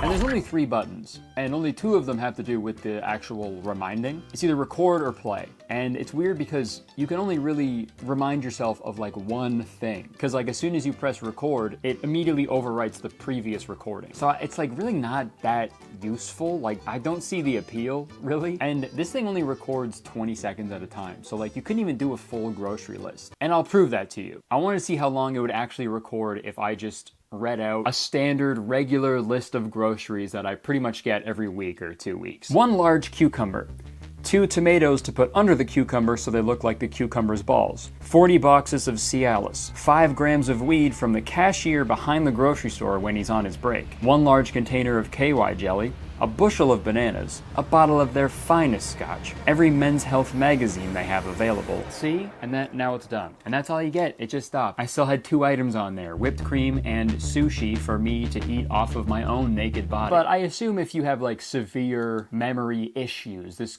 could help out. But I still would like to try and use this for something. So I'm gonna go get a coffee order for me and my wife. I asked my wife what she wanted from the coffee shop and she said a small hot chocolate, please. So I recorded my order into my little reminder. Well, I mean, we're married, so it's our little reminder. Medium coffee, 2 cream, 2 sugar, and a small hot chocolate. Medium coffee, 2 cream, 2 sugar, and a small hot chocolate. I'll get a medium coffee with 2 creams and 2 sugars, and a small hot chocolate. Fuck! Medium coffee, 2 cream, 2 sugar, and a small hot chocolate. I'll get a medium coffee, 2 cream, 2 sugar, and a small hot chocolate. I'll get a medium coffee with 2 cream, 2 chocolate, and a small hot sugar. Car coming. Should have reminded myself on here to look both ways. Medium coffee, 2 cream, 2 sugar, and a small hot chocolate. It's just me and my little reminder. I made it to the coffee shop and played the order one more time for good measure. medium coffee, 2 cream, 2 sugar, and a small hot chocolate. Now it's time to see if it worked. Hi, how's it going? Can I get a medium coffee?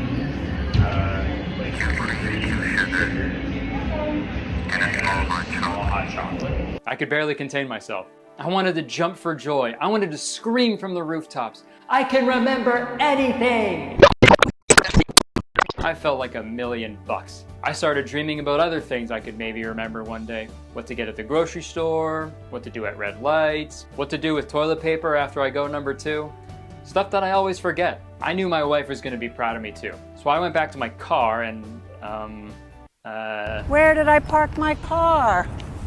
Oh, no. Okay, I found my car. You can say what you want about my little reminder, but it worked. I remembered those 2 drinks somehow. So that means I can put a new recording on here. My little reminder, I hardly know her.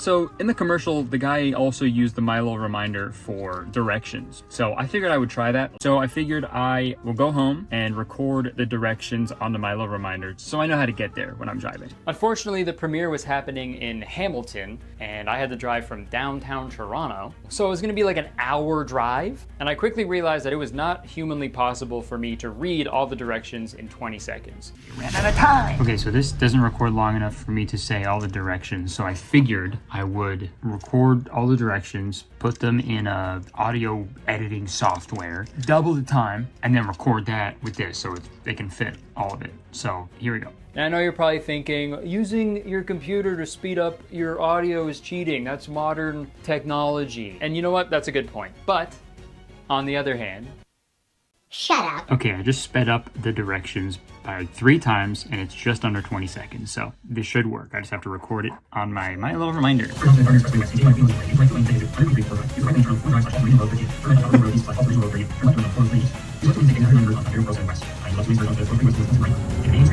On the drive there, I started to get a little lost, so I played the recording on my little reminder. And if you thought it was difficult to understand on the computer, listen to what it sounded like on my little reminder.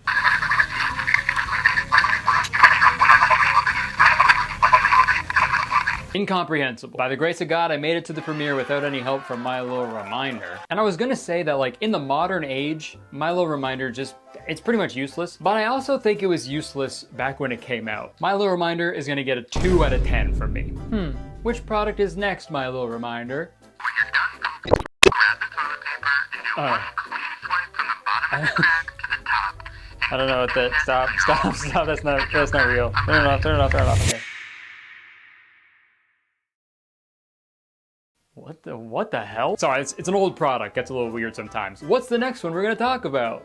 AT&T Video Phone 2500. Time to make some phone calls. I haven't opened this yet. The AT&T Video Phone 2500 is supposed to be in here. Moment of truth. Oh god, this thing's fucking heavy, dude. Holy shit! I forgot that it came in the original box. This is so exciting. Whoa, almost cut my eyeball out of my head. And that would suck, because I need my eyes for this phone to work.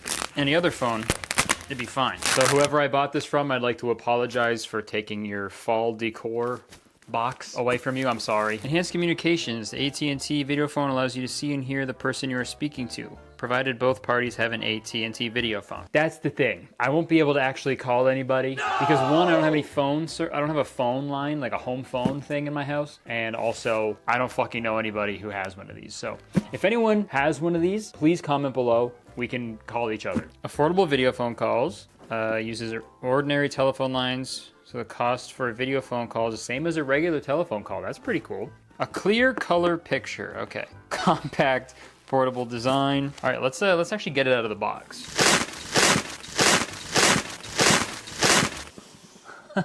Whoa. I love the branding on it. Wrapped up again.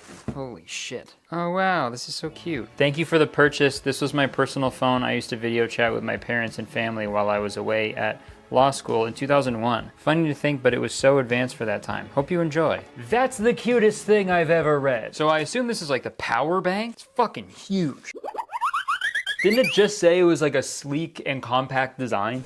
Compact, portable design. I'm gonna plug this in and I'm gonna have a fucking power outage. Okay, now it's time to unwrap the actual phone. If anybody's wondering where all the bubble wrap is in the world, it's in this box. Okay, there's a bubble wrap shortage. What happened? Nah, they sold another video phone. Here it is! Da, da, da, da. I guess this is like the video screen here. Wow. Okay, I guess now all that's left is to just plug this in and see how it works. It's making a noise. It says video phone. Oh, I can see myself. Okay, so there's on the screen, there's a brightness option. And you can like tweak how it looks on there. No, it says low battery, it's plugged into the wall. Yo, I would have fucking lost my mind if I had this in 2001, dude. I love how it's really laggy, so at 1 second you can be like, oh wow, I love you, I love talking to you on the phone. I love it, I love it. Fuck you! Fuck you, dude, I fucking hate this shit. I love it, I love this, I love it, I love life. I wish this caught on like quicker. You call 911 while you're choking or something, and you can't really talk, right? Because you're choking. So if about 911 on video, you could just be like,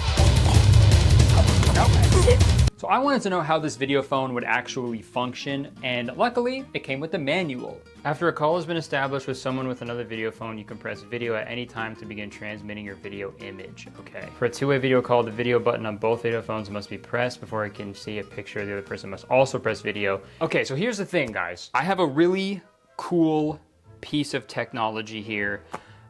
And again, like the other products in this video, I can't fucking use it to its full potential. I can just half use it and sort of marvel in its weirdness. So unfortunately, this is yet another product that works, but doesn't work. Like it was rare to find another person who had a video phone back when this came out, but it's infinitely more rare today, fucking 25 years later. But still, this is like the common theme that I'm seeing with vintage tech. We're moving at such a fucking fast pace technologically, and like really cool, interesting, unique products are cast aside and left to collect dust with no simple way to use them. And I don't know, man, it's hard not to feel sad about that. Okay, so far only like half of the products have actually like worked to their full potential. I can't fully use this like I said, but I am gonna give this 9 out of 10. This thing is fucking really cool. Whoa, I just got a crazy idea. Hold on. I got my special watch on. Go Power Rangers! Can I be the first person to take a picture of an AT&T video phone with a Casio wrist camera? Guys, you are witnessing history in the making. Beautiful. First guy to do it. Wow. Show up to school after Christmas break and be like, yo, I got a wrist camera and an AT&T video phone. And your friends are like, no fucking way, I don't believe you. And then you go, bam! 2 in 1, bitch. You show him the video phone on the wrist camera. What the fuck are you talking about? What are you talking about? That would have been such a flex, dude. All right, on to the next product. Don't mind me, just gonna take my elevator there.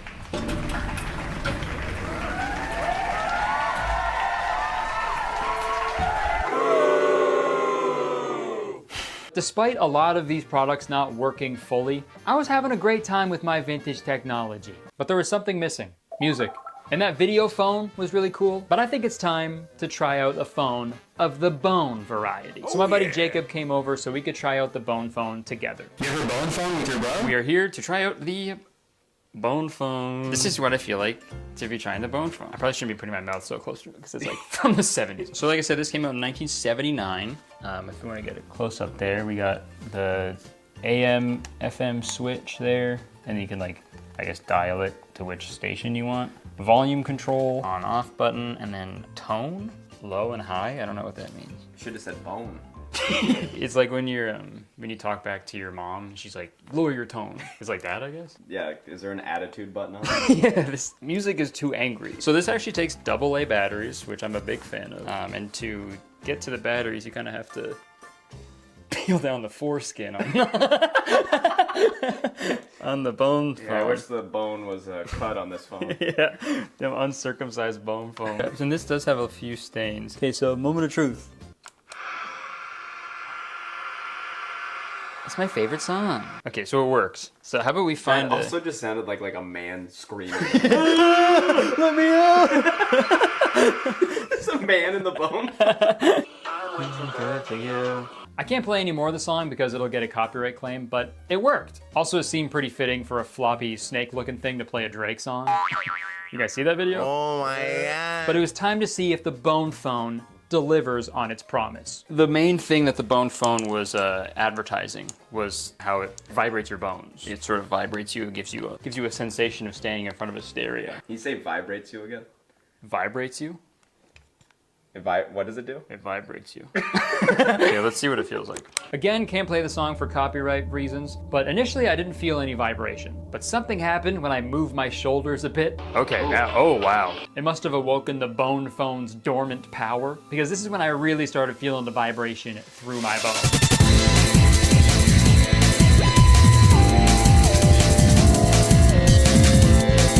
That time I felt it. Whoa. It did kind of feel like I was in front of a stereo. Last one. Fill in the blank here. If X player has a strong season, that will greatly augment the Cubs' chances. Yeah, I'm gonna go with Michael Bush here. I got a Michael Bush right here for you. You want to try this? I kind of do. Okay. Whoa. It does, like, it has some weight to it.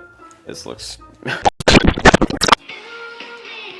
Oh, it's pretty loud. Like, I can't really feel it, like, exactly in my bones.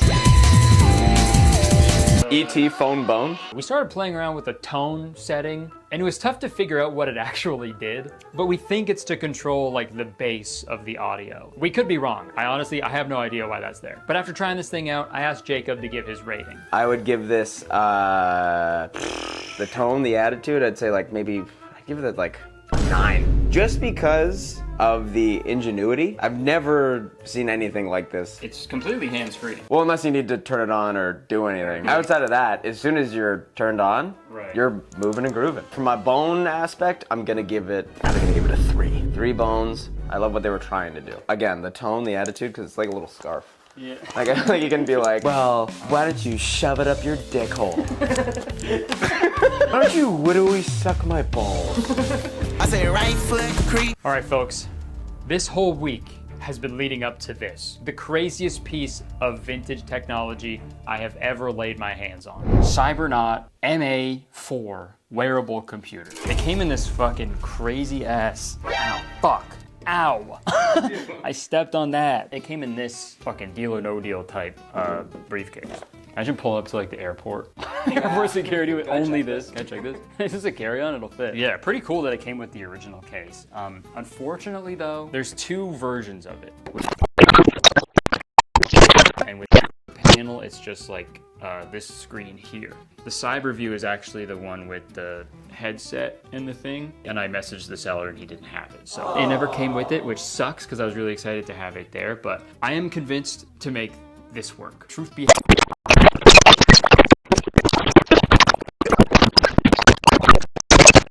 really trying to get this thing working because it comes with we got a battery pack here and we got another charging thing over there. But this is the actual computer. This is the fucking the clitoris of the computer. Can you remember?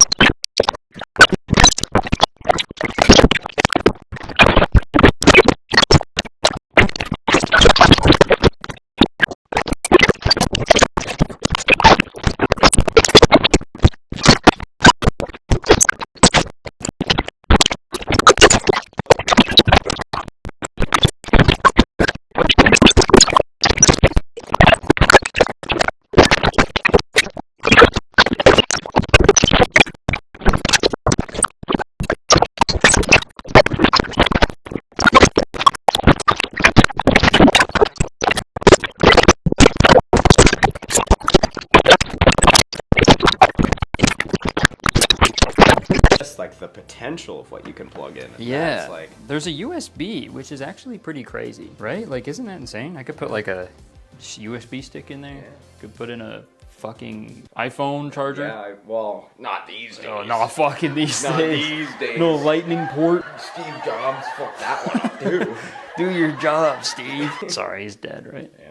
So is the guy who made this, probably. He's dead financially. Yes. But apparently this is like a case for the battery pack that's supposed to sort of clip in, I guess.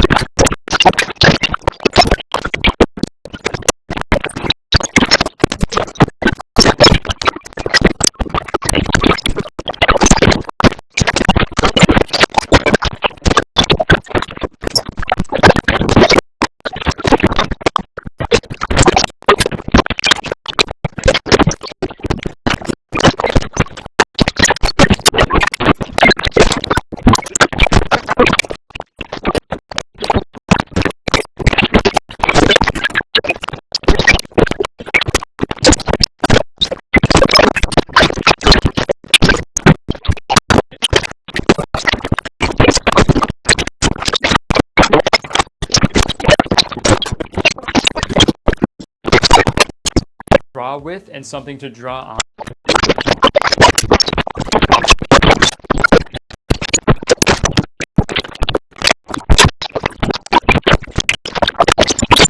The keyboard. Yeah, sorry, let me take my wrist camera off. As I was strapping on the keyboard, Jacob said it reminded him of a Yu-Gi-Oh! Dual Disc, and I told him that was a comparison that I made as well. But he also had another genius comparison. The web shooters. Ooh, yeah. Dude, web. This is the original web shooter. Whoa. This is the original Hulk hands. The world, dude, the worldwide web shooter. A little loose. I guess I have a little.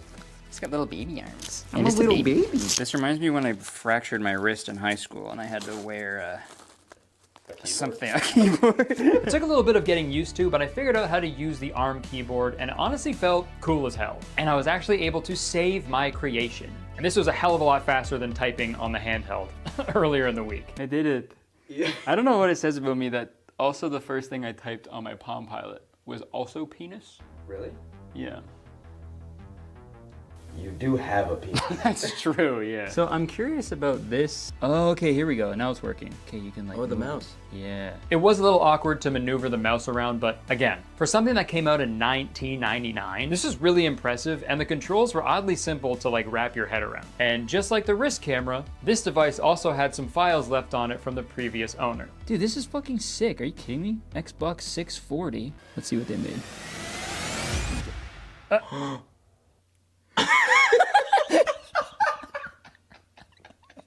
What the Xbox logo?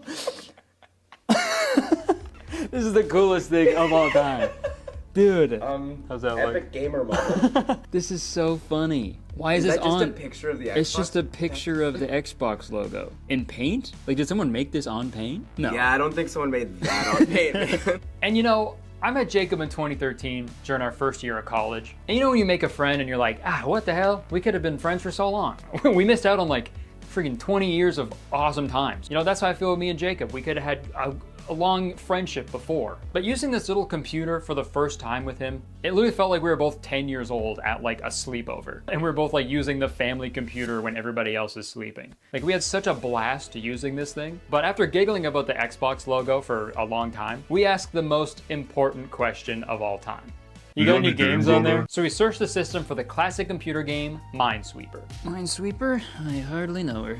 Nothing. No games? No games. We were sad about the lack of games, but nevertheless, using this device felt monumental. Most people will go their whole lives without using one of these things, so we had to make a note of this occasion. So I pulled up the memo pad to write this down in the history books. It is 2024, and me and my friend Jacob are using the Cybernaut computer. We then discovered some other files that were left on the computer. Got Windows Media Player, and there's songs on here.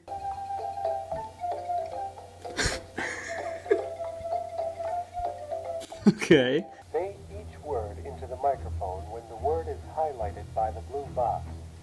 Remain silent between words, like this. Hello? Oh, he's got Peter Gabriel. Oh, they're shocking the monkey on. Dude, if I only had this on my bone phone. Yeah, you think the bone phone's got Bluetooth?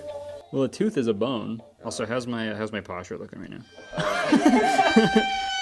We played around a little more on the wearable computer, talking about all the possibilities. Could you imagine using this as a child? Yep, because it says you can insert like discs, right? Yeah, there's a disc attachment you can do. There is a floppy disk drive also. So you could play like Roller Coaster Tycoon. Yeah, yeah. You get really good games on there. Yeah, I should try to get a game, a floppy drive game. The Timon and Pumbaa game you get in the cereal box. Yeah, one of those ones. Franklin goes to jail or whatever.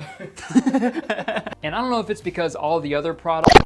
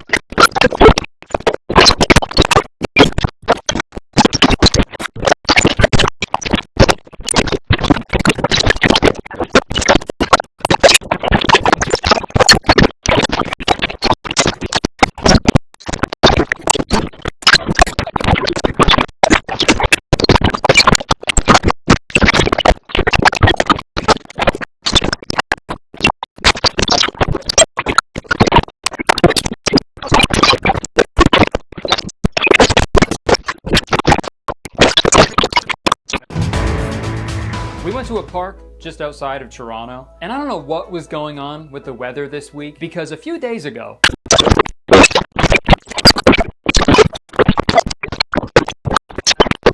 it was snowing like crazy and it was fucking freezing outside. But it actually might have been a blessing in disguise, because there wasn't anybody at the park when we went to try out the computer, which is a good thing because I looked like this.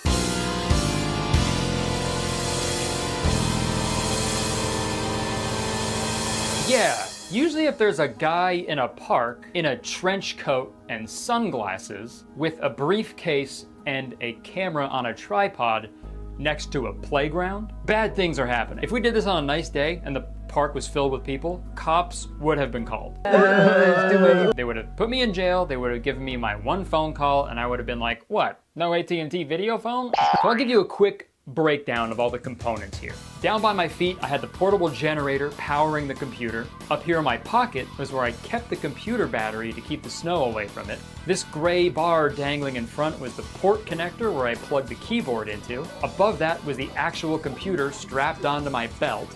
On my right arm was the monitor, and on the left arm held the keyboard. And right above that, I had my handy dandy bone phone. This was the man of the future in 1999. I'm Phil of the future. And with everything plugged in, it was time for the moment of truth. Would this work with our little portable generator? Did too much snow get into the computer system? Can I finally achieve the dream of portable computing that they were trying to achieve 25 years ago? We turned on the generator, I booted up the computer, and I waited for what seemed like forever. And then that sweet Cybernaut logo popped up on the screen.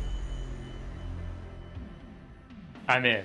The blizzard raged on, and while I stood there in the cold, I realized something. This wasn't just me trying out an old tech product. This was a battle between man and nature. What are snowflakes if not pixels falling from the sky? Why is it you can't spell windows without wind? This is where man and machine meet. And I am the one who invited both of them to the park. So I decided that I would complete 2 tasks while wearing my wearable computer. Number 1, paint a landscape of the park on Paint. And 2, write a haiku on the memo pad. I opened up Paint and began creating my masterpiece. I figured I needed to do this quickly because my hands were fucking freezing due to the fact that it was -10 outside on that day. It was starting to come together, but a small issue arose that we didn't really think about. My arm's getting pretty tired. Yeah. Holding it up here, I kind of wish I had the fucking thing right here. Oh yeah, unfortunately, not a complete set. Ew. But nevertheless, I persisted. Do you think Michelangelo quit painting the Sistine Chapel when his arm got tired? Of course not. And this is the exact same. After a few minutes, my masterpiece was complete. Not bad, right? This might be the best painting you've ever seen that was made on a Cybernaut MA4 wearable computer. I saved the painting, but the screen was really starting to weigh my arm down. Save as... This thing is so heavy. The thing is small, but it is heavy. Am I right, fellas? This is weighing me down too. Yeah. This looks like a fucking dick. With my painting done, it was now time for my poem. I decided to go with a haiku because those are relatively easy and quick to write, and they also don't always have to rhyme. So I pondered, counted syllables, pondered some more, counted more syllables, and a few minutes later, I had a completed haiku. Future come and gone, a wearable computer. My arm is so tired. Wow. So I remembered the USB plug from the initial test of the computer. So I thought it would be fun to fill a USB stick with modern memes, pictures, and videos that probably never got the chance to grace the screen of a Cybernaut MA4 wearable computer. I have the Ninja tweet, the video of Katie offering Jemmy a nail, the E meme, Drew's road work ahead vine, and many more. But when I loaded up the USB stick, it said it was an unknown device. I tried and tried to get it working, but the computer just wouldn't accept it. But you know what? I think that's okay. I think maybe the Cybernaut was trying to tell me something. Maybe it didn't want to see the memes we've been enjoying for the past 20 years. This Cybernaut MA4 wearable computer has been laying around unused for years, forgotten by the modern world. I mean, most likely the USB stick that I use was probably just using technology that was a little too advanced for a computer made in 1999. But I'd like to think that the computer rejecting the modern media was the Cybernaut saying, you know what? I'm okay. I'm too old for all that stuff anyway.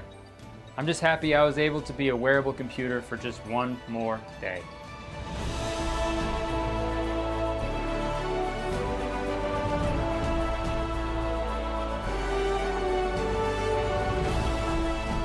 We had fun, didn't we?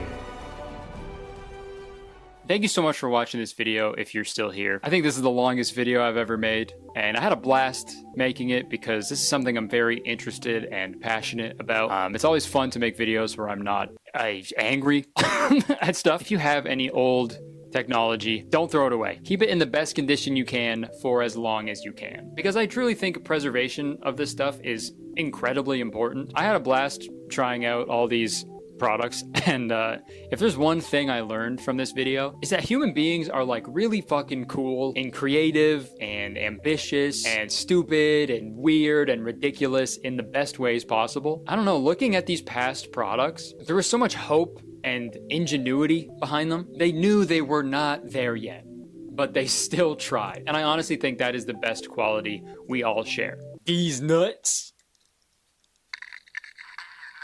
If you enjoyed this video, please let me know by pressing the like button and leaving a comment, okay? And maybe I'll do a part 2. And if you've had any weird tech you've heard of, or if you have any laying around somewhere, please reach out to me, okay? Send me a DM and maybe it'll make it into the second video. And press the subscribe button, because as soon as you press the subscribe button, you become a valued citizen of Kurtistown. If you didn't know, Kurtistown is the best place to live in the world, and I'm the mayor of Kurtistown, so...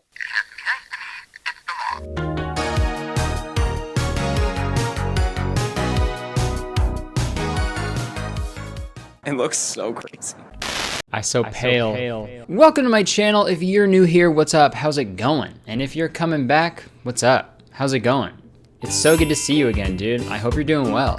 You see what happens when you subscribe to my channel? You get an extra greeting at the beginning of every single video. So press that sweet little subscribe button for an extra greeting. Folks, we've got a big boy today, a big stinky boy. So on my channel, I've called out, roasted, poked fun at a lot of different types of boys, okay? E-boys, soft boys, country boys, acapella boys, and many, many more. And there's a reason why it's so easy to make fun of so many different types of guys. And you know why? It's because guys fucking suck. And I think a lot of people would agree with me on that. There's like meme after meme about men being trash. And I wholeheartedly agree with that, okay? And I know some guys get pissed off when they see men are trash because they're the ones who are trash. But obviously, that doesn't mean every single guy, okay? Obviously. It means every single guy except Brendan Fraser and Alex Trebek. Love you, boys. So today I thought we would take a close look at some prime examples of men just being the fucking worst, and we can finally answer the age-old question, are men really trash? Even though we already know the answer, which is yes. So I got most of, if not all of these screenshots from the Twitter account at SheRatesDogs. So shout out to them. The submissions that they get from people, it's fucked. So yeah, go check them out, follow them, because this video would not exist without them. All right, let's go. Hey, how you been? No response. Yesterday, 11:41 p.m. Hey, I have a boyfriend. I didn't even mean to text you. Okay. This is like the exact same thing as like in like middle school when you tell your crush that you like them and then they say that they don't like you. So you're like, oh, that was my cousin. They said that. I didn't say that. It was my cousin who said that. They're so funny how they say that. I mean, I would know. I've never done that. But the didn't mean to text you is a very creative excuse. I'll say that. No, I did, trust me, I didn't mean to text you. I was walking down these stairs and I dropped my phone, and I guess when the phone was falling, it hit each step, and each step that it hit, it typed an H and then an E and then a Y and then it sent it. I mean, it was out of my hands. Yeah, foolproof. Anytime you do something wrong, just say you didn't mean to. And then you get off scot-free, dude. No Scots are gonna be with you. You're scot-free. Scot expensive. I don't know what I'm saying. Sampy, 33, entrepreneur at engineer. Getting manly beard ready for winter. If you're into losers, go ahead and swipe on a loser if that's what you're into. You won't find that here. Perhaps you can find yourself an Uber driver or a McDonald's worker. You will literally ruin your life by not talking to me. Okay, there's a lot to unpack here. Oh my god. Being an Uber driver or a McDonald's worker is probably way more difficult than being an entrepreneur at engineer. Which is, hey, not a job. Those are just two separate jobs. An entrepreneur is a job and an engineer is a job. You can't be one job at another job, right? So what do you do for a living? Well, actually, I'm an astronaut at Garbage Man.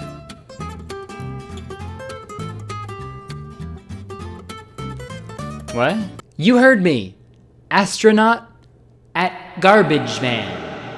Okay, I think I'm just gonna go. But I'm getting my manly beard ready for the winter time. What the? What? Okay. Why don't you just go swipe on a loser? Yeah. Okay.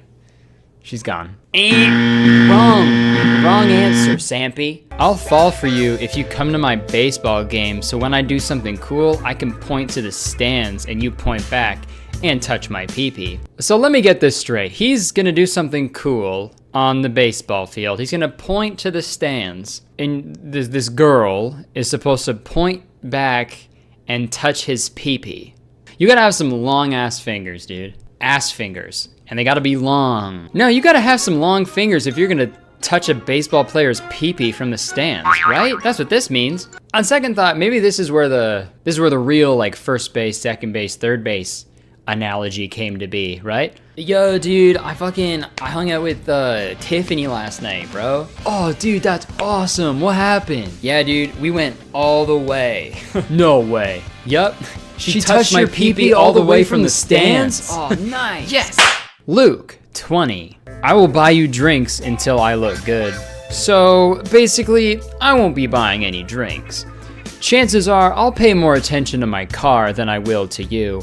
If you think you can excite me more than my car, let me know. Oh my god. And then his car is like a fucking hatchback, dude. Homeboy's driving like a fucking Toyota Yaris and treating it like it's a Tesla, dude. But dude, even if it was a Tesla, that's still an insane thing to say and to put in your Tinder bio, dude. Dude, even if you had a car that made you like paninis. Like, that's the coolest thing I could think of, a car that makes paninis. All right.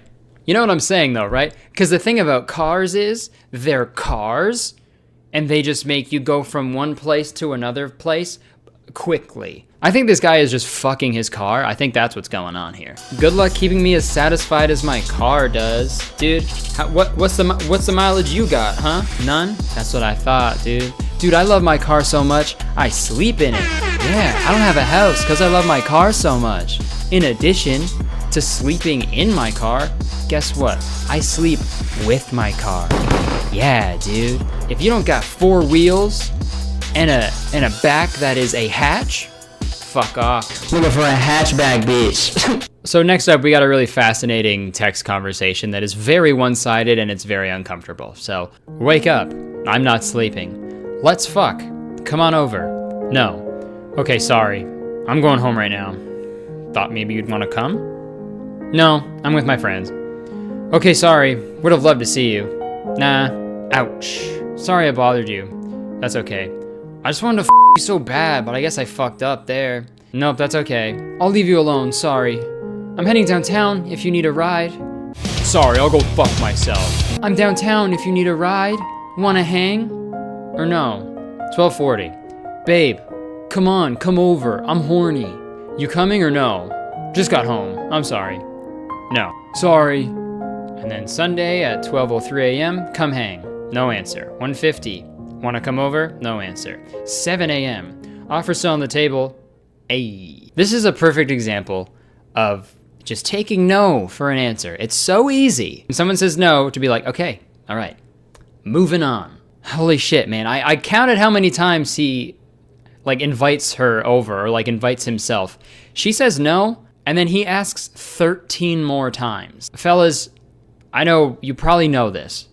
I really hope you do. But if you're talking to someone and they say no to your advances, that's your answer, dude. There's no convincing. No matter how many times you say let's fuck or come over, as charming as that is, it's not gonna work. This is Gabe, 21. Don't swipe right unless you read the bio and agree to it as well. Yes, I'm serious, so stop asking, please. My uncle is an executive for Sephora and has a share in Forever 21. So give me your snap and I'll get you whatever you want from these stores. But only if you're a girl that isn't afraid to fart, because I actually think it's hot. So just send vids of you farting on Snap and I'll spoil you. And yes, I have money too from scholarships. Digital marketing major 2020. My anthem. Fancy by Drake and Swizz Beatz and T.I. Okay, dude. Oh my god. I don't want to kink shame or anything, but maybe just casually work up to that. don't just come out swinging like, hey, send me videos of you ripping ass, and I will give you makeup. Also, dude, your anthem is the song Fancy. Oh my god. Oh, you gassy, huh? Oh, you gassy, huh? Big fart, small fart, everything farts. Big, big, big fart, small fart, everything farts. Oh, you gassy, huh? Okay. Yeah, that's fire. Also, if he's bragging about his uncle being an executive and like having shares in these companies, then why brag about the money that you have as well, so that shows that you can afford it, right? That makes me think the whole uncle thing is a lie. Because also, what uncle would go along with that? It's good to see you, Gabe. What can I do for you? Hi, yeah, I just need some more stuff. I need you to order me some more stuff from Sephora and Forever 21. What? Come on. I just got a bunch of stuff for you yesterday. I can't keep doing this, okay? I have a real job. Come on, but I need this stuff. Trust me, I made a lot of promises, okay? Just, please, just this last time, okay? And that's okay, it. Fine. What do you need? Okay. Thank you. Hey, sorry, sir, just wanted to remind you about that meeting you have in 20 minutes. Almost forgot. Thank you. I'm just doing my job. Oh. Sorry about that. Carry on. Sorry about my assistant. She has really bad gas. She has really bad gas. A girl that isn't afraid to fart. Are you okay? Yeah, I'm okay.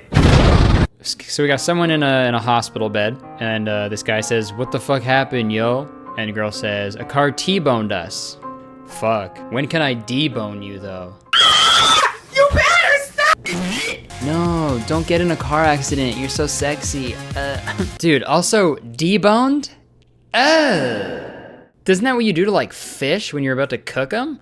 You gotta be a whole different kind of fucked up to see someone's Snapchat story of them in a hospital bed, and then you're like, yeah, now this is my opportunity. This is the perfect time.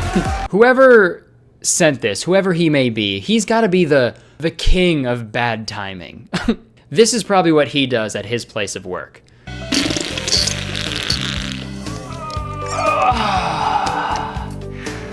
Oh, wow.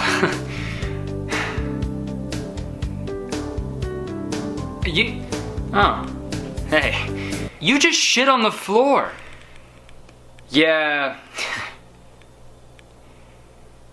Hey, do you think I could get a raise? Now, I can't confirm if that actually happened or not, but there is a good chance, I think. Okay, so next, I think this is a Tinder conversation or a Bumble conversation. What do you do for work? And nothing. Pre-gaming and then headed to the bar in a bit. That's fun. I'm a dog groomer and a bartender/server. Oh, nice.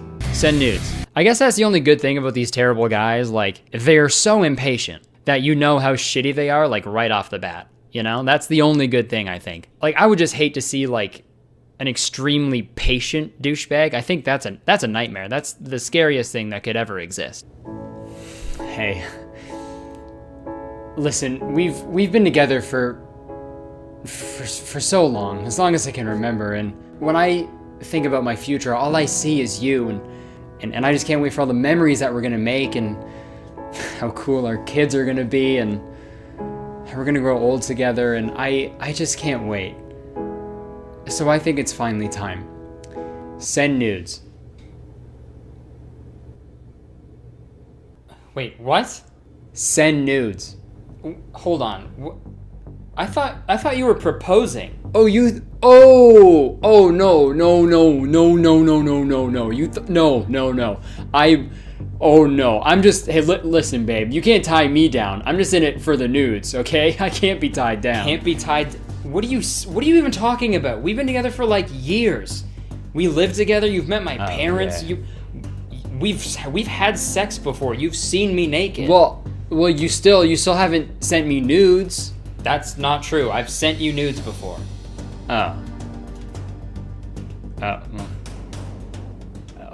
Okay, do you want to just get married then? No! Oh, come on, please! Don't get sad now. No, we're not getting married. Fine, you're ugly anyway. I'll just get nudes from my car.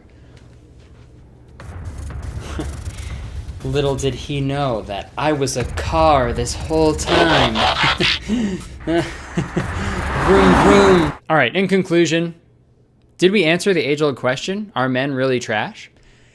Yes, we did. Even though we knew the answer at the beginning, yes, it is very clear to see, yes, they are. And dude, this video could have been 2 hours long, easily. It could be 10 hours long. There were so many that I could have gone through. Those are only the ones that are submitted to this Twitter account and the one that the Twitter account posts, you know?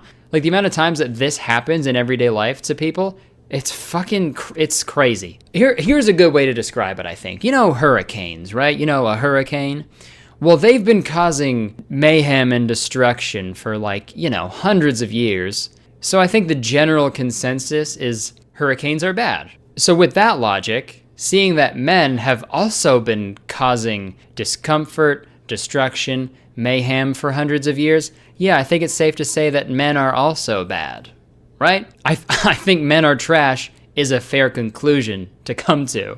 And if you're a guy watching this video right now, please don't be like the dudes that I made fun of in this video. Fucking believe it or not, women aren't just things you like chase to have sex with. They're like real human beings with feelings and emotions, obviously. So don't be a fucking crazy douchebag, right? Because I'll tell you this for free, dude. We don't stand for that here in Kurtistown, okay?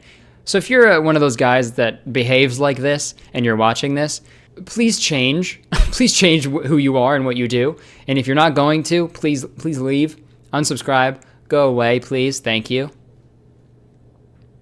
All right, thank you so much for watching today's video. If you enjoyed it, please press the like button because 1 like equals 1 long finger touching the baseball boy. Leave a comment. Let me know if you want to see a part 2 to this video because there are so many of these terrible interactions, I'm sure. And even if you have a screenshot of a bad one or a bad Tinder bio, send them my way. Maybe we'll make a part 2. So yeah, let me know if you want to see that. Also, don't forget to press the subscribe button because I make a video every single week. And as soon as you press the subscribe button, you become a citizen of Kurtistown. It's the best place to live in the world, and I'm the mayor, so you have to be nice to me. All right, that's it. Thank you so much for watching. I gotta go make sweet, sweet, passionate love to my Toyota Corolla. See ya. Hey guys, thank you so much for watching this video. Hope you enjoyed it. If you want to see more from me, just click on that screen, dude. And don't forget to press the subscribe button. All right, see you next week. Peace. Okay. Hey guys, welcome back to my channel. If you're new here, what's up? How's it going? And if you're coming back, what's up? How's it going? It's really good to see you again. I hope you're doing well. All right, folks, I have a confession. Some of you may not like what you're about to hear, but I like video games. I grew up playing video games. My first console I ever got was the Sega Genesis, and it was awesome, man. It was a freaking sweet console. They snapped. Sega Genesis snap. I played Sonic the Hedgehog 2 like every single day, even though I could never even get past the second level because video games were so hard back then, and I was also a 6-year-old boy, so I feel like the odds were against me. Also a little redundant to say 6-year-old boy. I was a 6-year-old man. Every day after school, my friend Connor would come over to my house. We'd turn on my huge, thick, double-cheeked up Zenith television, turn on Sega Genesis, we'd play Aladdin, Mighty Morphin Power Rangers, Jurassic Park. I guess this was back when like every movie and TV show needed a video game tie-in for some reason. Yo, come over to my house, dude. I just got Everybody Loves Raymond. The game. Everybody loves gaming. Then when I was around like 9 or 10, I got into like PC gaming, politically correct gaming. No, like computer games. And it was very different back then. Like nowadays, people spend like 15 grand on a gaming setup so they can play Among Us. Hello? But when I was a kid, I feel like any desktop computer could just play any game. So yeah, my stepdad actually worked for a telecommunications company. And one day he came home with just like 2 spare computers that they had just laying around. So me and my sister each got our own like desktop computer, which was so fucking sick. Stepfathers, take notes, all right? That's how you fucking do it. Me and my sister would like spend hours playing games on websites like Miniclip, Newgrounds, Addicting Games, and we would just play games that were fucking way too violent for kids to be playing. But hey, I turned out just fine. I didn't say I turned out good, I said I turned out just fine. But PC and Flash games played like a huge role in my life. Technically, my first girlfriend was actually on Habbo Hotel, and I'm not proud to admit that, okay? I'm not bragging, but in my defense, she did say that she'd give me a bunch of Habbo credits and some cool furniture for my virtual hotel room if I agreed to date her. So I said yes, okay? She was my Habbo Hotel sugar mama. I never really talked to her that much or found out her real name, and she dumped me a day later. But I did get some pretty bomb furniture, and I got to do a sick-ass dive off the diving board. So who really had the last laugh, huh? And also, if I'm remembering correctly, my Habbo Hotel character was a white guy with dreadlocks, so the whole thing was just bad news. And I was a pretty frequent epic gamer when I was a child, but I didn't truly fall in love with video games until one Christmas where my dad, biological dad, he got me a Nintendo 64. And dude, I played so much N64, it was repulsive. It was disgusting. I blew on so many cartridges, I have the lungs of a chain smoker now. That's how I say hi now. And for a few years, the only time I could actually play N64 was either at my friend's house or when I went to go visit my dad every other weekend, because, you know. Divorce. So when I was visiting my father to spend quality time with my father, I was just playing N64 the entire time. Though, just the whole fucking time. Hey buddy, you wanna go play catch? Oh yeah, I'd love to play catch. If you want to catch these hands, bitch. I'm trying to get a sick picture of Pikachu on a surfboard if you can't tell. So how about you fuck off? Okay. Dude, perfect example of how obsessed I was. One weekend when I was visiting my dad, I was supposed to be like helping him move into his new house. And I remember I like snuck away for a little bit and like secretly plugged in my N64 to a television and played Paper Mario. He got pretty pissed off, understandably so. But you know, at the same time, don't schedule a big move on the same weekend your son's gonna visit you, obviously. Biological fathers, take notes. But the N64 was and still is my favorite video game console of all time. I just remember having so much fun playing when I was a kid. Me and my sisters would play these like incredible iconic games like Super Mario 64, Pokemon Stadium, Star Fox 64, GoldenEye. The list goes on. But amidst all these incredible iconic games, there was one video game that completely took over my life, and that was The Legend of Zelda: Ocarina of Time. I cannot tell you how much I love this game. To this day, it is still my favorite video game of all time, and I don't think anything will even come close to it. Besides, everybody loves gaming. And I know I'm not unique for saying this. Ocarina of Time is a lot of people's favorite games, but still, the story, the gameplay, that sense of wonder and excitement you feel when you first run out into Hyrule Field, and the feeling you get after solving a difficult puzzle or beating a tough boss, everything about it was just perfect. I can make an entire video about why I love Ocarina of Time so much, and just the impact that it had on my life and my childhood. But that's not what this video is about. So when I was around maybe 17 or 18, which is almost fucking 10 years ago now, I was at that point where I probably beat Ocarina of Time like, I don't know, more than like 20 times at least, I don't know, a lot. So I knew the layouts of all the dungeons really well, and I could finish them pretty quick. And there was one particular dungeon in the game called the Water Temple. And that was my favorite one, because you know, I got that drip. But no, if you've played Ocarina of Time on the N64, you know how fucking annoying the Water Temple is. You have to constantly change the water levels in the temple, and you have to constantly open the start menu to switch to your regular boots to your iron boots. You gotta do that like a million times. And it was so hard that like the director of the game had to publicly apologize for it. It was gnarly. But 18-year-old Kurtis, I had the whole thing memorized, man. And I could do it pretty quick. I remember doing it over and over and over again to see how fast I could get it done. I remember I got my record down to like, I think it was like 31 minutes. And I thought it was hot shit, man. I thought I was like bragging to my friends about it. Even though I don't think any girl would be like, yo, you hear about Kurtis's time on the Water Temple? 31 minutes. Yeah, it may have been the Water Temple, but it wasn't getting anybody wet. So I remember one day, I decided to take a look on YouTube to see if anybody could even come close to my epic 31-minute time. And that's when I see a video of someone beating the Water Temple in 2 minutes and 29 seconds. 2 minutes and 29 seconds. Now, obviously, they use a bunch of glitches and exploits to practically skip everything and go right to the boss. But still, I remember being like fucking blown away. And I think this was my like real introduction to the concept of speedrunning. And speedrunning has become like super popular, but if you somehow don't know what it is, here's a quick definition. A speedrun is a playthrough or a recording thereof of a whole video game or a selected part of it, such as a single level, performed with the intention of completing it as fast as possible. So I was technically speedrunning the Water Temple before I even knew what speedrunning was, which is kind of cool, I guess. I mean, I don't want to say I invented speedrunning, but I mean, if you guys want to say that, that's fine. But after seeing that 2-minute Water Temple run, I kind of fell down the rabbit hole and I just fell in love with it, man. It's fascinating, it's entertaining, it's impressive. Also, fellas, a little tip, the next time you're bumping uglies with someone and you arrive a little earlier than expected. Just say you're doing a sex speedrun. And you're in the clear. Seriously though, in the last few years, I've become like just so fascinated with speedrunning and all of its components. Unfortunately, there are a lot of cringe compilations from a certain speedrunning marathon, which are very funny. So confirmed Santa's #1 helper is a squirrel.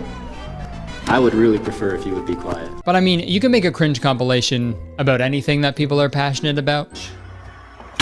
Because when you love something that much and you devote your like entire life to it, you don't care if what you're doing is cool or normal even, right? You're just genuinely enjoying the thing that you love. And I think that's beautiful, right? There's some really amazing content creators out there like Summoning Salt, The Rixer, EasyScape, Bismuth, who do these incredible deep dives into the overall progression of a particular speedrun, or they'll explain glitches and exploits that people use to beat a dungeon in a fraction of the time that I can, even though I spent weeks and weeks trying to do it. It's fine, I'm happy for them. But the glitches that these speedrunners pull off are just, I just can't wrap my head around them. And I've seen a lot of them, okay? I have seen a lot of glitches. I've watched tutorials even, just to make, just to find out how they do it. But I've never actually like tried any of them. So how about we do that? Let's go try a speedrunning glitch. Okay, so the glitch I'm gonna try is in Super Mario 64. There's this endless staircase in the game where if you don't have enough stars, this just goes on forever. But there's apparently a glitch that lets you kind of beat that. You kind of do a backwards, you do a long jump backwards, and it kind of shoots you up the stairs. Okay, this is harder than I thought. How do you do it? Hold on.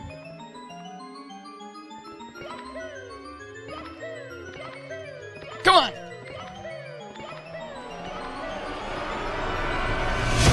Oh my god! I did it! Holy shit, that was so much easier than I thought. Nice. I thought this was gonna take like a half hour. Okay, cool. Back to me. Well, that was a walk in the park. Feels good though, man. I get it. I'm hooked. I'm addicted. Done. You know what? I gotta chase this high. Doing one successful glitch, that's not enough. I don't want to just sit on the bench and watch anymore, okay? This isn't my middle school basketball team. I want to know what it's like to be #1 on a speedrunning leaderboard. I've watched enough of these videos. I think it's time to fulfill my speedrunning destiny that began 10 years ago at the Water Temple, and I need to become a world record speedrunner. So let's go do that.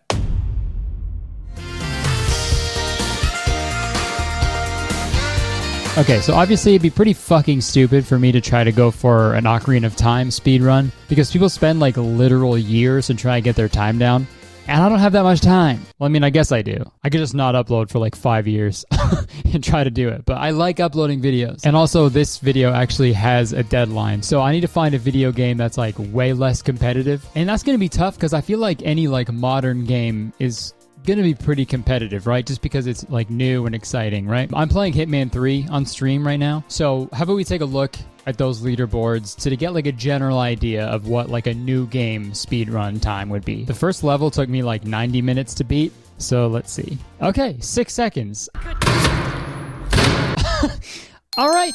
So yeah, I don't think any newer game is gonna be a good call for me. So I need to find an old video game, but an old video game that isn't well known and loved by a lot of people, I guess. So I have all my old N64 games in this basket here. I'm gonna go through them and see which ones I could potentially speedrun, if any. So let's have a look. While searching up all the leaderboards for these, I was surprised by the sheer amount of runs that have been completed for these games. It's crazy to think how there can be so many different communities and rivalries within these 20-year-old video games. And most of these are just way too competitive, and there was no way I could even come close to a #1 spot. Dude, even with games that I thought wouldn't have any records like Monopoly, there's still several records from people as recent as like a month ago. Monopoly.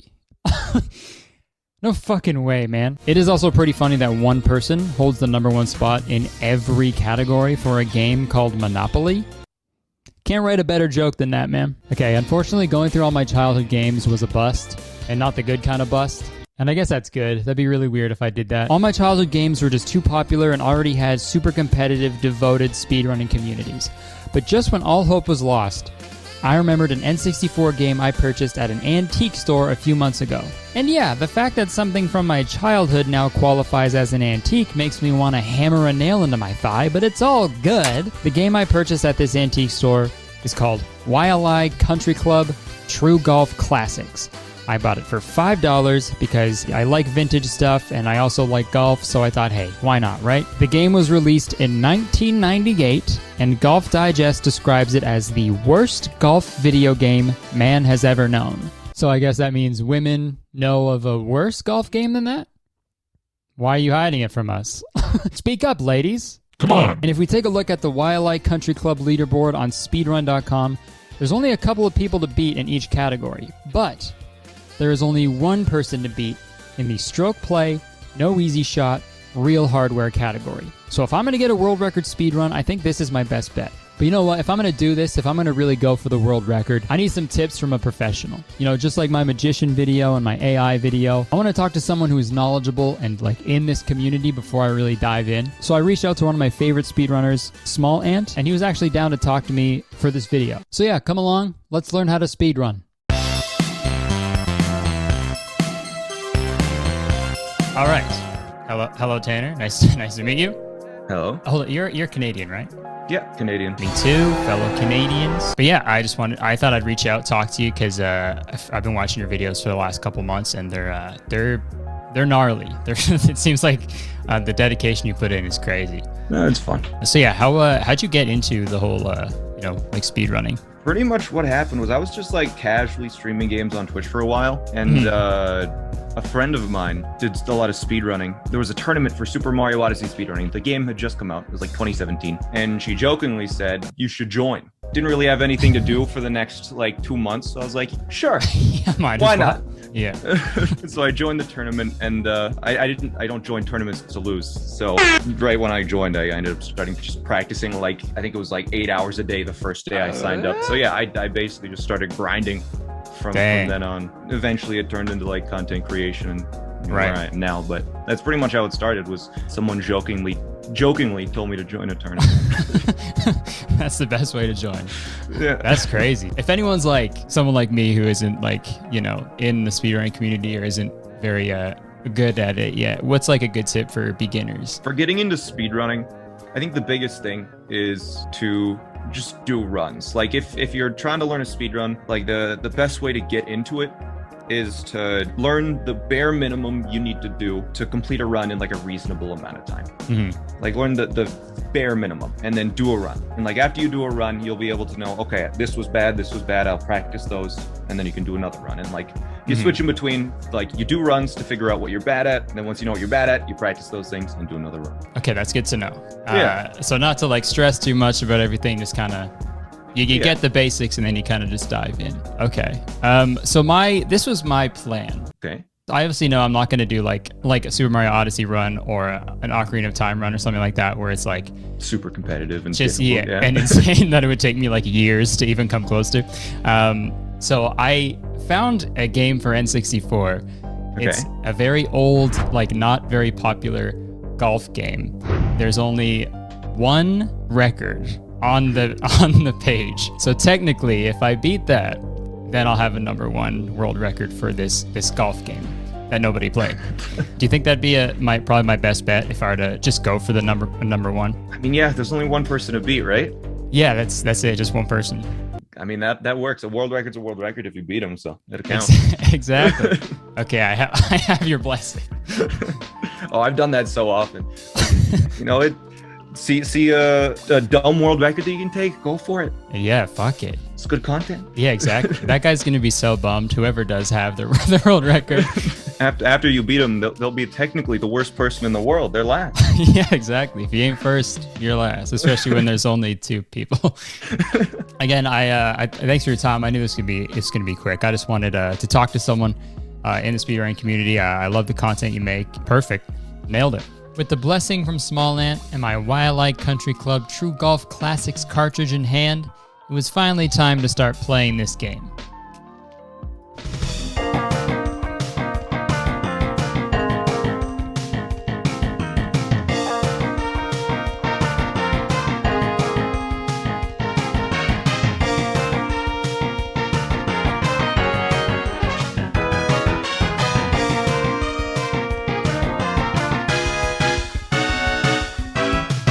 Okay, so my first playthrough was a little rough. I was off to a pretty good start, and the game actually seemed a lot easier than I thought it would be, and I actually made a huge time-saving discovery on my first playthrough. Oh, you can speed it up. If you hold B, oh my god, if you hold B, it goes faster. This is a game changer. This is a game changer. So that was nice. I got this fucking caddy next to me. He's not doing anything. Give me some advice, bro. Massage my shoulders at least, you know? Give me a little kiss. Caddies need to start kissing their golfers. Then I realized I had easy shot mode turned on, and that's not the category I'm going for. But once I switched the easy shot mode off, that's when things went really downhill. So the way the swinging mechanic works is you have to press A to initiate your shot, hit A again at the right part of the arc to get you the right distance, and then you press A again when the marker gets to the red zone at the bottom to hit a successful shot. And if you miss that red zone by even a little bit, you totally shit the bed and the ball barely goes anywhere.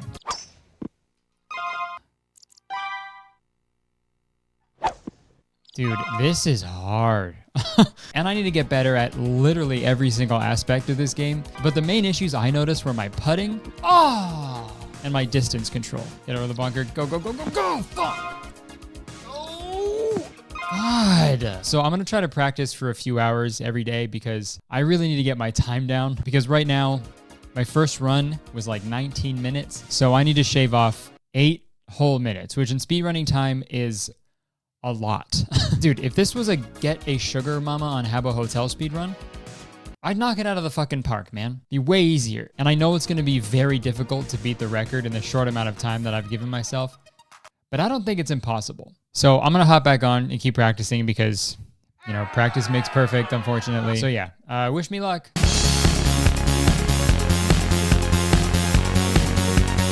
Over the next few days, I was getting a little more comfortable with the controls and the swing mechanic, and I was starting to figure out the general pace that I needed to beat the record. My new goal was to beat each hole in around 40 seconds, because based on my big brain calculations, if I get 40 seconds per hole, that's a 12-minute run.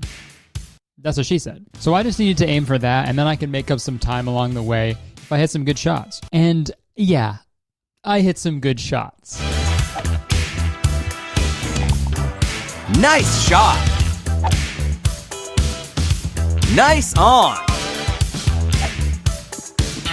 Nice call! So at this point, I was playing around like a couple hours every day. I lowered my time to 15 minutes and 24 seconds. Then I got a 14:26. And the day after that, I was able to get my time down to 13:55. And I'm gonna be honest, things really just weren't improving at the rate that I needed them to be. I was playing for a few hours every day, but I just could not get my time down. And then I thought back to my interview with Tanner. Right when I joined, I ended up starting just practicing like, I think it was like 8 hours a day the first day I signed up. So yeah, I basically just started grinding. And I honestly think I was subconsciously avoiding this aspect of speedrunning. Getting a world record speedrun isn't something that you achieve by just practicing for a couple of hours every day. You know, if I wanted to do this, I needed to fully devote all my time to this game and the speedrun. So that's what I did. I started grinding for at least 6 hours a day, practicing holes I was bad at, testing out new strategies I thought of. I even timed each different character's swing in Final Cut frame by frame to see who had the fastest swing. All of this while doing run after run after run after run. You may think that's extra or obsessive, and you're absolutely right, but the way that I rationalized this behavior in my head was like this. If you have a week to throw a hot dog off the top of a building and for it to land perfectly in an open bun that's on the ground, would you rather have a good amount of wieners to throw or the most wieners you could possibly throw? The answer's obvious. Give me all the wieners. So this game pretty much became my entire life, and yeah, when you do the same thing for hours and hours every single day for weeks on end and you don't achieve the thing you're trying to achieve, gets pretty frustrating. Come on. Come on, man. Can you fucking make a single part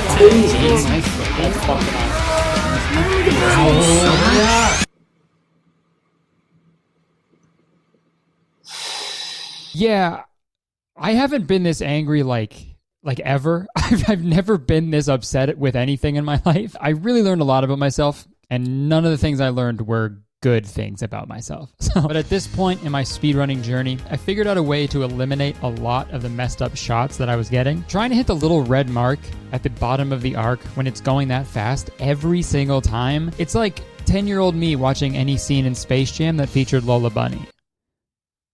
Really hard, but there is a way to actually give yourself some leeway.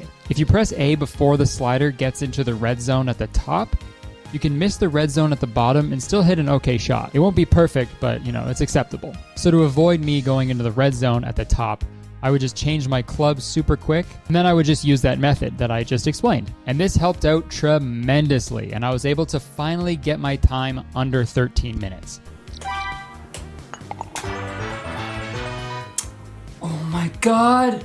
12:19, no fucking way! Unfortunately, this is where my time would stay for the next week, until one day, where I was finally on pace to beat the record. So the run was off to a pretty rough start. A messed up tee shot on the second hole led to a short approach, which put me 10 seconds behind my best time. But a really good shot on the 7th hole put me 11 seconds ahead. Perfect example of how fucking annoying it is to speedrun this terrible game. But you know what? In this round, I'll say it, I was playing out of my fucking mind, dude. I was popping off. And by the time I got to the 10th hole, I was a full 20 seconds ahead. I slowly improved my pace with each hole, and with only 2 more holes to play, I was almost an entire minute ahead of my best time. So I was on pace to beat the record by a full 20 seconds. And then this happened.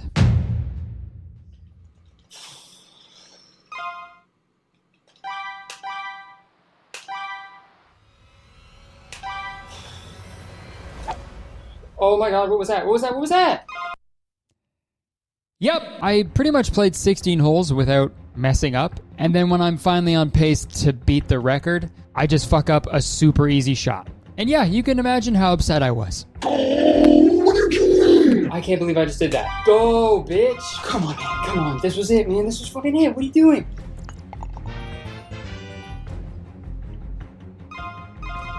Dude, I was a full minute behind. Again, I hate this fucking game. And any sane person probably would have, thrown in the towel for the night, but I didn't want to throw in the towel, okay? I wanted to throw a wiener off a building. So that's what I did. Okay, I gotta go again.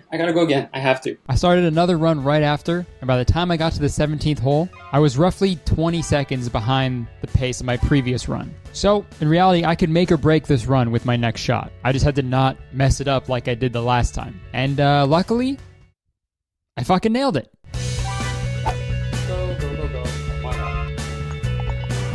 So all I had to do to get the world record was to beat the last hole in less than 43 seconds. I played the hole pretty well, but I hit my approach shot a little too far, so I now had a 25-foot putt to beat the world record. After weeks of grinding for hours and hours every single day, I was one putt away.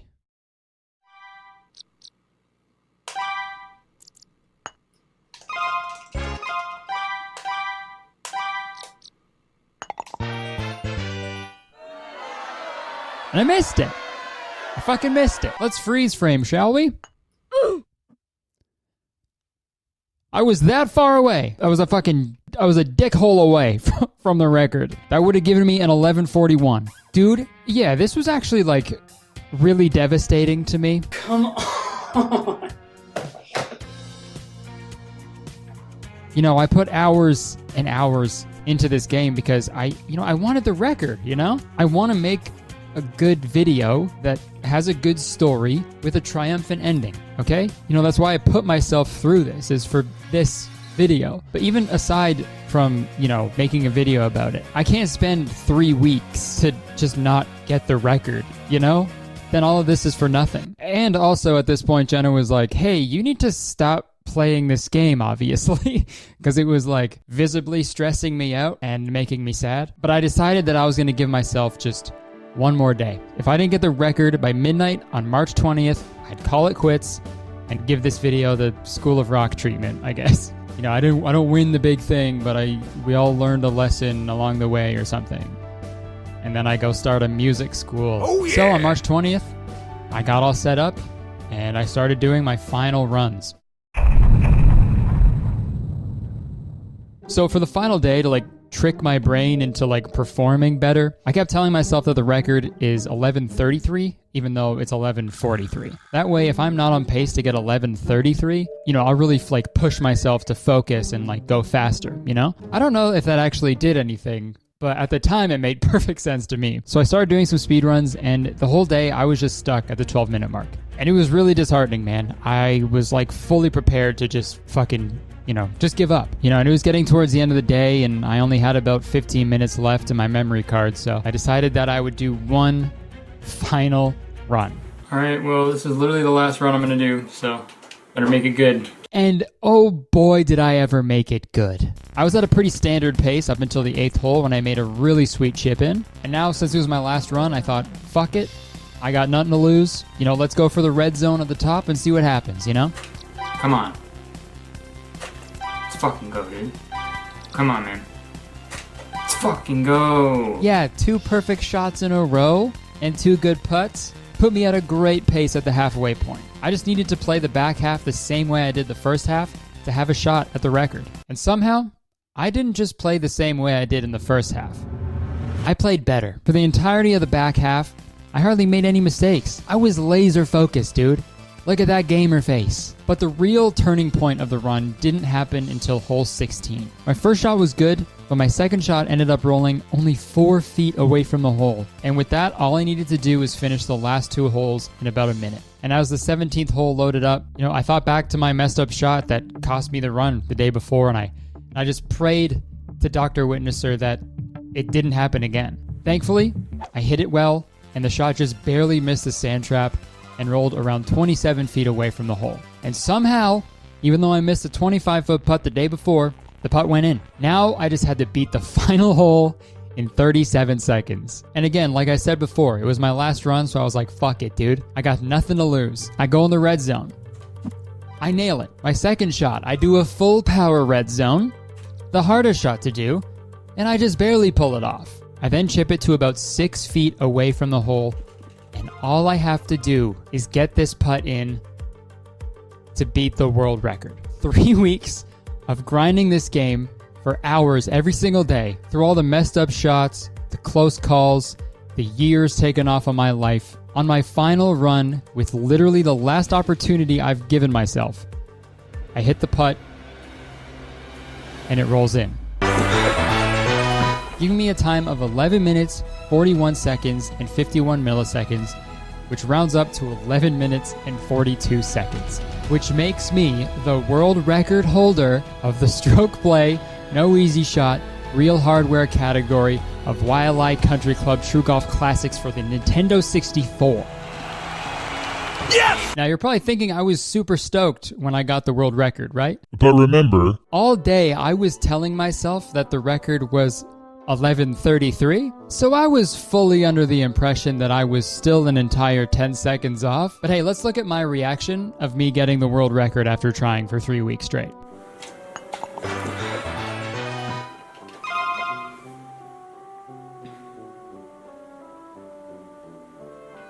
That was the best time I had all day, too.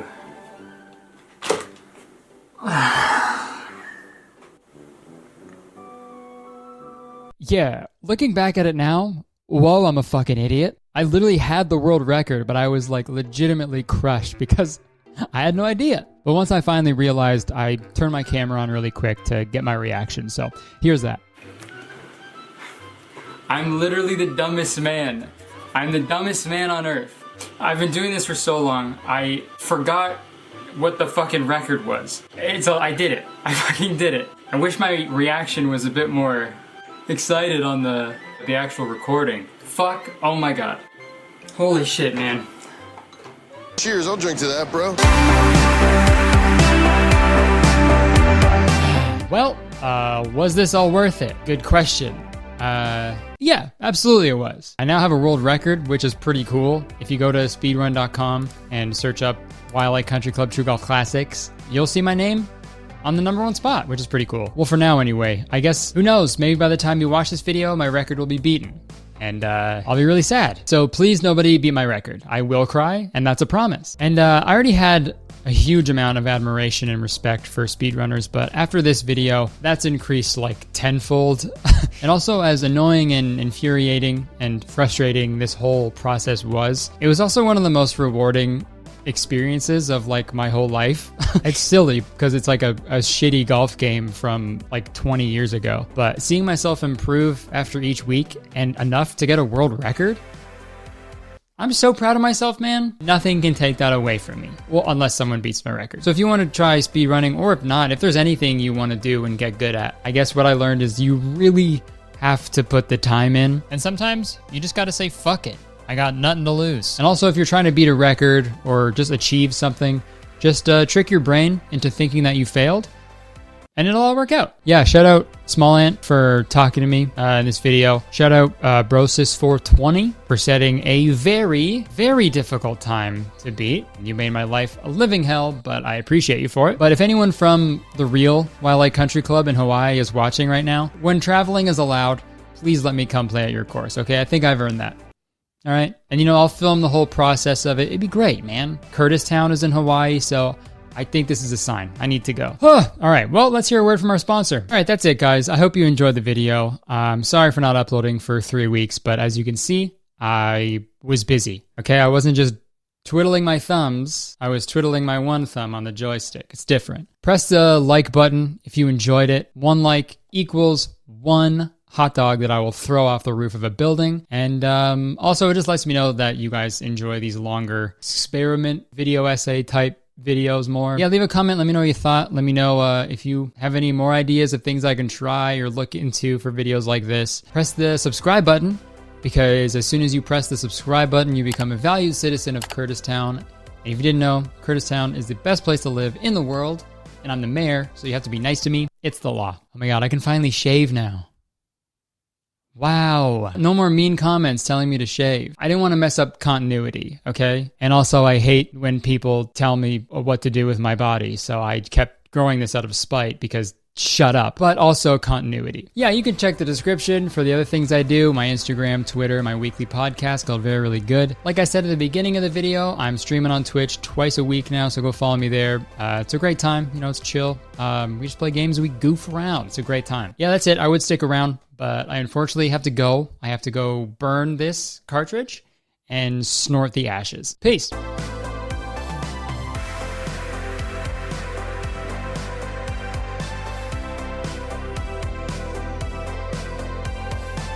Of course not. Of course not.